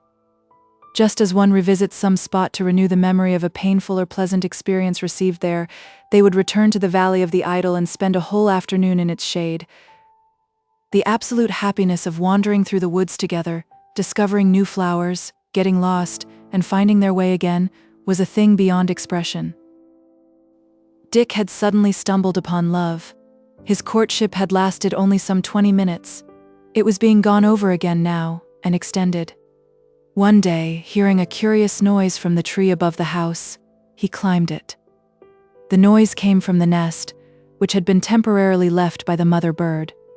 It was a gasping, wheezing sound, and it came from 4 wide-open beaks, so anxious to be fed that one could almost see into the very crops of the owners. They were Coco's children. In another year, each of those ugly downy things would, if permitted to live, be a beautiful sapphire-colored bird with a few dove-colored tail feathers, coral beak, and bright, intelligent eyes. A few days ago, each of these things was imprisoned in a pale green egg. A month ago, they were nowhere. Something hit Dick on the cheek. It was the mother bird returned with food for the young ones. Dick drew his head aside, and she proceeded without more ado to fill their crops. Chapter 11. The Vanishing of Emmeline. Months passed away. Only one bird remained in the branches of the R2. Coco's children and mate had vanished, but he remained. The breadfruit leaves had turned from green to pale gold and darkest amber, and now the new green leaves were being presented to the spring. Dick, who had a complete chart of the lagoon in his head, and knew all the soundings and best fishing places, the locality of the stinging coral, and the places where you could wade right across at low tide, Dick one morning was gathering his things together for a fishing expedition. The place he was going to lay some 2.5 miles away across the island, and as the road was bad, he was going alone. Emmeline had been passing a new thread through the beads of the necklace she sometimes wore. This necklace had a history. In the shallows not far away, Dick had found a bed of shellfish, wading out at low tide. He had taken some of them out to examine. They were oysters. The first one he opened, so disgusting did its appearance seem to him, might have been the last, only that under the beard of the thing lay a pearl. It was about twice the size of a large pea, and so lustrous that even he could not but admire its beauty, though quite unconscious of its value. He flung the unopened oysters down and took the thing to Emmeline. Next day, returning by chance to the same spot, he found the oysters he had cast down all dead and open in the sun. He examined them and found another pearl embedded in one of them. Then he collected nearly a bushel of the oysters and left them to die and open. The idea had occurred to him of making a necklace for his companion. She had one made of shells. He intended to make her one of pearls. It took a long time, but it was something to do. He pierced them with a big needle, and at the end of 4 months or so the thing was complete. Great pearls most of them were, pure white, black, pink, some perfectly round, some tear-shaped, some irregular. The thing was worth 15 or perhaps 20,000 pounds, for he only used the biggest he could find, casting away the small ones as useless. Emmeline this morning had just finished restringing them on a double thread. She looked pale and not at all well and had been restless all night. As he went off, armed with his spear and fishing tackle, she waved her hand to him without getting up. Usually she followed him a bit into the wood when he was going away like this, but this morning she just sat at the doorway of the little house, the necklace in her lap, following him with her eyes until he was lost amidst the trees. He had no compass to guide him, and he needed none. He knew the woods by heart, the mysterious line beyond which scarcely an R2 tree was to be found. The long strip of mammy apple, a regular sheet of it 100 yards broad, and reaching from the middle of the island right down to the lagoon. The clearings, some almost circular, where the ferns grew knee-deep. Then he came to the bad part.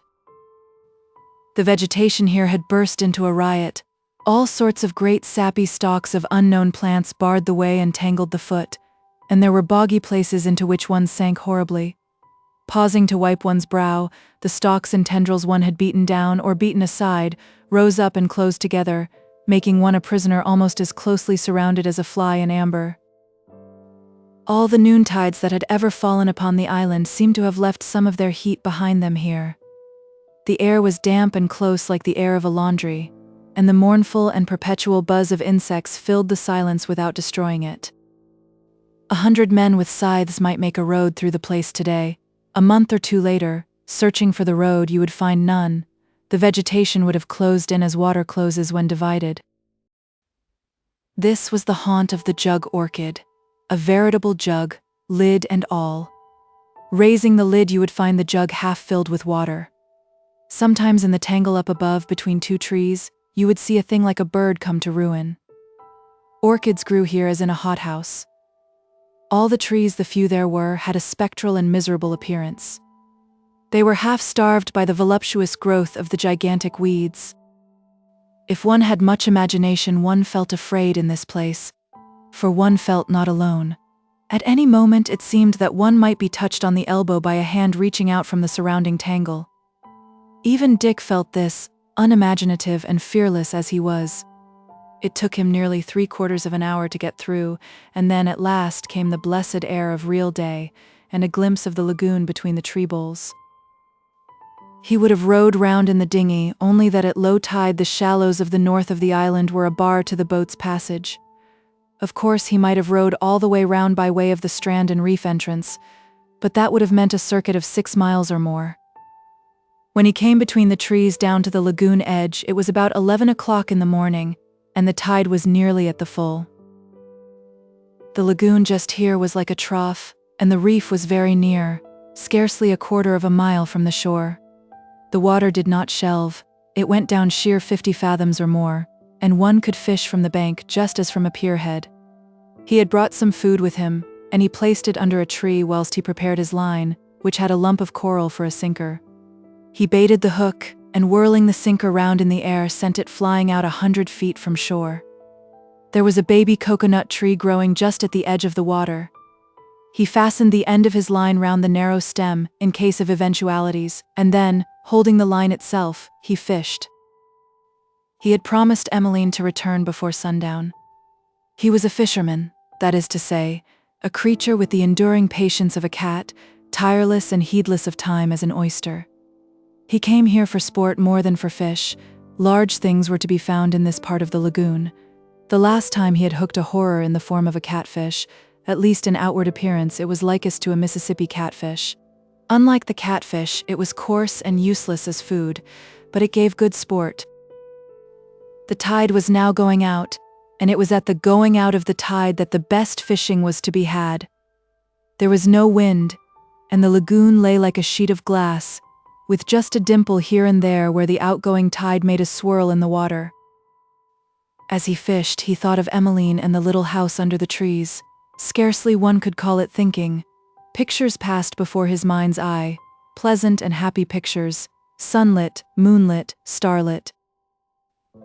3 hours passed thus without a bite or symptom that the lagoon contained anything else but seawater and disappointment, but he did not grumble. He was a fisherman. Then he left the line tied to the tree and sat down to eat the food he had brought with him. He had scarcely finished his meal when the baby coconut tree shivered and became convulsed, and he did not require to touch the taut line to know that it was useless to attempt to cope with the thing at the end of it. The only course was to let it tug and drown itself, so he sat down and watched. After a few minutes, the line slackened and the little coconut tree resumed its attitude of pensive meditation and repose. He pulled the line up. There was nothing at the end of it but a hook. He did not grumble, he baited the hook again, and flung it in, for it was quite likely that the ferocious thing in the water would bite again. Full of this idea and heedless of time, he fished and waited. The sun was sinking into the west. He did not heed it. He had quite forgotten that he had promised Emmeline to return before sunset. It was nearly sunset now. Suddenly, just behind him, from among the trees, he heard her voice crying, "Dick." Chapter 12. The vanishing of Emmeline continued. He dropped the line and turned with a start. There was no one visible. He ran amongst the trees calling out her name, but only echoes answered. Then he came back to the lagoon edge. He felt sure that what he had heard was only fancy, but it was nearly sunset, and more than time to be off. He pulled in his line, wrapped it up, took his fish spear and started. It was just in the middle of the bad place that dread came to him. What if anything had happened to her? It was dusk here, and never had the weeds seemed so thick, dimness so dismal, the tendrils of the vines so gin-like. Then he lost his way, he who was so sure of his way always. The hunter's instinct had been crossed, and for a time he went hither and thither helpless as a ship without a compass. At last he broke into the real wood, but far to the right of where he ought to have been. He felt like a beast escaped from a trap, and hurried along, led by the sound of the surf. When he reached the clear sward that led down to the lagoon, the sun had just vanished beyond the sea line. A streak of red cloud floated like the feather of a flamingo in the western sky close to the sea, and twilight had already filled the world. He could see the house dimly under the shadow of the trees, and he ran towards it, crossing the sward diagonally. Always before, when he had been away, The first thing to greet his eyes on his return had been the figure of Emmeline. Either at the lagoon edge or the house door he would find her waiting for him. She was not waiting for him tonight. When he reached the house she was not there, and he paused, after searching the place, a prey to the most horrible perplexity, and unable for the moment to think or act. Since the shock of the occurrence on the reef she had been subject at times to occasional attacks of headache, and when the pain was more than she could bear she would go off and hide. Dick would hunt for her amidst the trees, calling out her name and hallooing.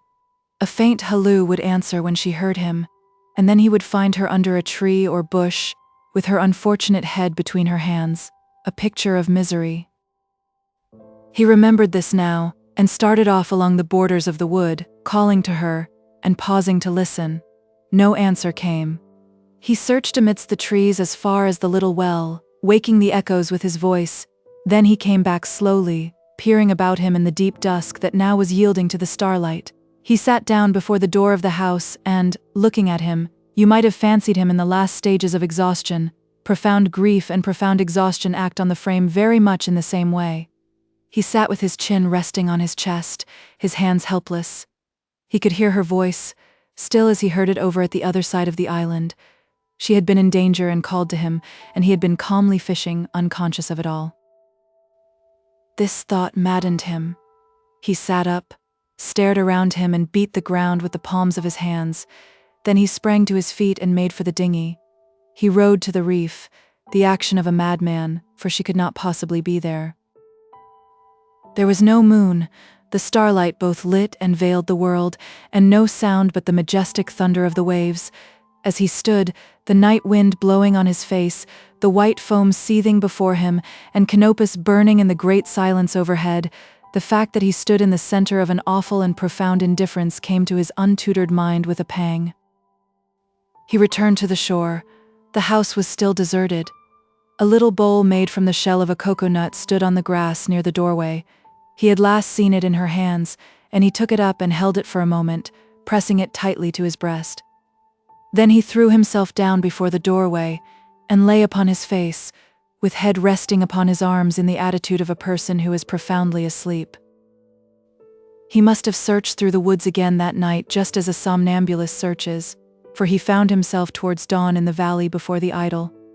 Then it was daybreak, the world was full of light and color. He was seated before the house door, worn out and exhausted, when, raising his head, he saw Emmeline's figure coming out from amidst the distant trees on the other side of the sward. Chapter 13. The newcomer. He could not move for a moment. Then he sprang to his feet and ran towards her. She looked pale and dazed, and she held something in her arms, something wrapped up in her scarf. As he pressed her to him, the something in the bundle struggled against his breast and emitted a squall, just like the squall of a cat. He drew back, and Emmeline, tenderly moving her scarf a bit aside, exposed a wee face. It was brick red and wrinkled. There were 2 bright eyes, and a tuft of dark hair over the forehead.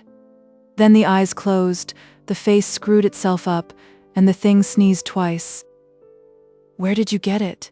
he asked, absolutely lost in astonishment as she covered the face again gently with the scarf. "I found it in the woods," replied Emmeline. Dumb with amazement, he helped her along to the house, and she sat down, resting her head against the bamboos of the wall. "I felt so bad," she explained, "and then I went off to sit in the woods, and then I remembered nothing more, and when I woke up it was there." "It's a baby," said Dick. "I know," replied Emmeline. Mrs. James's baby seen in the long ago had risen up before their mind's eyes, a messenger from the past to explain what the new thing was. Then she told him things that completely shattered the old cabbage bed theory, supplanting it with a truth far more wonderful, far more poetical too, to he who can appreciate the marvel and the mystery of life. "It has something funny tied onto it," she went on, as if she were referring to a parcel she had just received. "Let's look," said Dick. "No," she replied. "Leave it alone." She sat rocking the thing gently, seeming oblivious to the whole world and quite absorbed in it, as indeed was Dick. A physician would have shuddered, but, perhaps fortunately enough, there was no physician on the island. Only nature, and she put everything to rights in her own time and way. When Dick had sat marveling long enough, he set to and lit the fire.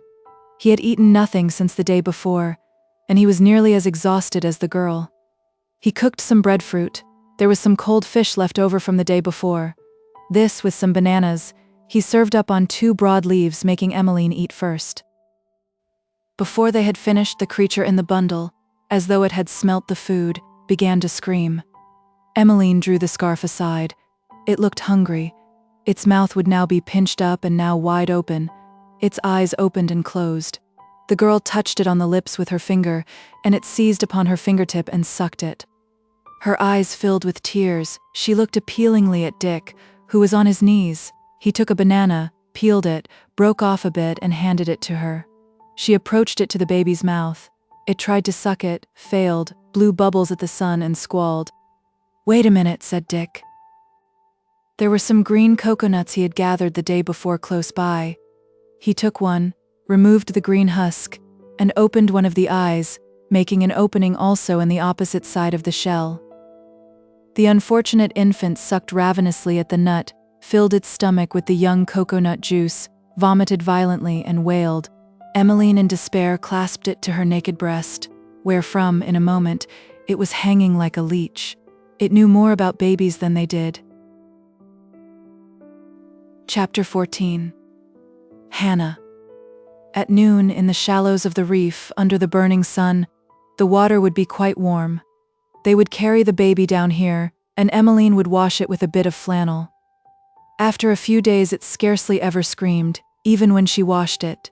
It would lie on her knees during the process, striking valiantly out with its arms and legs, staring straight up at the sky.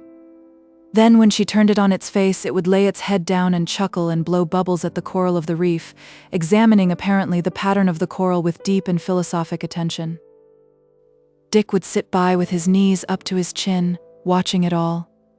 He felt himself to be part proprietor in the thing, as indeed he was. The mystery of the affair still hung over them both. A week ago they two had been alone, and suddenly from nowhere this new individual had appeared. It was so complete. It had hair on its head, tiny fingernails, and hands that would grasp you. It had a whole host of little ways of its own, and every day added to them. In a week, the extreme ugliness of the newborn child had vanished. Its face, which had seemed carved in the imitation of a monkey's face from half a brick, became the face of a happy and healthy baby. It seemed to see things, and sometimes it would laugh and chuckle as though it had been told a good joke. Its black hair all came off and was supplanted by a sort of down. It had no teeth. It would lie on its back and kick and crow, and double its fists up and try to swallow them alternately, and cross its feet and play with its toes. In fact, it was exactly like any of the 1,001 babies that are born into the world at every tick of the clock. "What will we call it?" said Dick one day, as he sat watching his son and heir crawling about on the grass under the shade of the breadfruit leaves. "Hannah," said Emmeline promptly. The recollection of another baby once heard about was in her mind, and it was as good a name as any other, perhaps, in that lonely place, notwithstanding the fact that Hannah was a boy. Coco took a vast interest in the new arrival. He would hop round it and peer at it with his head on one side, and Hannah would crawl after the bird and try to grab it by the tail. In a few months, so valiant and strong did he become that he would pursue his own father, crawling before him on the grass, and you might have seen the mother and father and child playing all together like 3 children. The bird sometimes hovering overhead like a good spirit, sometimes joining in the fun. Sometimes Emmeline would sit and brood over the child, a troubled expression on her face and a faraway look in her eyes. The old vague fear of mischance had returned, the dread of that viewless form her imagination half pictured behind the smile on the face of nature. Her happiness was so great that she dreaded to lose it. There is nothing more wonderful than the birth of a man, and all that goes to bring it about. Here on this island, in the very heart of the sea, amidst the sunshine and the wind-blown trees, under the great blue arch of the sky, in perfect purity of thought, they would discuss the question from beginning to end without a blush, the object of their discussion crawling before them on the grass, and attempting to grab feathers from Coco's tail. It was the loneliness of the place as well as their ignorance of life that made the old miracle appear so strange and fresh, as beautiful as the miracle of death had appeared awful. In thoughts vague and beyond expression in words, they linked this new occurrence with that old occurrence on the reef 6 years before. The vanishing and the coming of a man. Hannah, despite his unfortunate name, was certainly a most virile and engaging baby. The black hair which had appeared and vanished like some practical joke played by nature gave place to a down at first as yellow as sun-bleached wheat, but in a few months' time tinged with auburn. One day he had been uneasy and biting at his thumbs for some time past. Emmeline, looking into his mouth, saw something white and like a grain of rice protruding from his gum. It was a tooth just born. He could eat bananas now and breadfruit, and they often fed him on fish, a fact which again might have caused a medical man to shudder, yet he throve on it all and waxed stouter every day. Emmeline, with a profound and natural wisdom, let him crawl about stark naked, dressed in ozone and sunlight. Taking him out on the reef, she would let him paddle in the shallow pools, holding him under the armpits whilst he splashed the diamond-bright water into spray with his feet, and laughed and shouted. They were beginning now to experience a phenomenon as wonderful as the birth of the child's body, the birth of his intelligence, the peeping out of a little personality with predilections of its own, likes and dislikes. He knew Dick from Emmeline, and when Emmeline had satisfied his material wants, he would hold out his arms to go to Dick if he were by. He looked upon Coco as a friend, but when a friend of Coco's, a bird with an inquisitive mind and 3 red feathers in his tail, dropped in one day to inspect the newcomer, he resented the intrusion and screamed. He had a passion for flowers or anything bright. He would laugh and shout when taken on the lagoon in the dinghy, and make as if to jump into the water to get at the bright-colored corals below. Ah me, we laugh at young mothers, and all the miraculous things they tell us about their babies.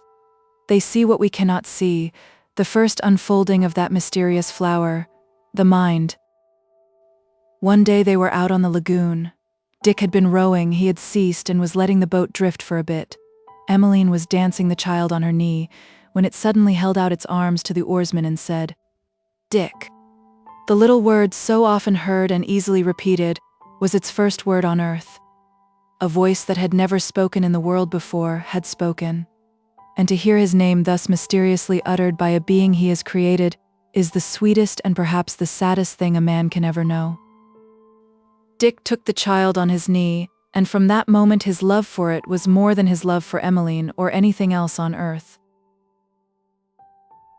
Chapter 15. The Lagoon of Fire.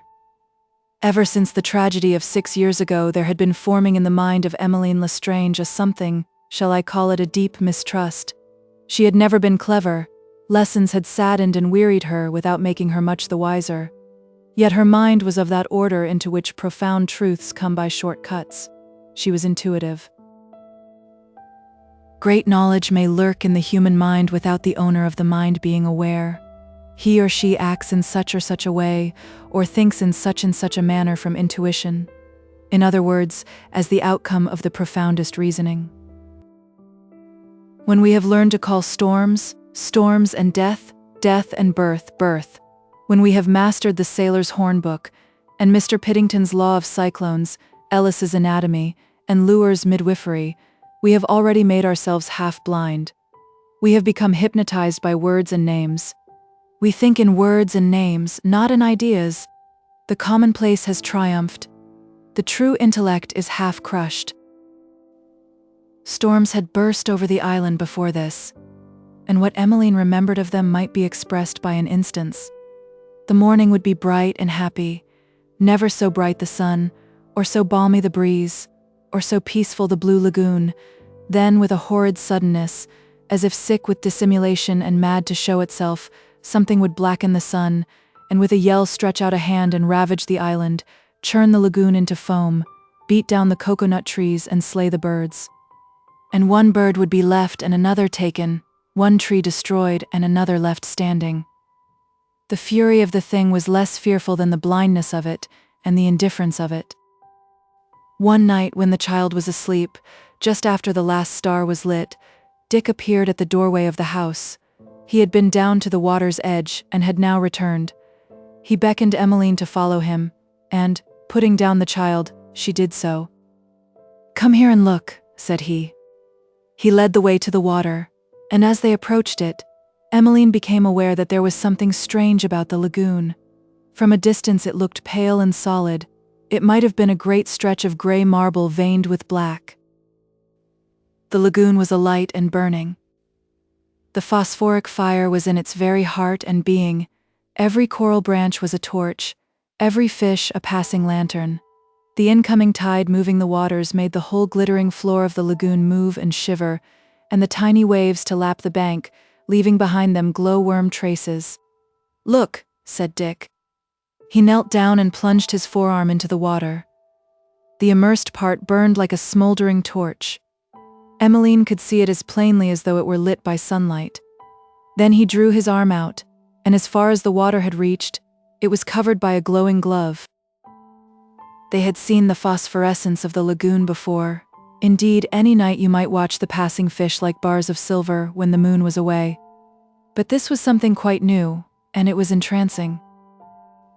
Emmeline knelt down and dabbled her hands, and made herself a pair of phosphoric gloves and cried out with pleasure and laughed. It was all the pleasure of playing with fire without the danger of being burnt. Then Dick rubbed his face with the water till it glowed. "Wait," he cried, and running up to the house he fetched out Hannah. He came running down with him to the water's edge, gave Emmeline the child, unmoored the boat, and started out from shore. The skulls, as far as they were immersed, were like bars of glistening silver. Under them passed the fish, leaving cometic tails. Each coral clump was a lamp, lending its luster till the great lagoon was luminous as a lit-up ballroom. Even the child on Emmeline's lap crowed and cried out at the strangeness of the sight. They landed on the reef and wandered over the flat. The sea was white and bright as snow, and the foam looked like a hedge of fire. As they stood gazing on this extraordinary sight, suddenly, almost as instantaneously as the switching off of an electric light, the phosphorescence of the sea flickered and vanished. The moon was rising. Her crest was just breaking from the water, and as her face came slowly into view behind a belt of vapor that lay on the horizon, it looked fierce and red, stained with smoke like the face of Eblis. Chapter XVI. The Cyclone. When they awoke next morning, the day was dark. A solid roof of cloud, lead-colored and without a ripple on it, lay over the sky, almost to the horizon. There was not a breath of wind, and the birds flew wildly about as if disturbed by some unseen enemy in the wood. As Dick lit the fire to prepare the breakfast, Emmeline walked up and down, holding her baby to her breast. She felt restless and uneasy. As the morning wore on, the darkness increased. A breeze rose up and the leaves of the breadfruit trees pattered together with the sound of rain falling upon glass. A storm was coming, but there was something different in its approach to the approach of the storms they had already known. As the breeze increased, a sound filled the air, coming from far away beyond the horizon. It was like the sound of a great multitude of people, and yet so faint and vague was it that sudden bursts of the breeze through the leaves above would drown it utterly. Then it ceased, and nothing could be heard but the rocking of the branches and the tossing of the leaves under the increasing wind, which was now blowing sharply and fiercely, and with a steady rush dead from the west, fretting the lagoon and sending clouds and masses of foam right over the reef. The sky that had been so leaden and peaceful and like a solid roof was now all in a hurry, flowing eastward like a great turbulent river in spate. And now, again, one could hear the sound in the distance, the thunder of the captains of the storm and the shouting, but still so faint, so vague, so indeterminate, and unearthly that it seemed like the sound in a dream. Emmeline sat amidst the ferns on the floor, cowed and dumb, holding the baby to her breast. It was fast asleep. Dick stood at the doorway. He was disturbed in mind, but he did not show it. The whole beautiful island world had now taken on the color of ashes and the color of lead. Beauty had utterly vanished, all seemed sadness and distress. The cocoa palms, under the wind that had lost its steady rush and was now blowing in hurricane blasts, flung themselves about in all the attitudes of distress, and whoever has seen a tropical storm will know what a cocoa palm can express by its movements under the lash of the wind. Fortunately, the house was so placed that it was protected by the whole depth of the grove between it and the lagoon, and fortunately too, it was sheltered by the dense foliage of the breadfruit, for suddenly, with a crash of thunder as if the hammer of Thor had been flung from sky to earth, the clouds split and the rain came down in a great slanting wave.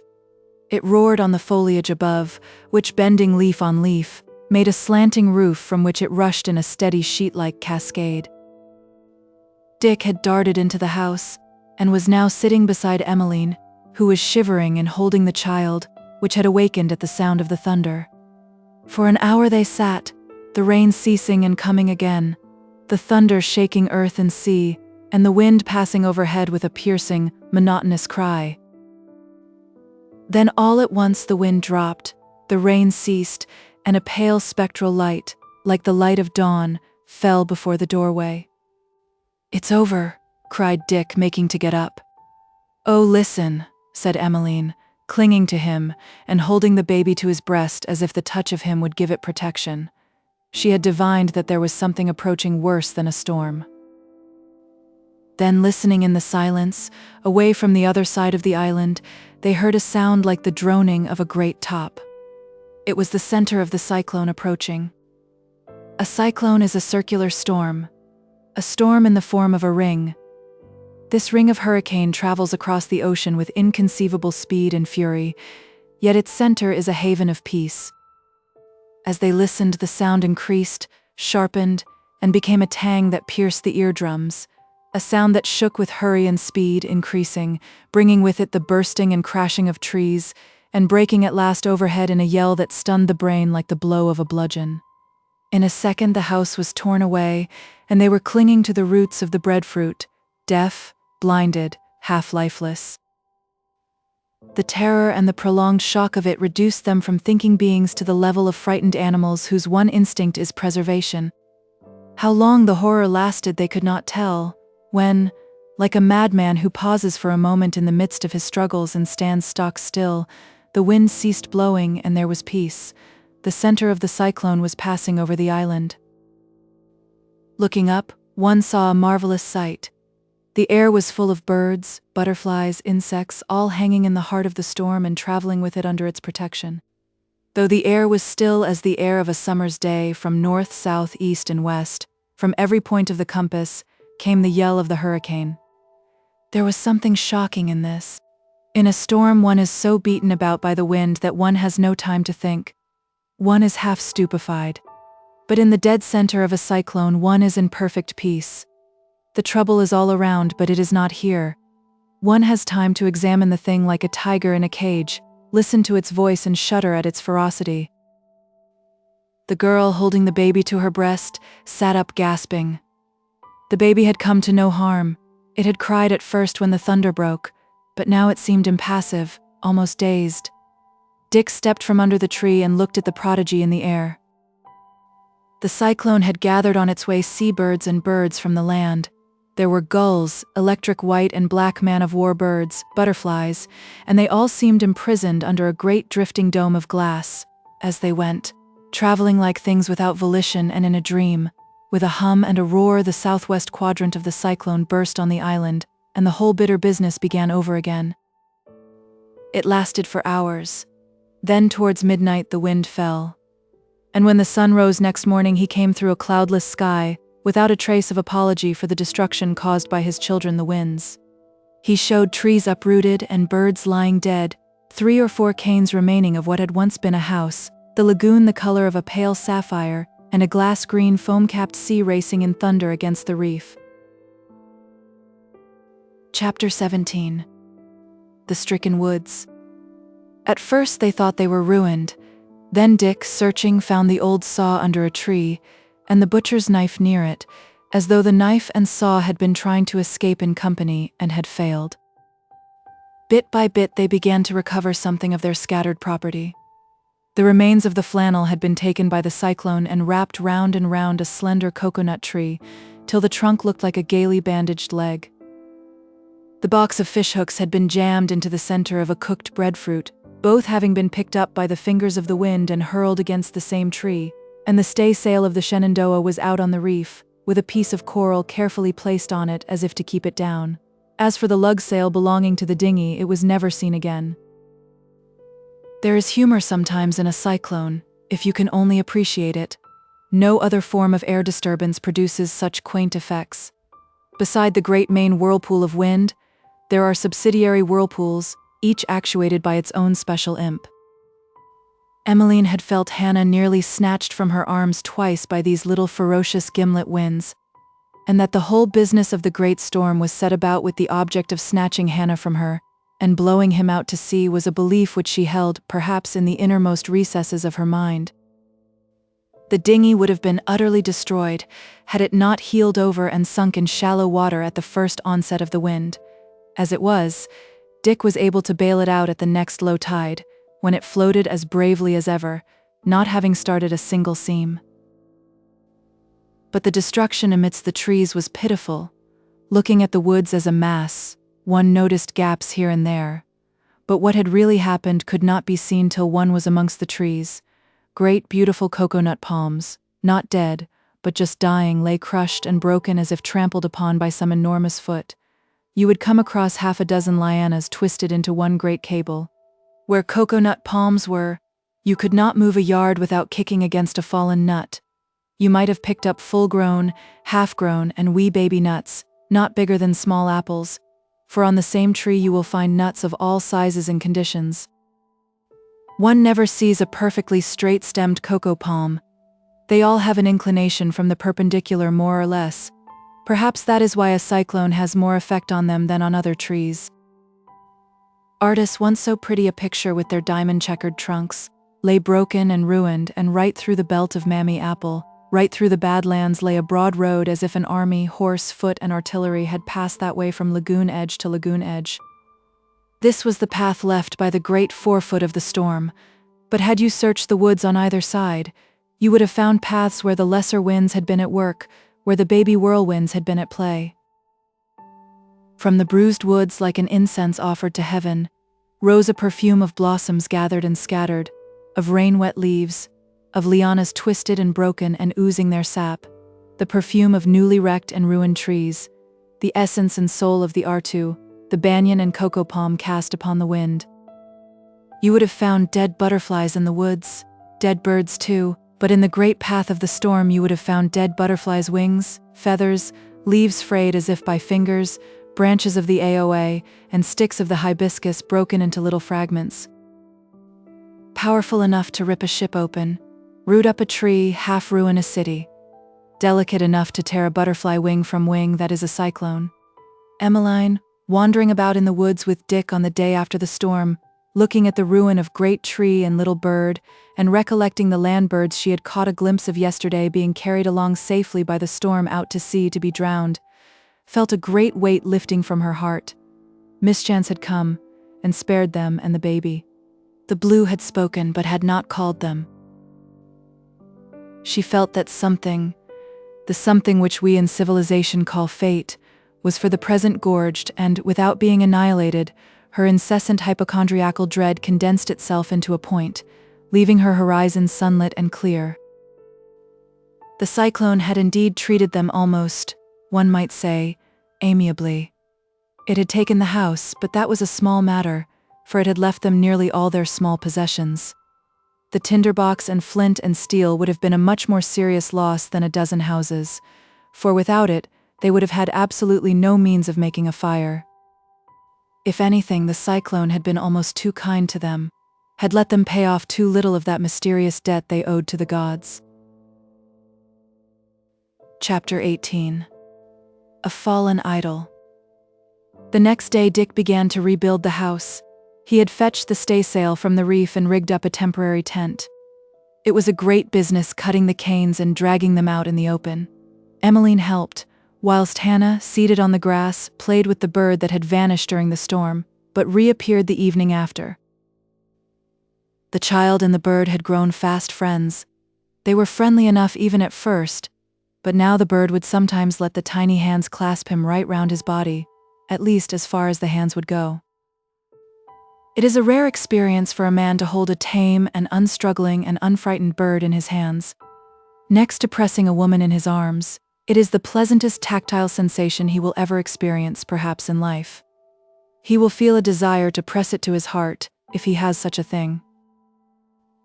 Hannah would press Coco to his little brown stomach, as if an artless admission of where his heart lay. He was an extraordinarily bright and intelligent child. He did not promise to be talkative, for, having achieved the word dick, he rested content for a long while before advancing further into the labyrinth of language, but though he did not use his tongue, he spoke in a host of other ways. With his eyes that were as bright as Coco's and full of all sorts of mischief, with his hands and feet and the movements of his body. He had a way of shaking his hands before him when highly delighted, a way of expressing nearly all the shades of pleasure, and though he rarely expressed anger, when he did so he expressed it fully. He was just now passing over the frontier into Toyland. In civilization he would no doubt have been the possessor of an India rubber dog or a woolly lamb, but there were no toys here at all. Emmeline's old doll had been left behind when they took flight from the other side of the island, and Dick, a year or so ago on one of his expeditions, had found it lying half buried in the sand of the beach. He had brought it back now more as a curiosity than anything else, and they had kept it on the shelf in the house. The cyclone had impaled it on a tree twig nearby as if in derision, and Hannah, when it was presented to him as a plaything, flung it away from him as if in disgust. But he would play with flowers or bright shells or bits of coral, making vague patterns with them on the sward. All the toy lambs in the world would not have pleased him better than those things. The toys of the troglodyte children, the children of the Stone Age. To clap two oyster shells together and make a noise, what, after all, could a baby want better than that? One afternoon, when the house was beginning to take some sort of form, they ceased work and went off into the woods, Emmeline carrying the baby and Dick taking turns with him. They were going to the Valley of the Idol. Since the coming of Hannah, and even before, the stone figure standing in its awful and mysterious solitude had ceased to be an object of dread to Emmeline, and had become a thing vaguely benevolent. Love had come to her under its shade, and under its shade the spirit of the child had entered into her from where, who knows, but certainly through heaven. Perhaps the thing which had been the god of some unknown people had inspired her with the instinct of religion. If so, she was his last worshipper on earth, for when they entered the valley they found him lying upon his face. Great blocks of stone lay around him. There had evidently been a landslip, a catastrophe preparing for ages, and determined, perhaps, by the torrential rain of the cyclone. In Ponape, Wahen in Easter Island, you may see great idols that have been felled like this, temples slowly dissolving from sight, and terraces, seemingly as solid as the hills, turning softly and subtly into shapeless mounds of stone. Chapter 19. The Expedition. Next morning the light of day filtering through the trees awakened Emmeline in the tent, which they had improvised whilst the house was building. Dawn came later here than on the other side of the island, which faced east later, and in a different manner, for there is the difference of worlds between dawn coming over a wooded hill and dawn coming over the sea. Over at the other side, sitting on the sand with the break of the reef which faced the east before you, scarcely would the east change color before the sea line would be on fire, the sky lit up into an illimitable void of blue, and the sunlight flooding into the lagoon, the ripples of light seeming to chase the ripples of water. On this side it was different. The sky would be dark and full of stars, and the woods great spaces of velvety shadow. Then through the leaves of the artu would come a sigh, and the leaves of the breadfruit would patter, and the sound of the reef become faint. The land breeze had awakened, and in a while, as if it had blown them away, looking up, you would find the stars gone, and the sky a veil of palest blue. In this indirect approach of dawn there was something ineffably mysterious. One could see, but the things seen were indecisive and vague, just as they are in the gloaming of an English summer's day. Scarcely had Emmeline arisen when Dick woke also, and they went out onto the sward and then down to the water's edge. Dick went in for a swim, and the girl holding the baby stood on the bank watching him. Always after a great storm the weather of the island would become more bracing and exhilarating, and this morning the air seemed filled with the spirit of spring. Emmeline felt it, and as she watched the swimmer disporting in the water, she laughed and held the child up to watch him. She was fey. The breeze, filled with all sorts of sweet perfumes from the woods, blew her black hair about her shoulders, and the full light of morning coming over the palm fronds of the woods beyond the sward touched her and the child. Nature seemed caressing them. Dick came ashore, and then ran about to dry himself in the wind. Then he went to the dinghy and examined her, for he had determined to leave the house building for half a day, and row round to the old place to see how the banana trees had fared during the storm. His anxiety about them was not to be wondered at. The island was his larder, and the bananas were a most valuable article of food. He had all the feelings of a careful housekeeper about them, and he could not rest till he had seen for himself the extent of damage, if damage there was any. He examined the boat, and then they all went back to breakfast. Living their lives, they had to use forethought.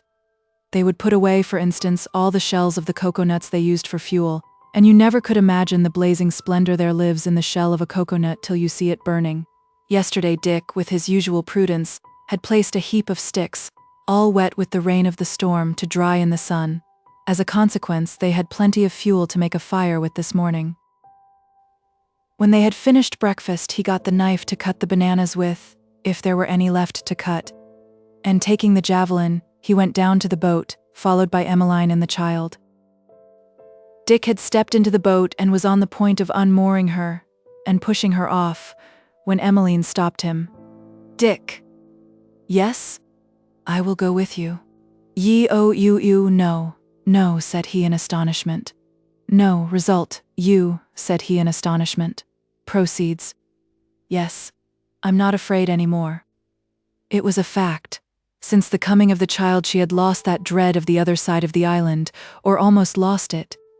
Death is a great darkness. Birth is a great light. They had intermixed in her mind. The darkness was still there, but it was no longer terrible to her, for it was infused with the light.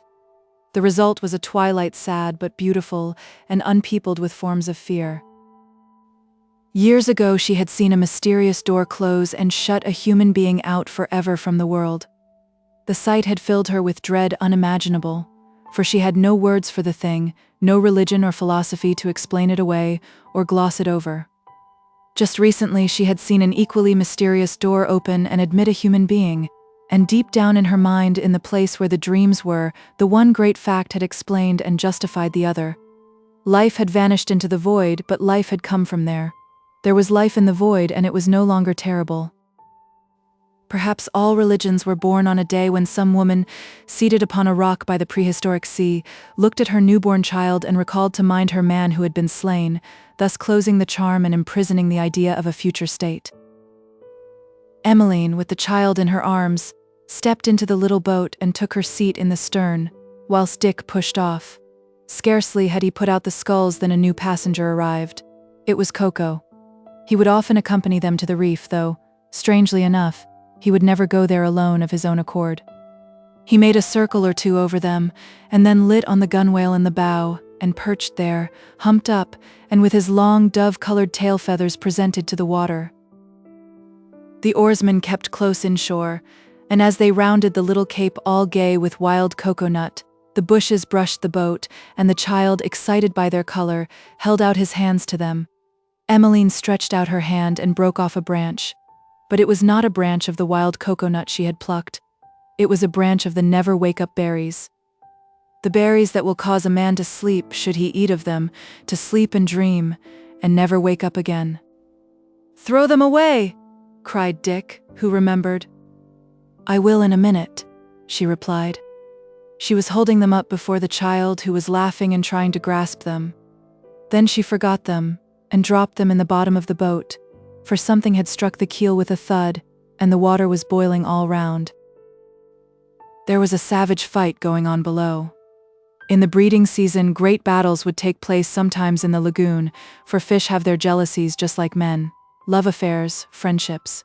The two great forms could be dimly perceived, one in pursuit of the other, and they terrified Emmeline, who implored Dick to row on. They slipped by the pleasant shores that Emmeline had never seen before, having been sound asleep when they came past them those years ago. Just before putting off, she had looked back at the beginnings of the little house under the R2 tree, and as she looked at the strange glades and groves, the picture of it rose before her, and seemed to call her back. It was a tiny possession, but it was home, and so little used to change was she that already a sort of homesickness was upon her. But it passed away almost as soon as it came, and she fell to wondering at the things around her, and pointing them out to the child.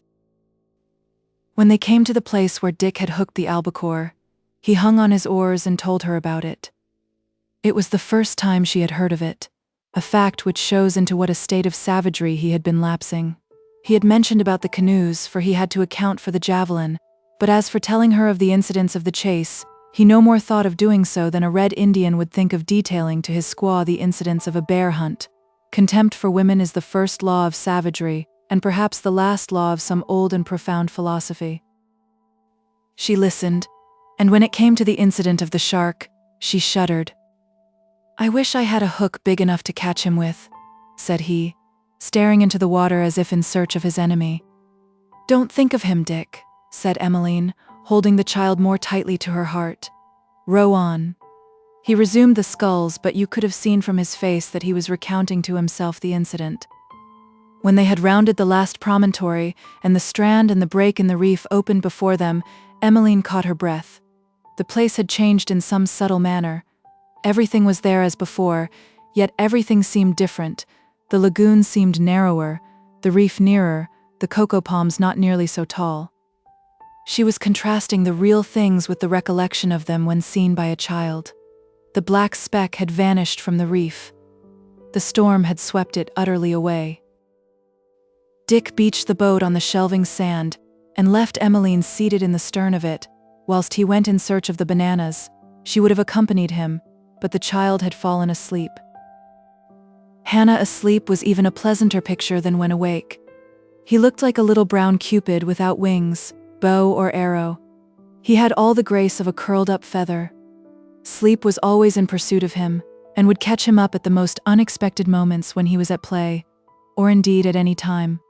Emmeline would sometimes find him with a colored shell or bit of coral that he had been playing with in his hand fast asleep, a happy expression on his face, as if his mind were pursuing its earthly avocations on some fortunate beach in dreamland. Dick had plucked a huge breadfruit leaf and given it to her as a shelter from the sun, and she sat holding it over her and gazing straight before her over the white, sunlit sands. The flight of the mind in reverie is not in a direct line. To her, dreaming as she sat, came all sorts of colored pictures, recalled by the scene before her. The green water under the stern of a ship, and the word Shenandoah vaguely reflected on it, their landing, and the little tea set spread out on the white sand. She could still see the pansies painted on the plates. And she counted in memory the lead spoons, the great stars that burned over the reef at nights, the cluricanas and fairies, the cask by the well where the convolvulus blossomed, and the wind-blown trees seen from the summit of the hill.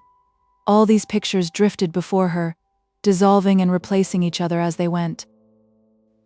There was sadness in the contemplation of them, but pleasure too. She felt at peace with the world. All trouble seemed far behind her. It was as if the great storm that had left them unharmed had been an ambassador from the powers above to assure her of their forbearance, protection, and love.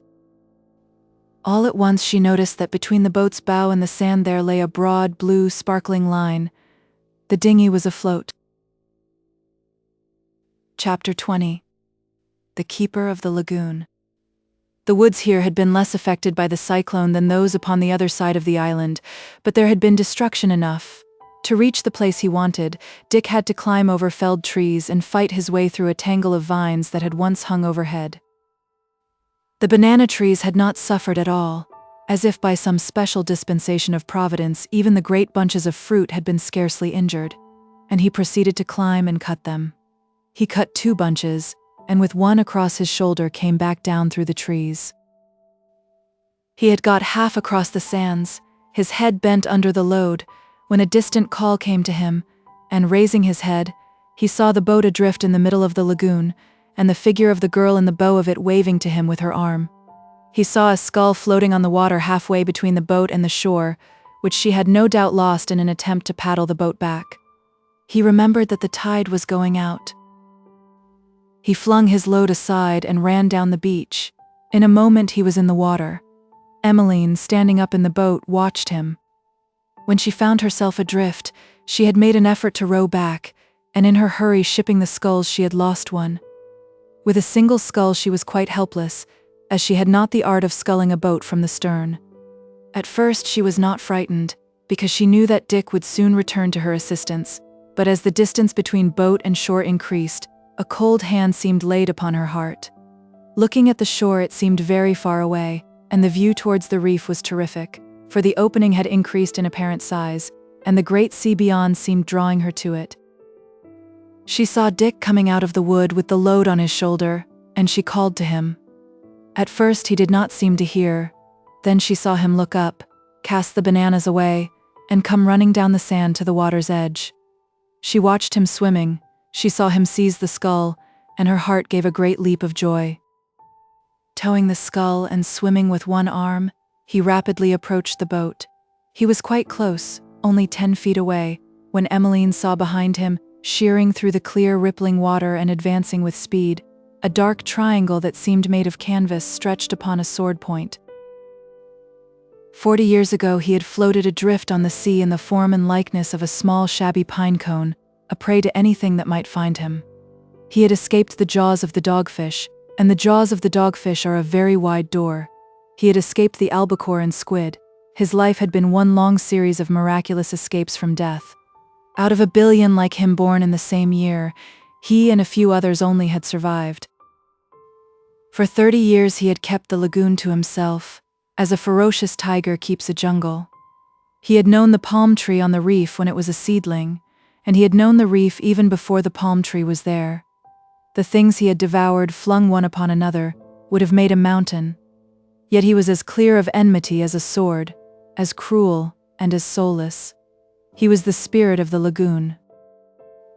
Emmeline screamed and pointed to the thing behind the swimmer.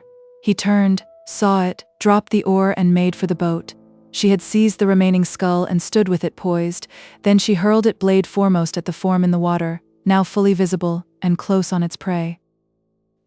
She could not throw a stone straight, yet the scull went like an arrow to the mark, balking the pursuer and saving the pursued. In a moment more his leg was over the gunwale, and he was saved. But the scull was lost. Chapter 21. The Hand of the Sea. There was nothing in the boat that could possibly be used as a paddle. The scull was only 5 or 6 yards away, but to attempt to swim to it was certain death. Yet they were being swept out to sea. He might have made the attempt, only that on the starboard quarter the form of the shark, gently swimming at the same pace as they were drifting, could be made out only half veiled by the water. The bird perched on the gunwale seemed to divine their trouble, for he rose in the air, made a circle, and resumed his perch with all his feathers ruffled. Dick stood in despair, helpless, his hands clasping his head. The shore was drawing away before him, the surf loudening behind him, yet he could do nothing. The island was being taken away from them by the great hand of the sea. Then suddenly the little boat entered the race formed by the confluence of the tides, from the right and left arms of the lagoon. The sound of the surf suddenly increased as though a door had been flung open. The breakers were falling and the seagulls crying on either side of them, and for a moment the ocean seemed to hesitate as to whether they were to be taken away into her wastes or dashed on the coral strand. Only for a moment this seeming hesitation lasted. Then the power of the tide prevailed over the power of the swell, and the little boat taken by the current drifted gently out to sea. Dick flung himself down beside Emmeline, who was seated in the bottom of the boat holding the child to her breast. The bird, seeing the land retreat, and wise in its instinct, rose into the air. It circled thrice round the drifting boat, and then, like a beautiful but faithless spirit, passed away to the shore. Chapter 22. Together. The island had sunk slowly from sight. At sundown it was just a trace, a stain on the southwestern horizon. It was before the new moon, and the little boat lay drifting. It drifted from the light of sunset into a world of vague violet twilight, and now it lay drifting under the stars. The girl, clasping the baby to her breast, leaned against her companion's shoulder. Neither of them spoke. All the wonders in their short existence had culminated in this final wonder, this passing away together from the world of time, this strange voyage they had embarked on to where? Now that the first terror was over, they felt neither sorrow nor fear. They were together. Come what might, nothing could divide them. Even should they sleep and never wake up, they would sleep together. Had one been left and the other taken? As though the thought had occurred to them simultaneously, they turned one to the other, and their lips met, their souls met, mingling in one dream, whilst above in the windless heaven space answered space with flashes of sidereal light, and Canopus shone and burned like the pointed sword of Azrael. Clasped in Emmeline's hand was the last and most mysterious gift of the mysterious world they had known, the branch of crimson berries. Book 3. Chapter 1. Mad Lestrange. They knew him upon the Pacific slope as Mad Lestrange. He was not mad, but he was a man with a fixed idea. He was pursued by a vision, the vision of 2 children and an old sailor adrift in a little boat upon a wide blue sea. When the Arago, bound for Papeete, picked up the boats of the Northumberland, only the people in the longboat were alive. Lafarge, the captain, was mad, and he never recovered his reason. Lestrange was utterly shattered. The awful experience in the boats and the loss of the children had left him a seemingly helpless wreck. The scowbankers, like all their class, had fared better, and in a few days were about the ship and sitting in the sun. 4 days after the rescue, the Arago spoke the Newcastle, bound for San Francisco, and transshipped the shipwrecked men. Had a physician seen Lestrange on board the Northumberland as she lay in that long, long calm before the fire, he would have declared that nothing but a miracle could prolong his life. The miracle came about. In the General Hospital of San Francisco, as the clouds cleared from his mind, they unveiled the picture of the children and the little boat. The picture had been there daily, seen but not truly comprehended. The horrors gone through in the open boat, the sheer physical exhaustion, had merged all the accidents of the great disaster into one mournful half-comprehended fact. When his brain cleared, all the other incidents fell out of focus, and memory, with her eyes set upon the children, began to paint a picture that he was ever more to see. Memory cannot produce a picture that imagination has not retouched, and her pictures, even the ones least touched by imagination, are no mere photographs, but the work of an artist. All that is inessential she casts away. All that is essential she retains. She idealizes, and that is why her picture of a lost mistress has had power to keep a man a celibate to the end of his days, and why she can break a human heart with the picture of a dead child. She is a painter, but she is also a poet. The picture before the mind of Lestrange was filled with this almost diabolical poetry, for in it the little boat and her helpless crew were represented adrift on a blue and sunlit sea. A sea most beautiful to look at, yet most terrible, bearing as it did the recollections of thirst. He had been dying when, raising himself on his elbow so to say, he looked at this picture. It recalled him to life, his willpower asserted itself, and he refused to die. The will of a man has, if it is strong enough, the power to reject death. He was not in the least conscious of the exercise of this power. He only knew that a great and absorbing interest had suddenly arisen in him, and that a great aim stood before him, the recovery of the children. The disease that was killing him ceased its ravages, or rather was slain in its turn by the increased vitality against which it had to strive.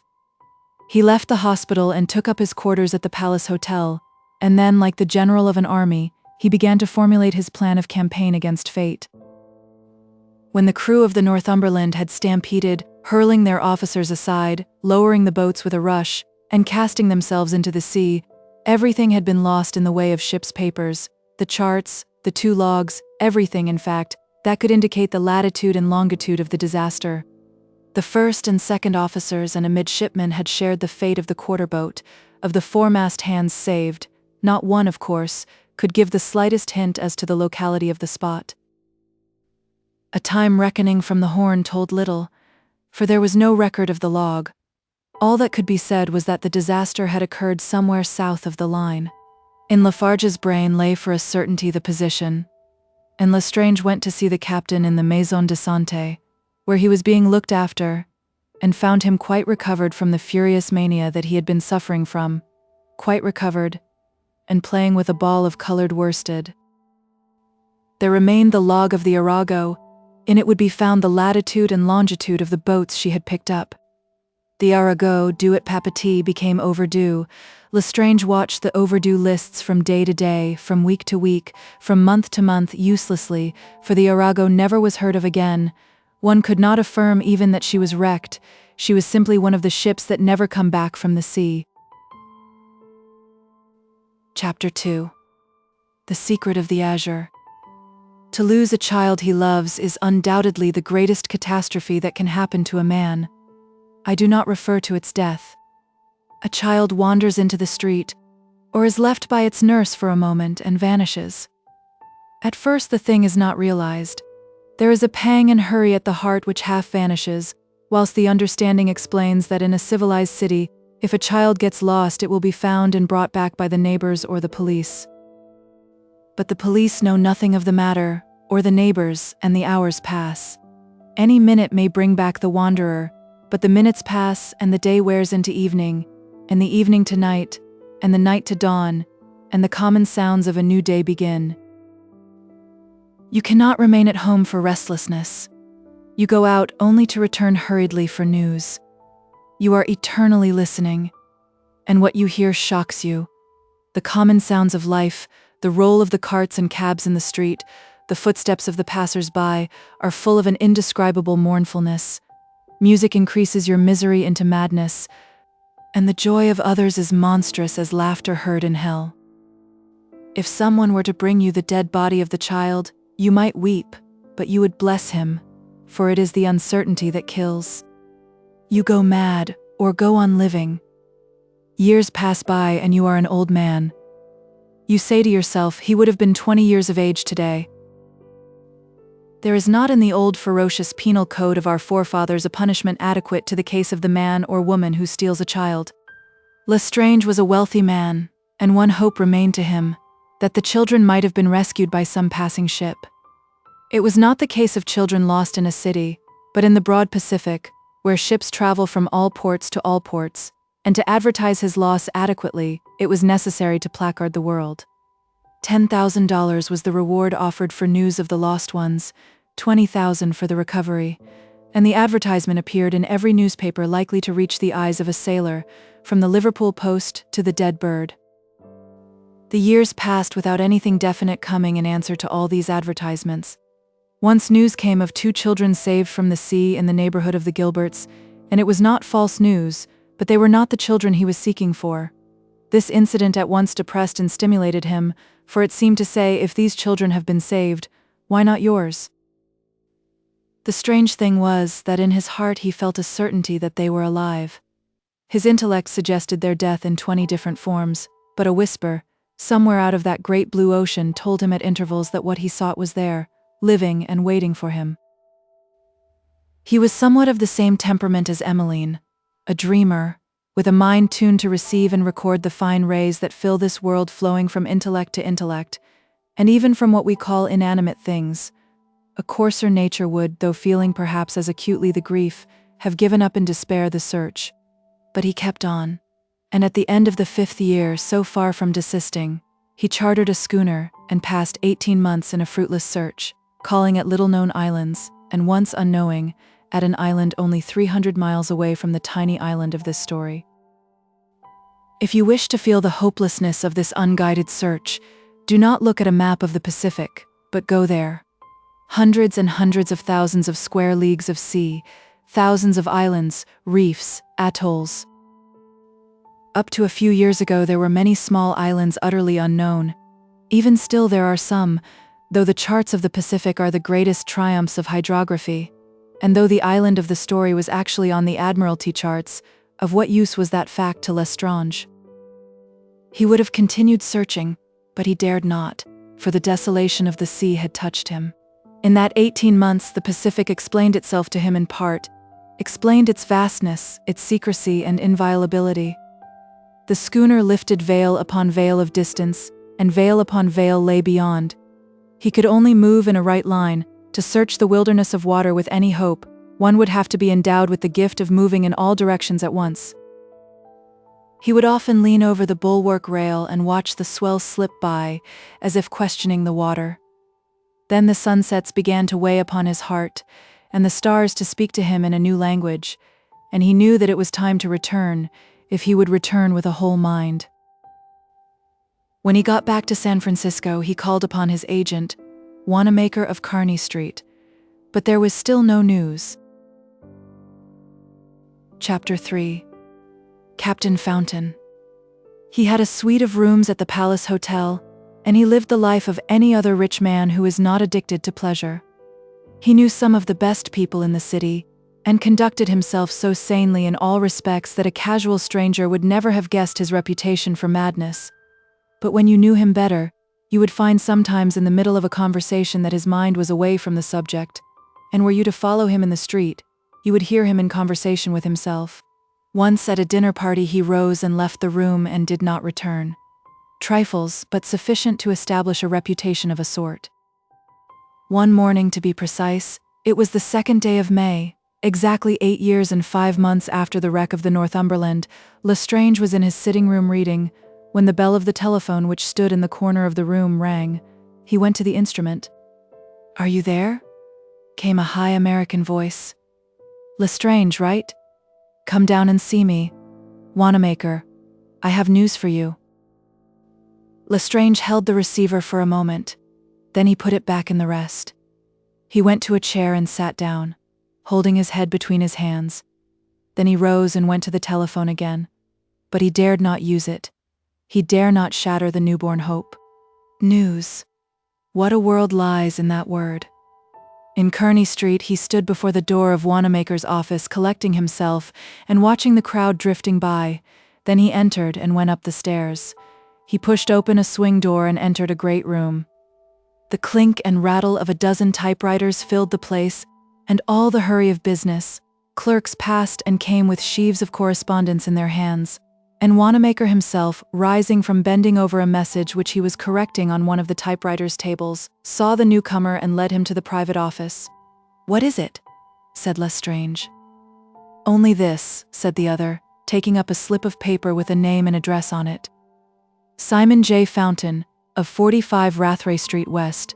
That's down near the wharves, says he has seen your advertisement in an old number of a paper, and he thinks he can tell you something." He did not specify the nature of the intelligence, but it might be worth finding out. "I will go there," said Lestrange. "Do you know Rathray Street?" "No." Wanamaker went out and called a boy and gave him some directions. Then Lestrange and the boy started. Lestrange left the office without saying thank you or taking leave in any way of the advertising agent, who did not feel in the least affronted, for he knew his customer. Rathray Street is, or was before the earthquake, a street of small, clean houses. It had a seafaring look that was accentuated by the marine perfumes from the wharves close by, and the sound of steam winches loading or discharging cargo, a sound that ceased not night or day as the work went on beneath the sun or the sizzling arc lamps. Number 45 was almost exactly like its fellows, neither better nor worse, and the door was opened by a neat, prim woman, small and of middle age. Commonplace she was, no doubt, but not commonplace to Lestrange. "Is Mr. Fountain in?" he asked. "I have come about the advertisement." "Oh, have you, sir?" she replied, making way for him to enter, and showing him into a little sitting room on the left of the passage. "The captain is in bed. He is a great invalid, but he was expecting perhaps someone would call, and he will be able to see you in a minute if you don't mind waiting." "Thanks," said Lestrange. "I can wait." He had waited 8 years. What mattered a few minutes now? But at no time in the 8 years had he suffered such suspense. For his heart knew that now, just now in this commonplace little house, from the lips of, perhaps, the husband of that commonplace woman, he was going to learn either what he feared to hear or what he hoped. It was a depressing little room. It was so clean, and looked as though it were never used. A ship imprisoned in a glass bottle stood upon the mantelpiece, and there were shells from faraway places, pictures of ships in sand, all the things one finds as a rule adorning an old sailor's home. Lestrange, as he sat waiting, could hear movements from the next room. probably the invalids which they were preparing for his reception. The distant sounds of the derricks and winches came muffled through the tightly shut window that looked as though it never had been opened.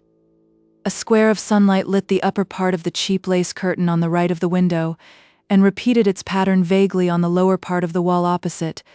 Then a bluebottle fly awoke suddenly into life and began to buzz and drum against the window pane, and Lestrange wished that they would come. A man of his temperament must necessarily, even under the happiest circumstances, suffer in going through the world. The fine fiber always suffers when brought into contact with the coarse. These people were as kindly disposed as anyone else. The advertisement and the face and manners of the visitor might have told them that it was not the time for delay. Yet they kept him waiting whilst they arranged bed quilts and put medicine bottles straight, as if he could see. At last the door opened and the woman said, "Will you step this way, sir?" She showed him into a bedroom opening off the passage. The room was neat and clean, and had that indescribable appearance which marks the bedroom of the invalid. In the bed, making a mountain under the counterpane with an enormously distended stomach, lay a man, black-bearded, and with his large, capable, useless hands spread out on the coverlet, hands ready and willing, but debarred from work. Without moving his body, he turned his head slowly and looked at the newcomer. This slow movement was not from weakness or disease. It was the slow, emotionless nature of the man speaking. "This is the gentleman, Silas," said the woman, speaking over Lestrange's shoulder. Then she withdrew and closed the door. "Take a chair, sir," said the sea captain, flapping one of his hands on the counterpane, as if in wearied protest against his own helplessness. "I haven't the pleasure of your name, but the missus tells me you're come about the advertisement I lit on yestereven." He took a paper, folded small, that lay beside him, and held it out to his visitor. It was a Sydney bulletin 3 years old. "Yes," said Lestrange, looking at the paper, "that is my advertisement." "Well, it's strange, very strange," said Captain Fountain, "that I should have lit on it only yesterday. I've had it all 3 years in my chest, the way old papers get lying at the bottom with odds and ends. Mightn't 'a seen it now, only the missus cleared the raffle out of the chest, and, 'Give me that paper,' I says, seeing it in her hand, and I fell to reading it. For a man'll read anything bar tracks lying in bed 8 months, as I've been with the dropsy. I've been whaler man and boy 40 year, and my last ship was the Seahorse. Over 7 years ago, one of my men picked up something on a beach of one of them islands east of the Marquesas we'd put into water." Yes, said Lestrange. "What was it he found?" "Mrs." roared the captain in a voice that shook the walls of the room. The door opened and the woman appeared. "Fetch me my keys out of my trousers pocket." The trousers were hanging up on the back of the door, as if only waiting to be put on. The woman fetched the keys, and he fumbled over them and found one. He handed it to her, and pointed to the drawer of a bureau opposite the bed. She knew evidently what was wanted, for she opened the drawer and produced a box, which she handed to him. It was a small cardboard box tied round with a bit of string. He undid the string, and disclosed a child's tea service, a teapot, cream jug, 6 little plates all painted with a pansy. It was the box which Emmeline had always been losing, lost again. Lestrange buried his face in his hands. He knew the things. Emmeline had shown them to him in a burst of confidence. Out of all that vast ocean he had searched unavailingly. They had come to him like a message, and the awe and mystery of it bowed him down and crushed him. The captain had placed the things on the newspaper spread out by his side, and he was unrolling the little spoons from their tissue paper covering. He counted them as if entering up the tale of some trust, and placed them on the newspaper. "When did you find them?" asked Lestrange, speaking with his face still covered. "A matter of over 7 years ago," replied the captain. "We'd put into water at a place south of the line, Palm Tree Island we whalemen call it, because of the tree at the break of the lagoon. One of my men brought it aboard, found it in a shanty built of sugar canes which the men bust up for devilment." "Good God," said Lestrange. "Was there no one there, nothing but this box?" "Not a sight or sound, so the men said, just the shanty abandoned seemingly. I had no time to land and hunt for castaways. I was after whales." "How big is the island?" "Oh, a fairish middle-sized island, no natives, I've heard tell it's taboo. Why, the Lord only knows. Some crank of the Kanakas, I suppose. Anyhow, there's the findings, you recognize them? I do. Seems strange, said the captain, that I should pick 'em up. Seems strange your advertisement out, and the answer to it lying amongst my gear, but that's the way things go. Strange, said the other. It's more than strange.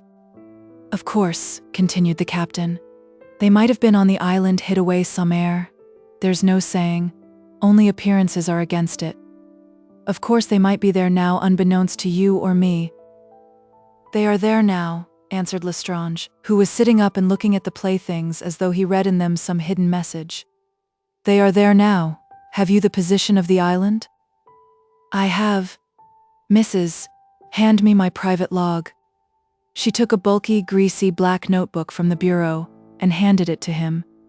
He opened it, thumbed the pages, and then read out the latitude and longitude. I entered it on the day of finding. Here's the entry. Adams brought aboard child's toy box out of deserted shanty, which men pulled down, traded it to me for a caulker of rum. The cruise lasted 3 years and 8 months after that. We'd only been out 3 when it happened. I forgot all about it. 3 years scrubbing round the world after whales doesn't brighten a man's memory. Right round we went, and paid off at Nantucket. Then, after a fortnight on shore and a month repairin', the old seahorse was off again, I with her. It was at Honolulu this dropsy took me, and back I come here home. That's the yarn. There's not much to it, but, seein' your advertisement, I thought I might answer it. Lestrange took Fountain's hand and shook it. You see the reward I offered? He said. I have not my checkbook with me, but you shall have the check in an hour from now. No, sir, replied the captain. If anything comes of it, I don't say I'm not open to some small acknowledgement, but $10,000 for a 5-cent box, that's not my way of doing business. I can't make you take the money now, I can't even thank you properly now, said Lestrange. I am in a fever, but when all is settled, you and I will settle this business. My God. He buried his face in his hands again. I'm not wishing to be inquisitive, said Captain Fountain, slowly putting the things back in the box and tucking the paper shavings round them. But may I ask how you propose to move in this business? I will hire a ship at once and search. Aye, said the captain, wrapping up the little spoons in a meditative manner. Perhaps that will be best. He felt certain in his own mind that the search would be fruitless, but he did not say so. If he had been absolutely certain in his mind without being able to produce the proof, he would not have counseled Lestrange to any other course, knowing that the man's mind would never be settled until proof positive was produced. The question is, said Lestrange, what is my quickest way to get there? There I may be able to help you, said Fountain, tying the string round the box. A schooner with good heels to her is what you want, and, if I'm not mistaken, there's one discharging cargo at this present minute at O'Sullivan's Wharf, Mrs. The woman answered the call. Lestrange felt like a person in a dream, and these people who were interesting themselves in his affairs seemed to him beneficent beyond the nature of human beings. Is Captain Stanistreet home, think you? I don't know, replied the woman, but I can go see. Do? She went. He lives only a few doors down, said Fountain, and he's the man for you. Best schooner captain ever sailed out of Frisco. The Rarotonga is the name of the boat I have in my mind. Best boat that ever wore copper. Stanistreet is captain of her. Owners are MVIII. She's been missionary and she's been pigs. Copra was her last cargo, and she's nearly discharged it. Oh, MVIII would hire her out to Satan at a price. You needn't be afraid of their boggling at it if you can raise the dollars. She's had a new suit of sails only the beginning of the year. Oh, she'll fix you up to a T, and you take the word of S. Fountain for that. I'll engineer the thing from this bed if you'll let me put my oar in your trouble. I'll victual her and find a crew 3/4 price of any of those damned skulking agents. Oh, I'll take a commission right enough, but I'm half paid with doing the thing. He ceased, for footsteps sounded in the passage outside, and Captain Stanistreet was shown in. He was a young man of not more than 30, alert, quick of eye, and pleasant of face. Fountain introduced him to Lestrange, who had taken a fancy to him at first sight. When he heard about the business in hand, He seemed interested at once. The affair seemed to appeal to him more than if it had been a purely commercial matter, such as copra and pigs. "If you'll come with me, sir, down to the wharf, I'll show you the boat now," he said, when they had discussed the matter and threshed it out thoroughly. He rose, bid good day to his friend Fountain, and Lestrange followed him, carrying the brown paper box in his hand. O'Sullivan's wharf was not far away. A tall Cape Horner that looked almost a twin sister of the ill-fated Northumberland was discharging iron, and astern of her, graceful as a dream with snow-white decks, lay the Rarotonga discharging copra. "That's the boat," said Stanistreet. "Cargo nearly all out. How does she strike your fancy?" "I'll take her," said Lestrange, "cost what it will." Chapter 4. Due south. It was on the 10th of May, so quickly did things move under the supervision of the bedridden captain, that the Rarotonga, with Lestrange on board, cleared the Golden Gates and made south, heeling to a 10-knot breeze. There is no mode of travel to be compared to your sailing ship. In a great ship, if you have ever made a voyage in one, the vast spaces of canvas, the sky-high spars, the finesse with which the wind is met and taken advantage of, will form a memory never to be blotted out. A schooner is the queen of all rigs. She has a bounding buoyancy denied to the square-rigged craft, to which she stands in the same relationship as a young girl to a dowager, and the Rarotonga was not only a schooner, but the queen acknowledged of all the schooners in the Pacific. For the first few days they made good way south. Then the wind became baffling and headed them off. Added to Lestrange's feverish excitement there was an anxiety, a deep and soul-fretting anxiety, as if some half-heard voice were telling him that the children he sought were threatened by some danger. These baffling winds blew upon the smoldering anxiety in his breast, as wind blows upon embers, causing them to glow. They lasted some days, and then, as if fate had relented, up sprang on the starboard quarter a spanking breeze, making the rigging sing to a merry tune, and blowing the spindrift from the forefoot, as the Rarotonga, heeling to its pressure, went humming through the sea, leaving a wake spreading behind her like a fan. It took them along 500 miles, silently and with the speed of a dream. Then it ceased. The ocean in the air stood still. The sky above stood solid like a great pale blue dome. Just where it met the waterline of the far horizon, a delicate tracery of cloud draped the entire round of the sky. I have said that the ocean stood still as well as the air. To the eye it was so, for the swell underrunning the glitter on its surface was so even, so equable, and so rhythmical, that the surface seemed not in motion. Occasionally a dimple broke the surface, and strips of dark seaweed floated by, showing up the green. Dim things rose to the surface, and, guessing the presence of man, sank slowly and dissolved from sight. 2 days, never to be recovered, passed, and still the calm continued. On the morning of the 3rd day it breezed up from the nor-northwest, and they continued their course, a cloud of canvas, every sail drawing, and the music of the ripple under the forefoot. Captain Stanistreet was a genius in his profession. He could get more speed out of a schooner than any other man afloat, and carry more canvas without losing a stick. He was also, fortunately for Lestrange, a man of refinement and education, and what was better still, understanding. They were pacing the deck one afternoon, when Lestrange, who was walking with his hands behind him, and his eyes counting the brown dowels in the cream-white planking, broke silence. "You don't believe in visions and dreams?" "How do you know that?" replied the other. "Oh, I only put it as a question. Most people say they don't." "Yes, but most people do." "I do," said Lestrange. He was silent for a moment. "You know my trouble so well that I won't bother you going over it. But there has come over me of late a feeling, it is like a waking dream." "Yes?" "I can't quite explain, for it is as if I saw something which my intelligence could not comprehend, or make an image of." "I think I know what you mean." "I don't think you do. This is something quite strange. I am 50, and in 50 years a man has experienced, as a rule, all the ordinary and most of the extraordinary sensations that a human being can be subjected to. Well, I have never felt this sensation before. It comes on only at times. I see, as you might imagine, a young baby sees, and things are before me that I do not comprehend. It is not through my bodily eyes that this sensation comes, but through some window of the mind, from before which a curtain has been drawn. That's strange, said Stanistreet, who did not like the conversation overmuch, being simply a schooner captain and a plain man, though intelligent enough and sympathetic. This something tells me, went on Lestrange, that there is danger threatening the— He ceased, paused a minute, and then, to Stanistreet's relief, went on. If I talk like that, you will think I am not right in my head. Let us pass the subject by. Let us forget dreams and omens and come to realities. You know how I lost the children?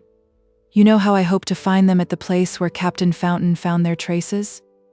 He says the island was uninhabited, but he was not sure. No, replied Stanistreet. He only spoke of the beach. Yes. Well, suppose there were natives at the other side of the island who had taken these children. If so, they would grow up with the natives. And become savages?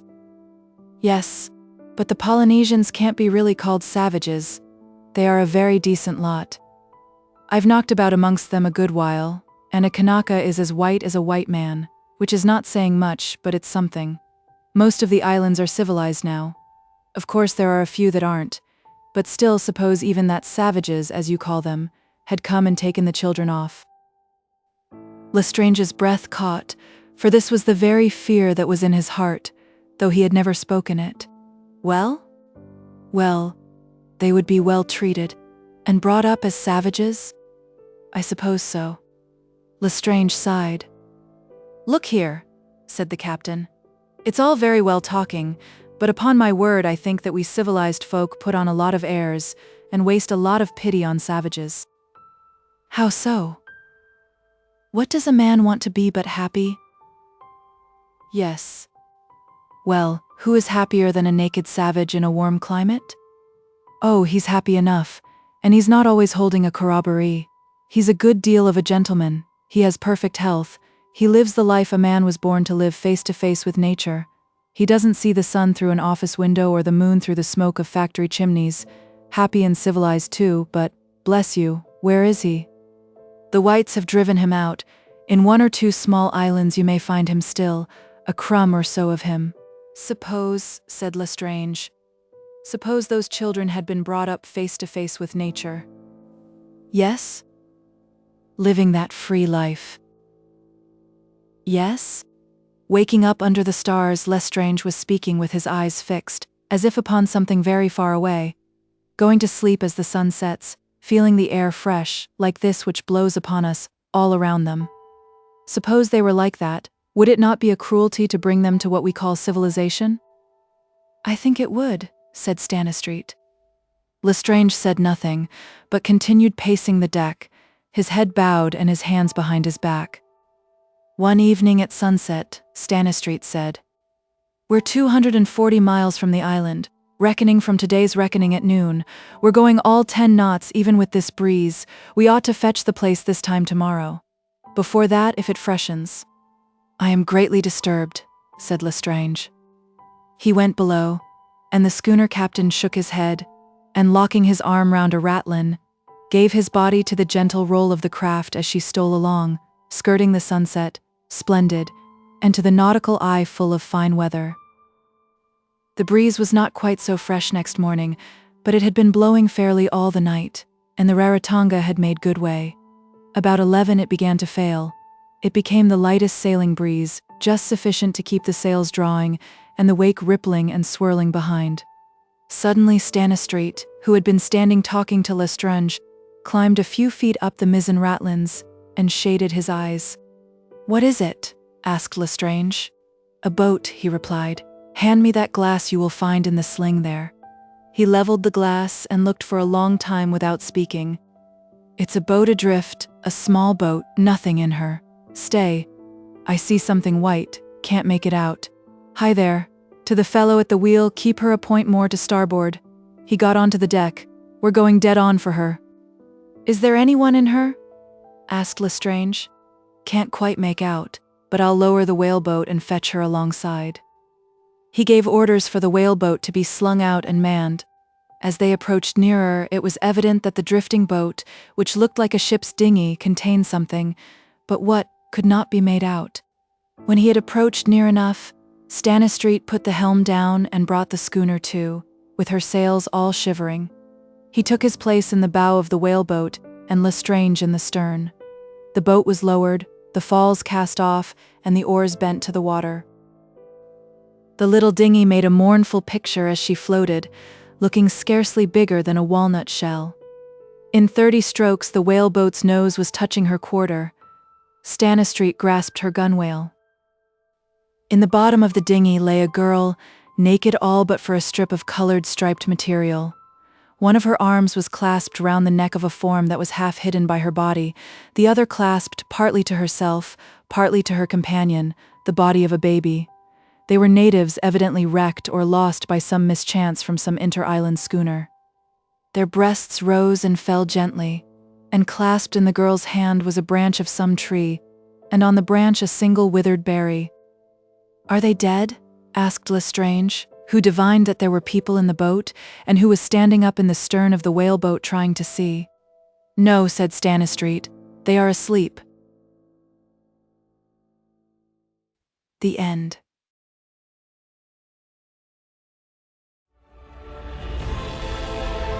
A whole galaxy to go.